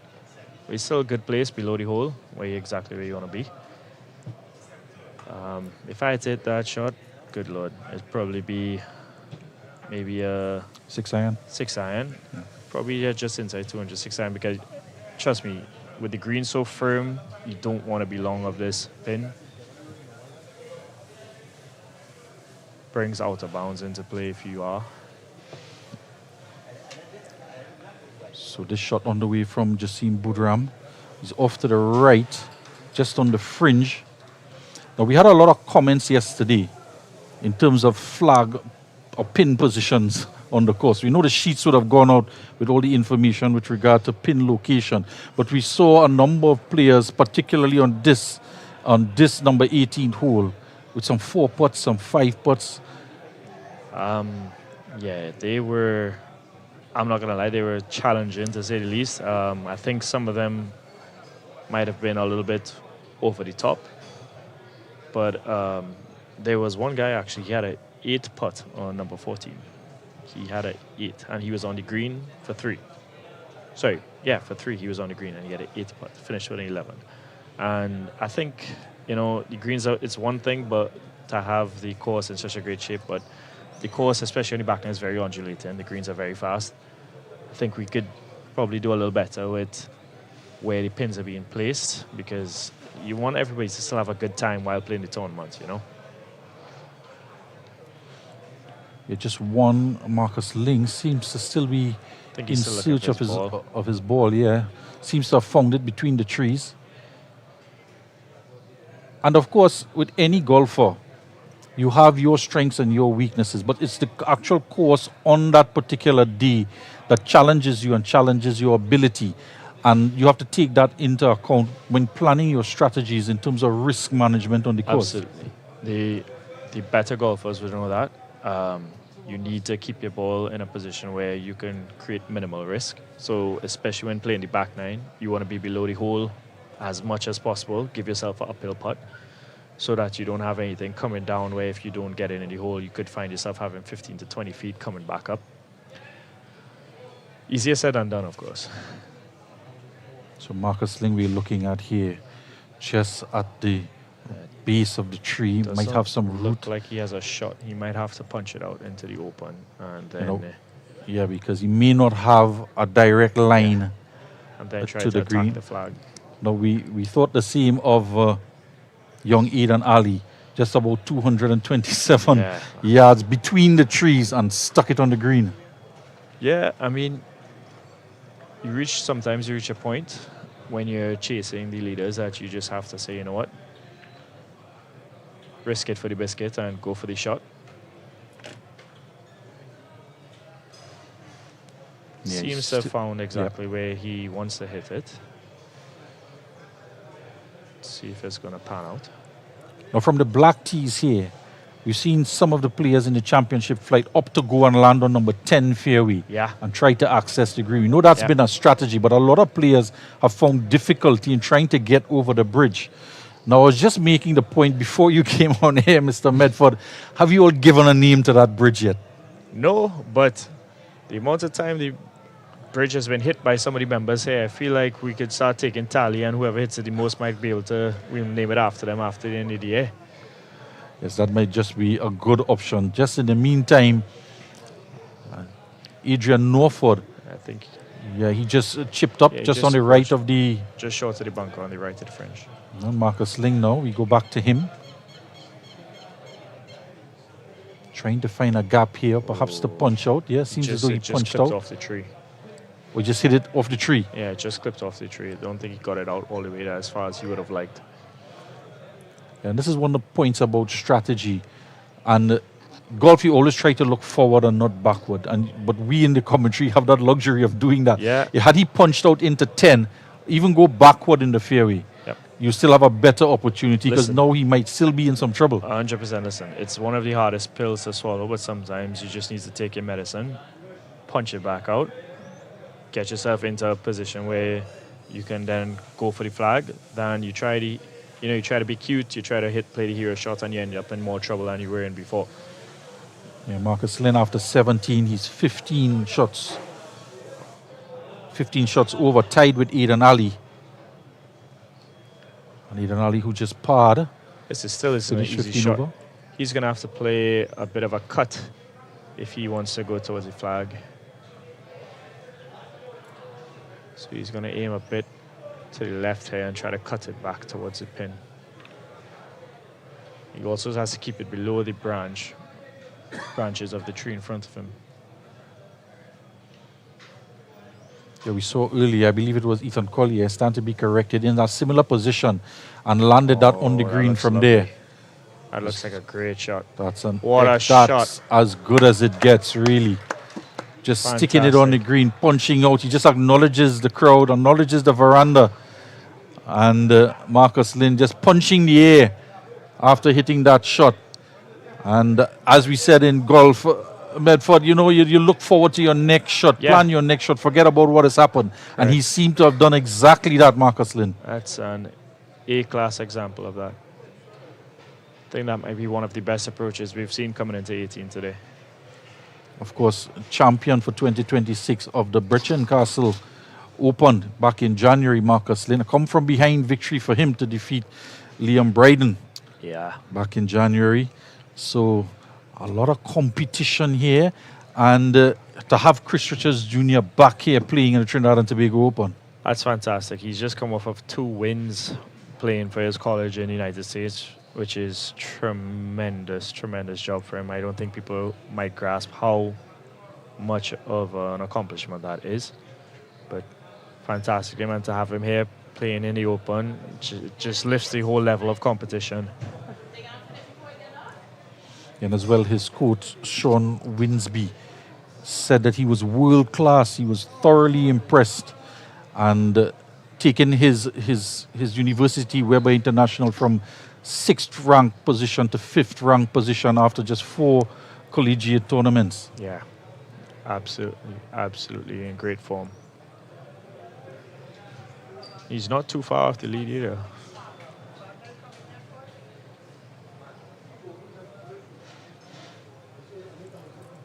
And of course, Chris Richards, defending champion here. And after 16 holes, he's still 1 over. He's been 1 over after yesterday and much of today's play. And Yadu Rose, who was just ahead of him, is tied in first place with Chris Richards. Liam Bryden has dropped to 3rd place with 4 shots over. Yeah, it's tight race for the top 3. He seemed to have just dropped 2 shots. He was short. He was 1 under after, I believe it was 12. Yep. So tight race. I mean, everything to play for still. And of course, so you look at the shot from Samson Avery, just on the fringe. That's an excellent putt shot. Great putt. It's just ran away a little bit off to the left. Yeah, just that little break to the left took it, but the pace on it was excellent. Great pace. He's going to have a tricky little slider left, probably 4-foot slider. It's definitely not the easiest putt to leave yourself. But we'll see if Sam is able to put it away. So if we can get a shot of him, I want to ask you a question. The gentleman on the bag, what can you tell us about him? Benjamin Is Martin. he on the bag for Marcus Ling?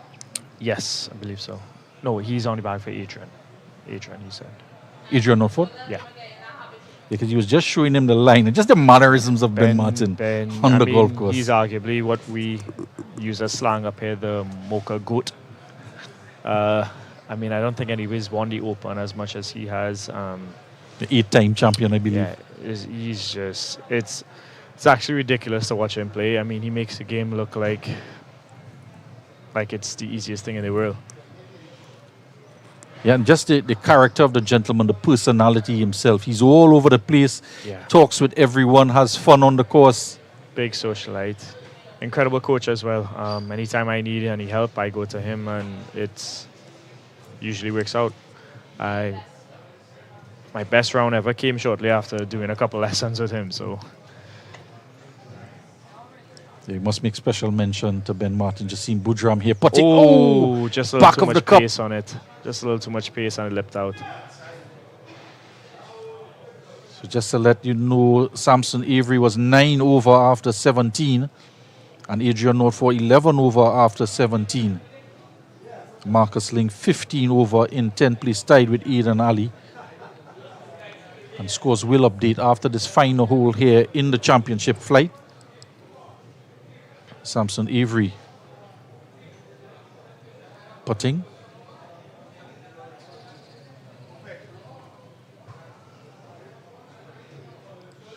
We had 165 registered golfers for the Open and a large contingent from different countries in the region. We have a look at this putt here from Avery. Let's see if you can clean this up for his par. Bit of a slider. Oh, too much pace on it. Yeah, too much on it. Too much pace for the line he took. From St. Kitts, 4 players. Guyana, 3. 3 from Jamaica. Barbados, 14. And 11 from St. Lucia. And, of course, the United States and Canada as well.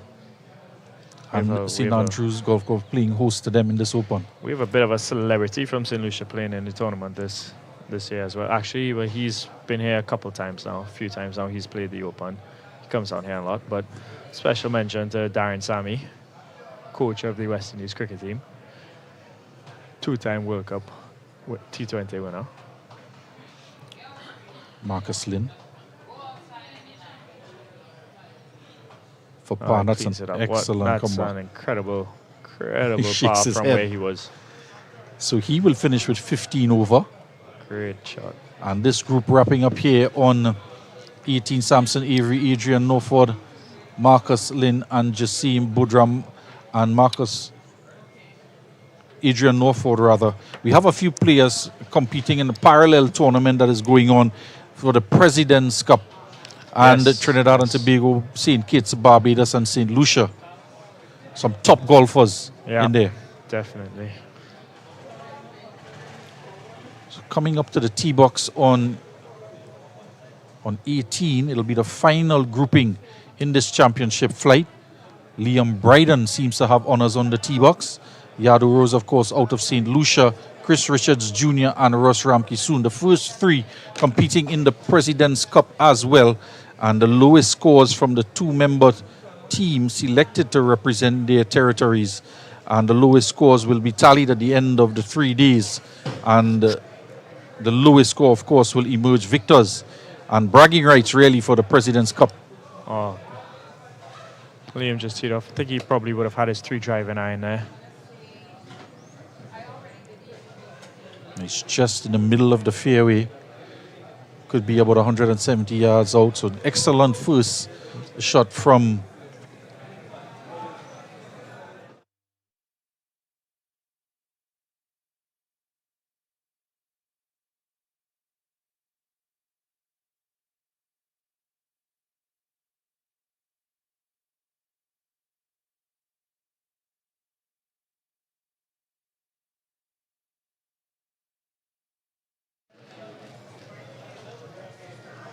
and this is the young man Yaduers.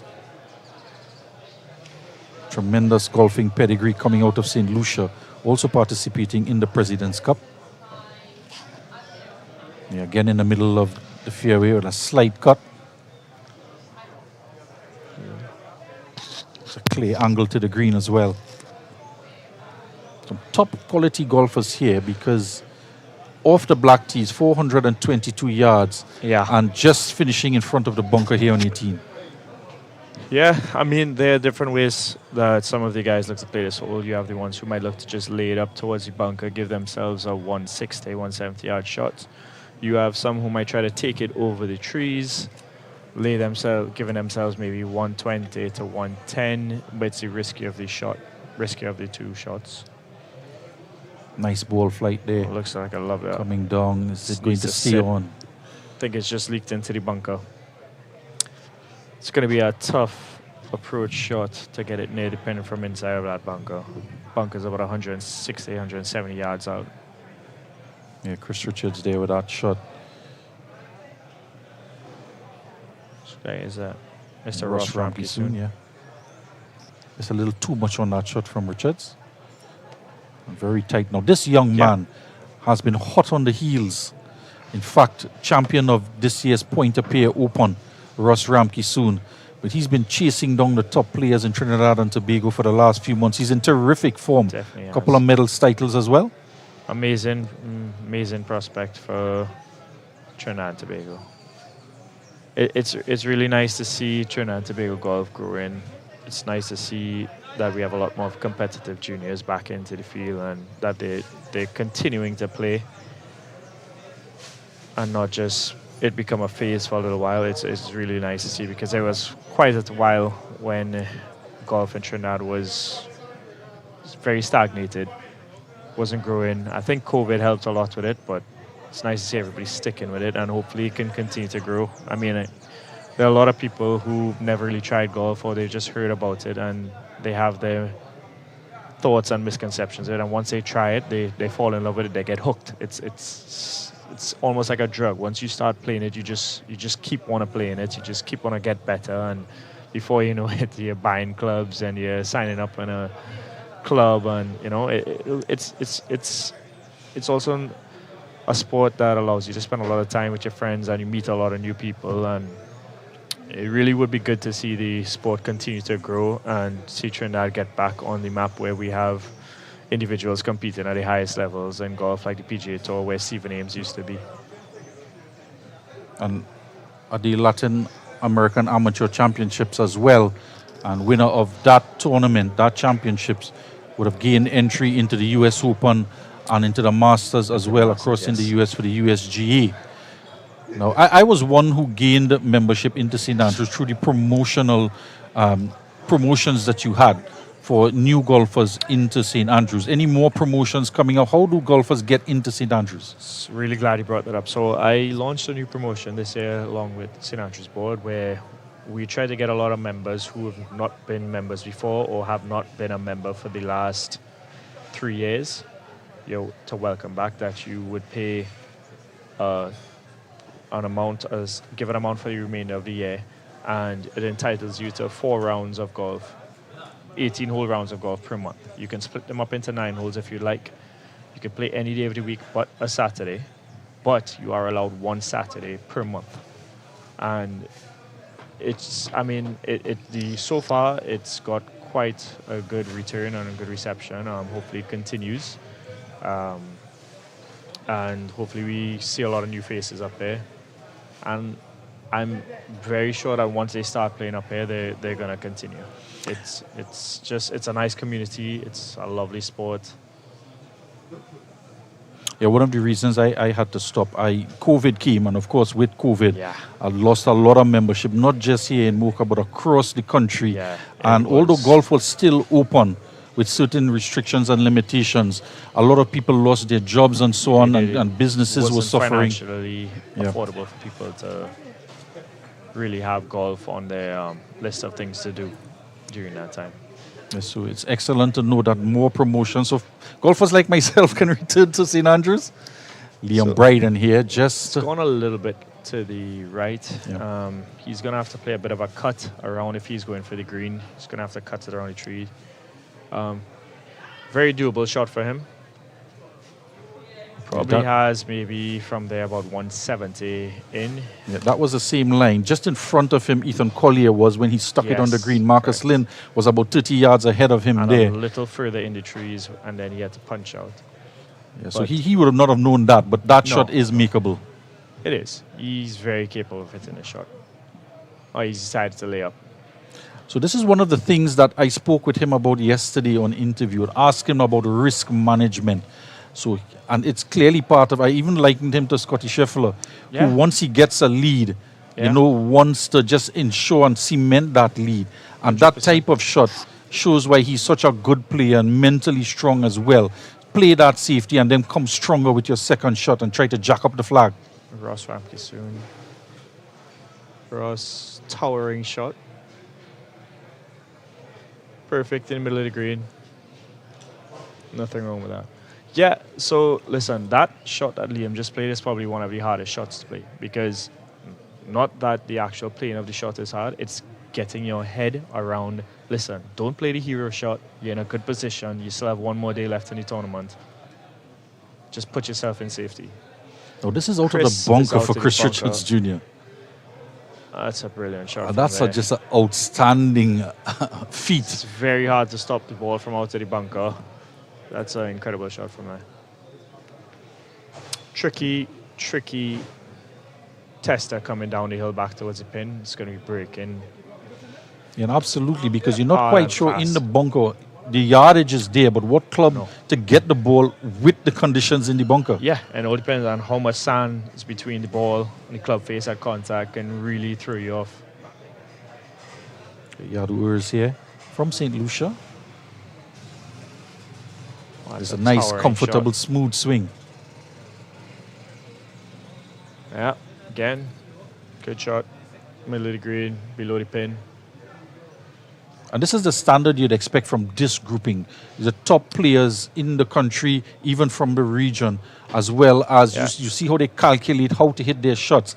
And technique is almost cemented for these players at this level. So it's almost all mental, but mental is a huge Listen, factor. The people don't understand that the hardest part of this game is not who you're playing against, it's playing against yourself and the mental toll it takes on you. When everything is telling you to play the shot or to do this, when the right thing to do is just punch it out into the open and live to fight another day. And just like what Liam did there, I mean, I know Liam Bryden very well. It's a very easy shot for him to play, but he's in a good position going into the last day, and it's probably not worth him taking a risk of trying to attempt that big shaping shot around the corner towards the green. He's laid up. He probably has about 100 yards in. Let's see if he can stick it the same way that Mr. Ling did. He's got to go a little bit. Not bad. A little short. He's going to have a little test over the hill towards the pin, breaking right to left. So just closing off in the championship here, you're participating in the tournament as well in the first flight. Did you have an opportunity to play the scramble as well in the practice rounds? I did the practice round, and I would say regrettably, because I always have a stance of not playing too much golf before a tournament. I played the practice ground, played a lot of nonsense during that round, and I regretted it. But well, it's good to get that out of the way. Yeah, that's how I looked at it. I was like, all right, let's hope this is the bad golf I've just gotten out of the way. So I wanted to ask you this, because you mentioned you hit the nail on the head. You don't want to play too much golf because you want to keep yourself fresh, because it's 3 days of golf. How does one manage through after completing day 2? What's your regiment going into the final day to keep whatever niggles are there to restructure going into the third day?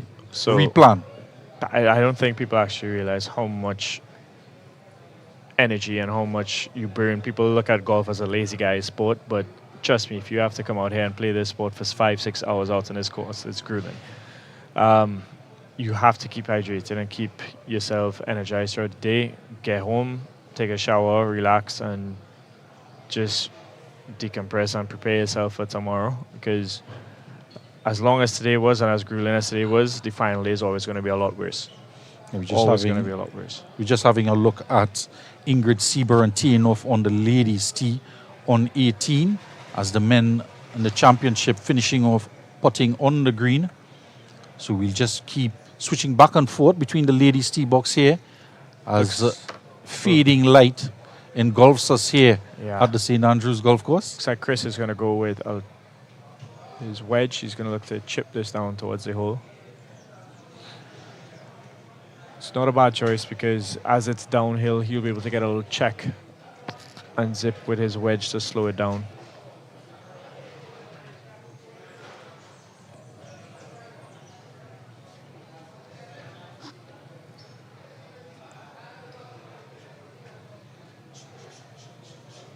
Just having a look at that spot where he wants to get that ball to, and just let the greens do the work from there. And,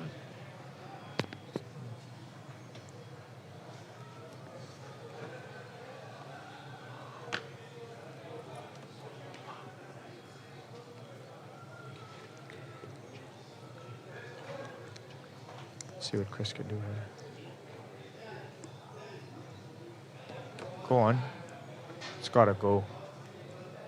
Oh, Chris is not going to be happy with that shot. no, interestingly enough, Medford, that is the spot he was aiming at to get the ball to reach there, hoping that the slope would do the rest for him.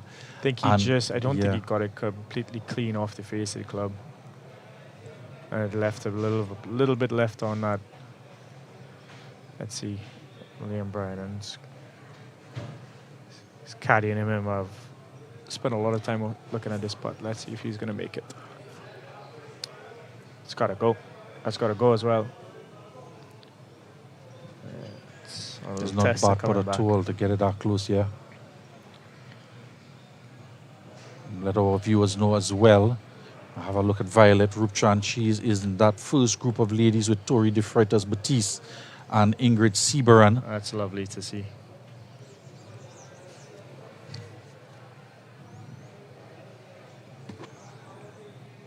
You think you like any of your friends enough, as Mr. Jesse Gent does, to caddy for them for 3 days in this weather and these conditions?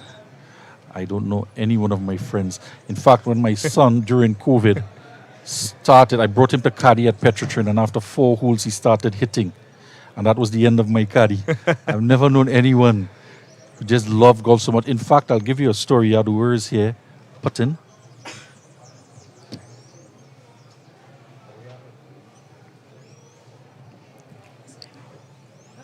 That's an excellent putt. I'll give you a story at the BCGC Open, Bridgeton Castle. There's a Sheriff Rampasad that also played for the national team as well. Yep. And he has for his caddy the president of the Bridgeton Castle Club. And also he caddies for the president of the Bridgeton Castle Club in tournaments. Of course, appearing at all charity tournaments and so on across the country. But that is some of the camaraderie you see in the golfing network of people.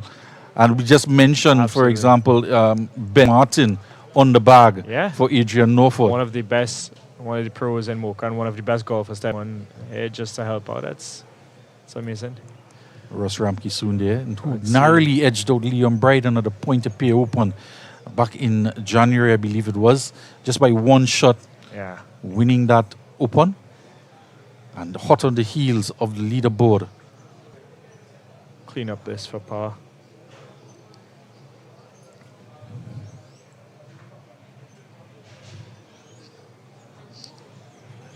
But there. Knowing Liam, he's probably going to be thinking he should have now gone for that shot than layup.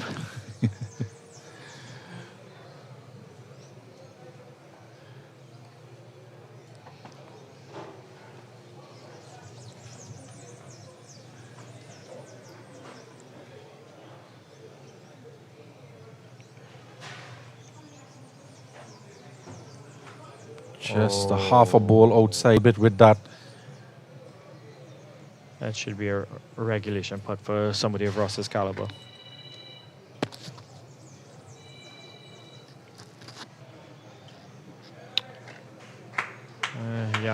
Yadu is finishing off. They could very well finish atop the leaderboard there now with that shot. And right on the heels in the championship with the top flight here. Players walking off the green right on the back of them. We do have the ladies. Definitely. Looks like it was been a challenging day for everyone. Already teeing off on 18. Second group of ladies. Emily Ramsahai, Kaylin Francis, and Elise Laborde. Of course, the first group of ladies in the fairway. And Tori De Freitas, Batiste, Ingrid Sieberan, and Violet Ruchan looking to chip onto the green now. And Tori Batiste probably about round 150 out.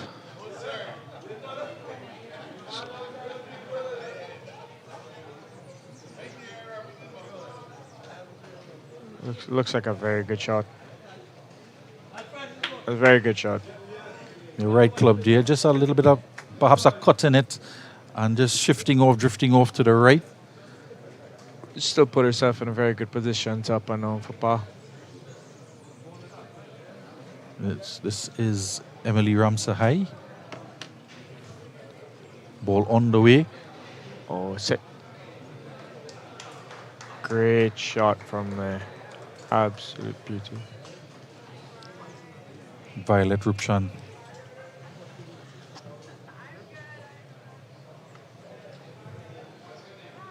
Of course, one more group of ladies to come, eagerly anticipating Miss Jodie Monborough, Victoria Senard, and Isabella Ramdeen.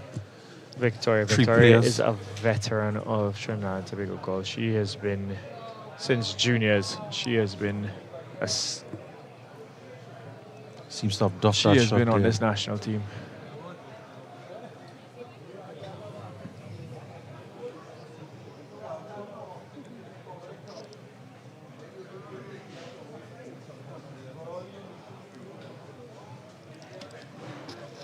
Ladies heading up the fairway.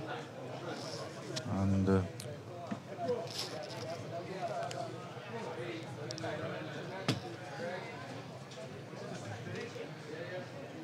who else we have coming in? So what is next at the St. Andrews Golf? What's coming up next? So Invitational? we have we're currently in March. We have the next tournament for us will be that the club is throwing will be medal, followed by after the medal we'll be looking to do our club championships. We want to keep trying to maintain the course in the condition it is right now. Let it run through for the next month or two and the dry weather, and look to have our club championships, which is a 2-day tournament for the members of St Andrews Golf Course. It was proudly sponsored by Unipet last year. We're looking to have them on board again this year. And we'll be looking to do the Invitational probably shortly after that, the St Andrews Invitational. I think this grouping is going to allow the ladies behind them to go ahead and hit. This is Keelan Francis. Light is becoming an issue, so... Yeah. There is that one more group to come. Oh, that's going to be out of bounds. Yeah, she's going to have to reload there. This ball just drawing slightly. Yeah, a bit of a draw. Heading onto the veranda. Onto that downslope is never gonna be good. So meanwhile, Elise Laborde getting ready. She'll be up next. We're just waiting for Francis. She reloads her next shot.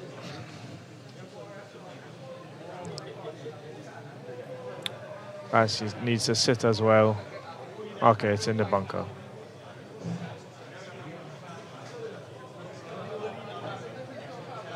Tricky little bunker shot incoming from there. Short-sighted on the green.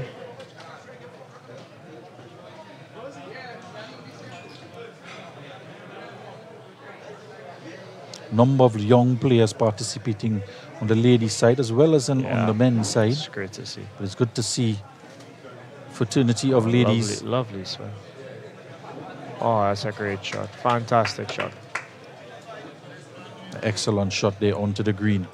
And more young ladies, especially one in particular, Isabel Ramdeen, at a tender age of 14, still in Form 3 at the Astra San Fernando School, and winning tournaments, going from strength to strength. Yeah, another great prospect for Trinidad and Tobago golf.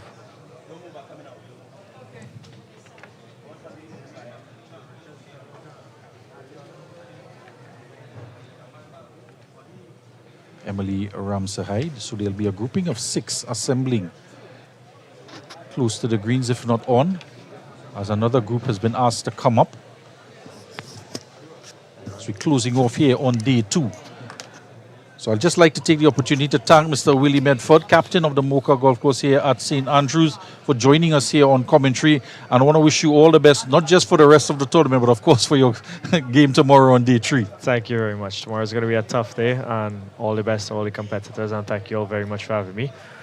Hope to see you up there soon, and continue. You all have been doing an amazing job.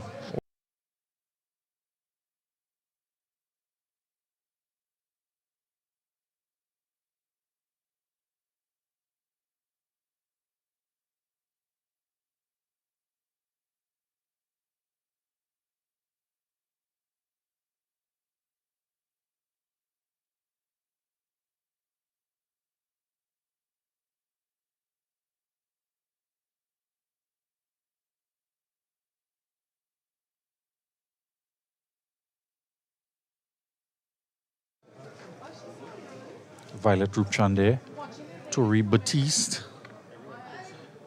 and Ingrid Sieberan.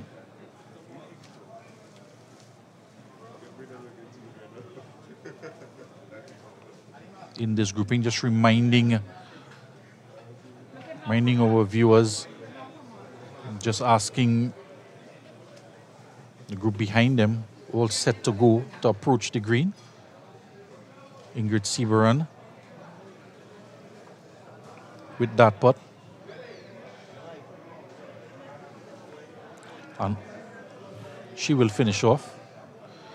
On the tee box, Victoria Sinat on 18, all set to go.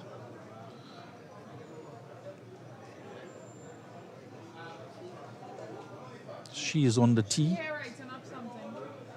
9 ladies in this ladies' flight. for the Trinidad and Tobago 2026 Open.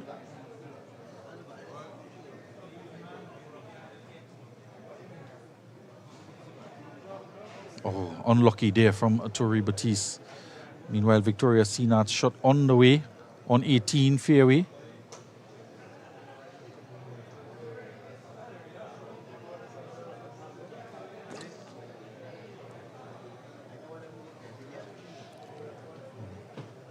Violet Rupchan here to finish off. The first group of ladies.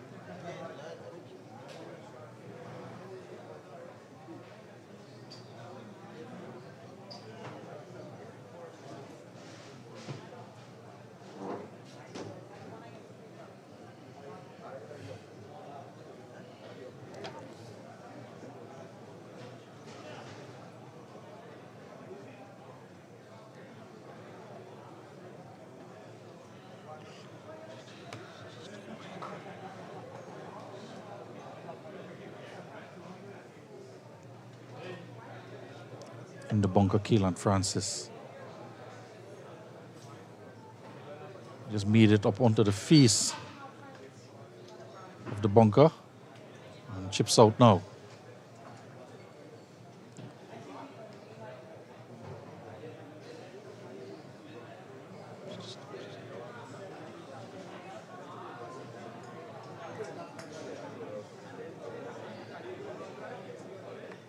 And coming up the fairway now, Jody Monboro, Victoria Sinat, and Isabella Ramdeen. Of course, there's still a group in front of them, and that is Emily Ramsahai, Keelan Francis, and Elise Laborde. Still on the green.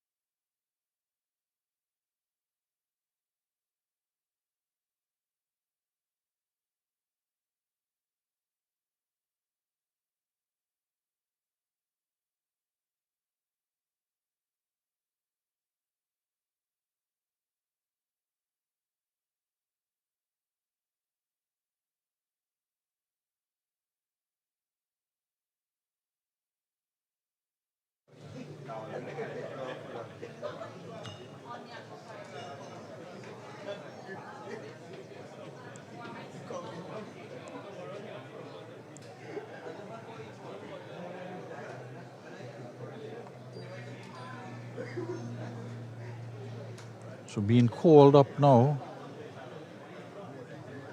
by the second group of ladies, just marking their ball and allowing the final group to come up. Isabella Ramdeen just punching out from behind the trees here on 18.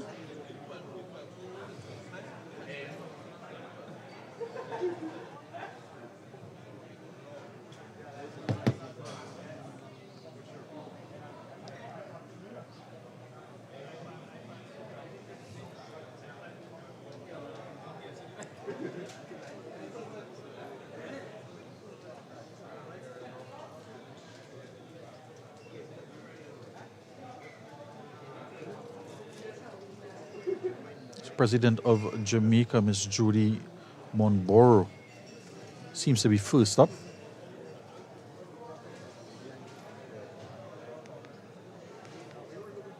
It's about 165 yards out.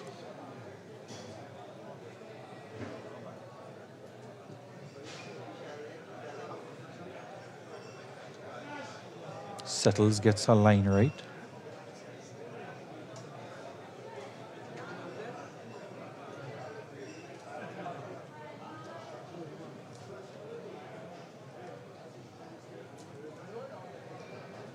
Currently atop the leaderboard.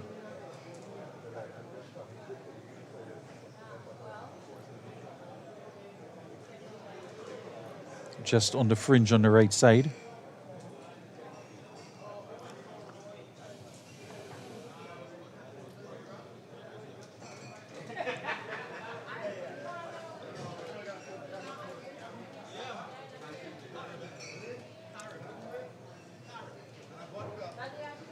Victoria Sinat. Just on the left side of the fairway. It's about 120 yards out.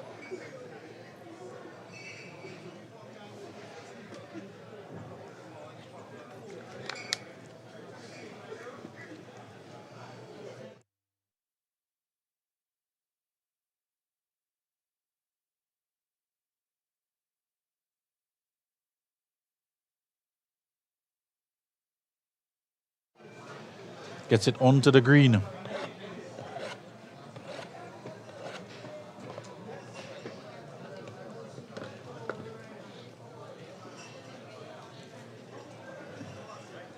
Isabella Ramdeen up next.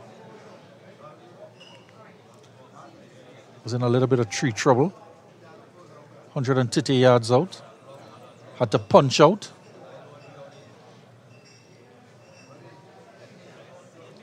She's in a good position now.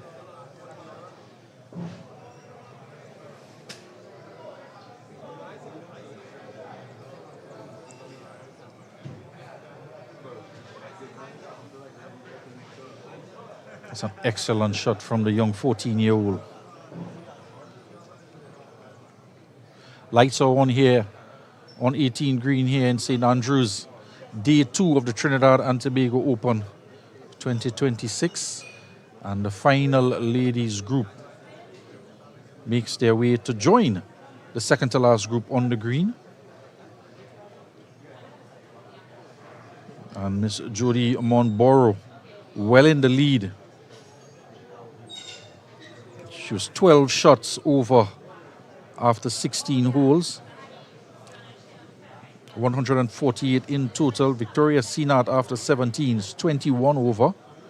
In second place at 161. So it looks like Ms. Monborough will keep her leadership status at the end of day 2. And Isabella Ramdeen 30 over after 17 with 170 shots in total. Fourth place, Tori de Freitas Batiste. Keelan Francis putting their tied, three-way tie for fifth place. On 32 shots, Elise Laborde and Emily Ramsahai rather.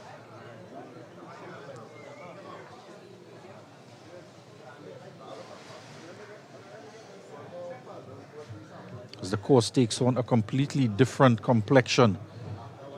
Floodlights are on the 18th green. The sun has well set now. And for the first time for today, including yesterday as well, we're going to see a wedge from the fringe from Jodie Monborough. Just runs past the hole.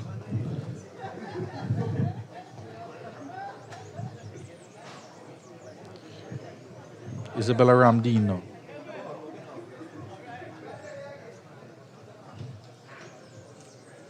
And in that championship fight, confirming that Yadu Urs is in first place on the leaderboard with 1 over. Chris Richards second behind him with 3 over.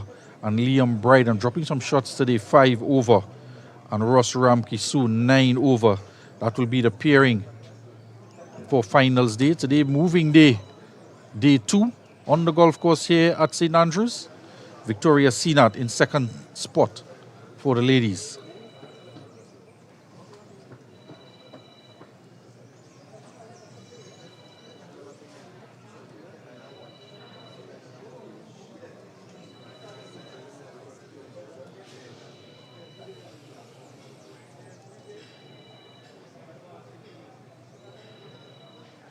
Head well down even after the ball goes past the hole.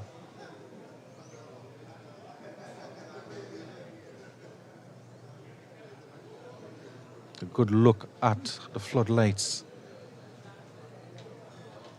On 18, Isabella Ramdeen. She is... I haven't had updated scores for Tori Batiste after 9 holes, who was 31 over.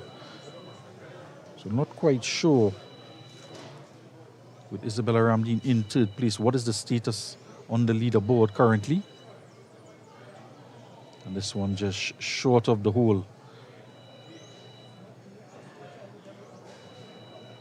She'll drop a shot here.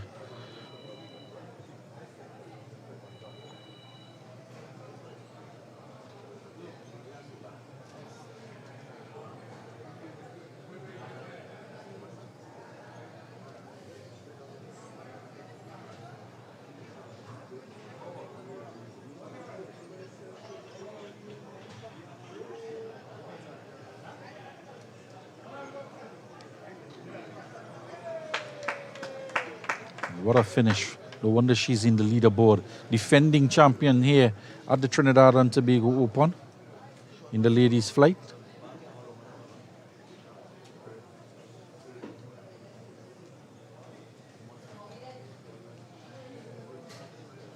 Victoria seen that now.